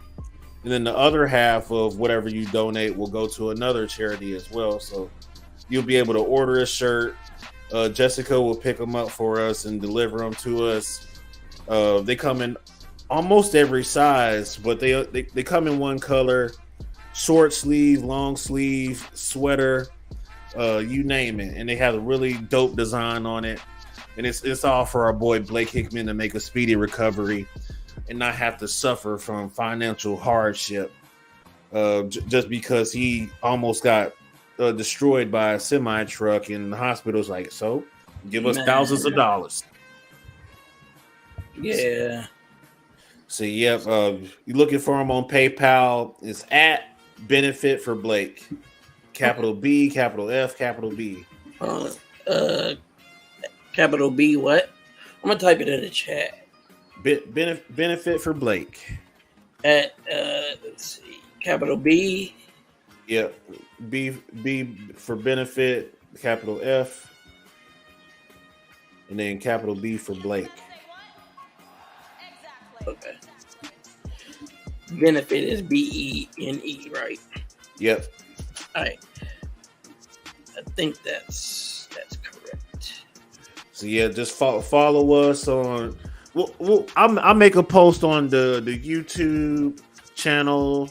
Will drop something on the Twitch, and then we might do a post for like Kick and Instagram as well, so you guys can know where to get the merch if you're interested in getting the merch.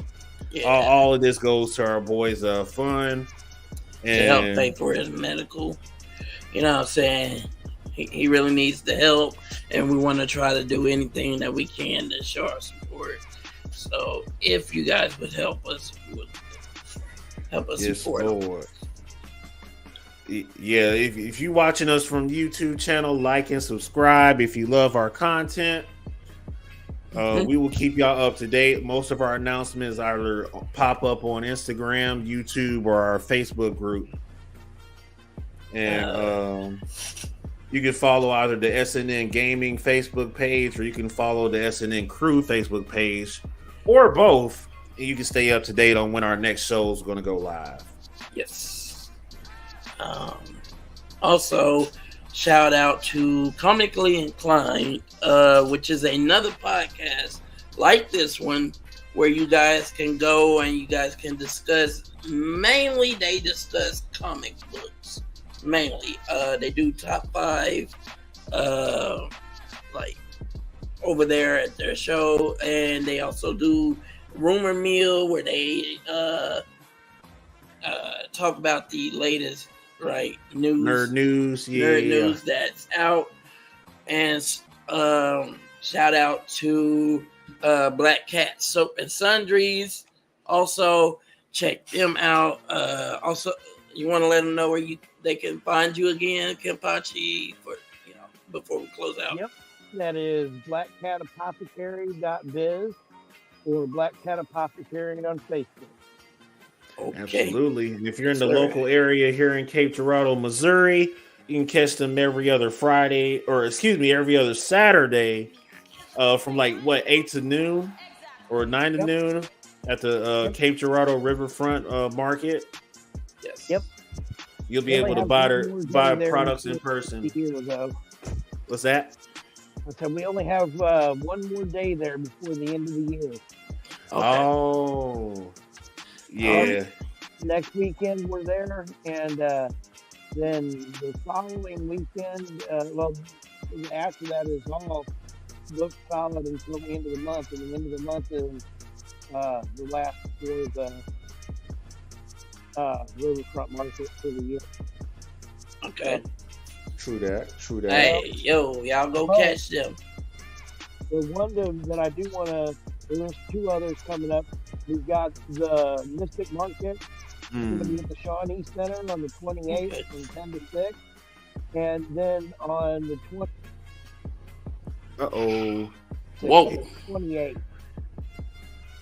28th. Can you repeat that last part? Yeah, kind of. I saw I dropped for some reason. Yeah. It's on the 28th is Mystic Market, and that's at the Shawnee Center. And then we have on the 29th is in Jackson at the Fieldcrest Winery is the highly haunted Halloween Hoedown. That is a 420 consumption friendly event where there's a chili cook-off, 5-band, costume contest, a pumpkin painting contest, and my band's chili cook-off. I think I named it all. Only $5 to get in. And so it's a charity benefit to help veterans get their medical coverage. Oh, okay. That was Okay. good. Good. So That's for a good cause. Absolutely. very Um, good cause. let me Gotta look out for see. them vets. Also, oh, sorry. Yeah. Oh, you good? Okay. No, I'm Uh, good. I'm done. That's it. Also, go and check out whenever if you guys have time. Uh, That Feeling Podcast Network. They're also shout out to them. They're also a very good podcast that just they discuss. They do brackets and they also do like news and stuff like that. Latest news and stuff. They post memes over there on their page and stuff. So go check them out. Let me see. Yeah, they got all these different podcasts on their network. They got the Patio with Kimberly Waters. They have Real Food with our boy E. Smitty. No Gimmicks with Kelvin and his buddy Frank D. The Smoke Pit with Willie and Kelvin, and then they have like a pretty decent sized list. And Burrow Breads, the whole gang is over there. So you guys looking for more like coverage on different topics that's probably not nerd related. That Feeling Podcast Network is definitely the place where you go and get your feel on that. This here is where you is your one stop for all thing nerd. Yes. Music, sci-fi, comic books, movies, horror, you name it, we will give it to you. Okay, we'll give you only the authentic, the best of the best news, the best of the best. You know, we're gonna keep you up to date with the latest games, the latest TV shows, the latest animes, comic books. Lord. We got you. But yeah, also tune in. Shout out to my guy Wagnus. He's on right now. He's playing Overwatch 2. He's a really good streamer. He's one of the best that I know. You know what I'm saying? He's been great to me. He's been great to Saturday Night Nerds. And he's also let us promote our stuff over there on his channel. So I just wanted to shout him out. And that, you guys should go over there and check him out. He's live now, again, playing Overwatch 2. Also, check out Papa J-Dub. He's a Canadian actor and voice actor. He's been really good to me, and he's been really good to Saturday Night Nerds. He's a really good friend of ours, and really good friend of mine. He does the voice of Josh in Watch Dogs 2. Yes, so he's a cool guy. Check out Amethyst Nova, also her channel over there on Twitch too. So, but outside of that, we are. I will say, episode 5. We're gonna, if you guys would join our main page, Saturday Night Nerds on Facebook, or Saturday Night Nerd podcast on Instagram. Yeah. We'll keep you up to date with the schedule for episode 5, or whenever we go live and we schedule episode 5 of Saturday Night Nerds late night.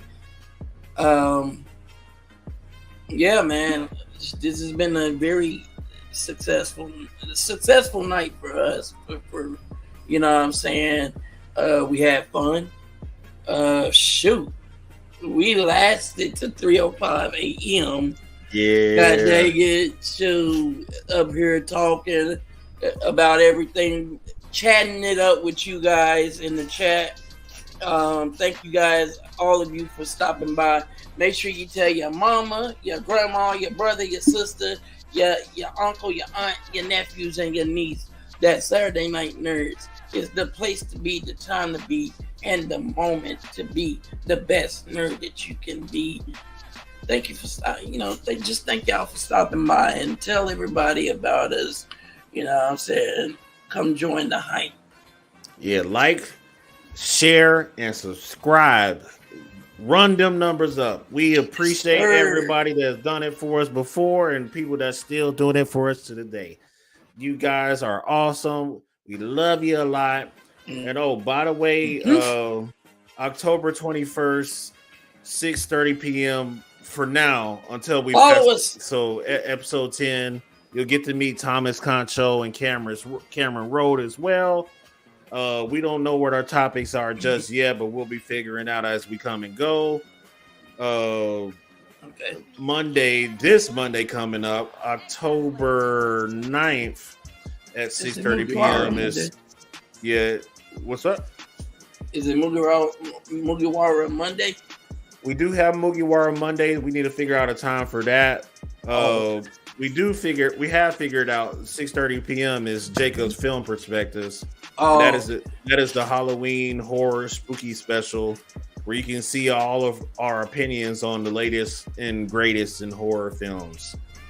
And last but not least for me, I'm going to pass it to Will to talk about Doobie Energy. And then that's all I got. Okay. Kapachi, is that it for you? Yeah. Okay, you good. All right, man. I'm not gonna hold y'all no longer, but we will say that this podcast was brought to you and sponsored by Doobie Energy Drink. Go check them out. Go get your orders of get your tub of energy drinks. It's jitterless energy drink, so you can get a scoop, put it in some water or whatever, stir that mug up. You can have some energy drink. What's that? Oh yeah, whip it. whip it real good. But you can have your energy drink. It'll keep you up for your gaming streams, for your podcasting streams, whatever you need to do late night or even during the daytime. It'll give you energy, and you won't have to suffer the side effects of the jitters. So go pick that up, and also put in code all caps SNN 2021. I repeat, all caps SNN 2021, and get 10% off of all your orders. Every order, your energy drinks, your sample packs, your shakers, your t-shirts, and your hats. Yes, Lord. Yeah. And that's Doobie Energy Drink. Shout out to Doobie, man. Everybody, we love you guys. Thank you for coming out. I'm going to say my thing. Stay nerdy and stay blessed. And Will, you might go ahead and sign us off. All right. Father God, no, kidding. Woo! Y'all thought I was about to bust out in a prayer. It got real quick. Everybody was like, dang, I didn't know. It was know. Like, oh, snap. Okay. Yeah. We having church up in here? No. But yeah, also, hey, look, as I say before I close out all of my streams, even and also the podcast, late night podcast, Saturday Night Nerds, once again, is the place to be, the time to be, and the moment to be the best nerd that you can be. We love you, and peace. Good night. Go to bed. Go to bed. That is it.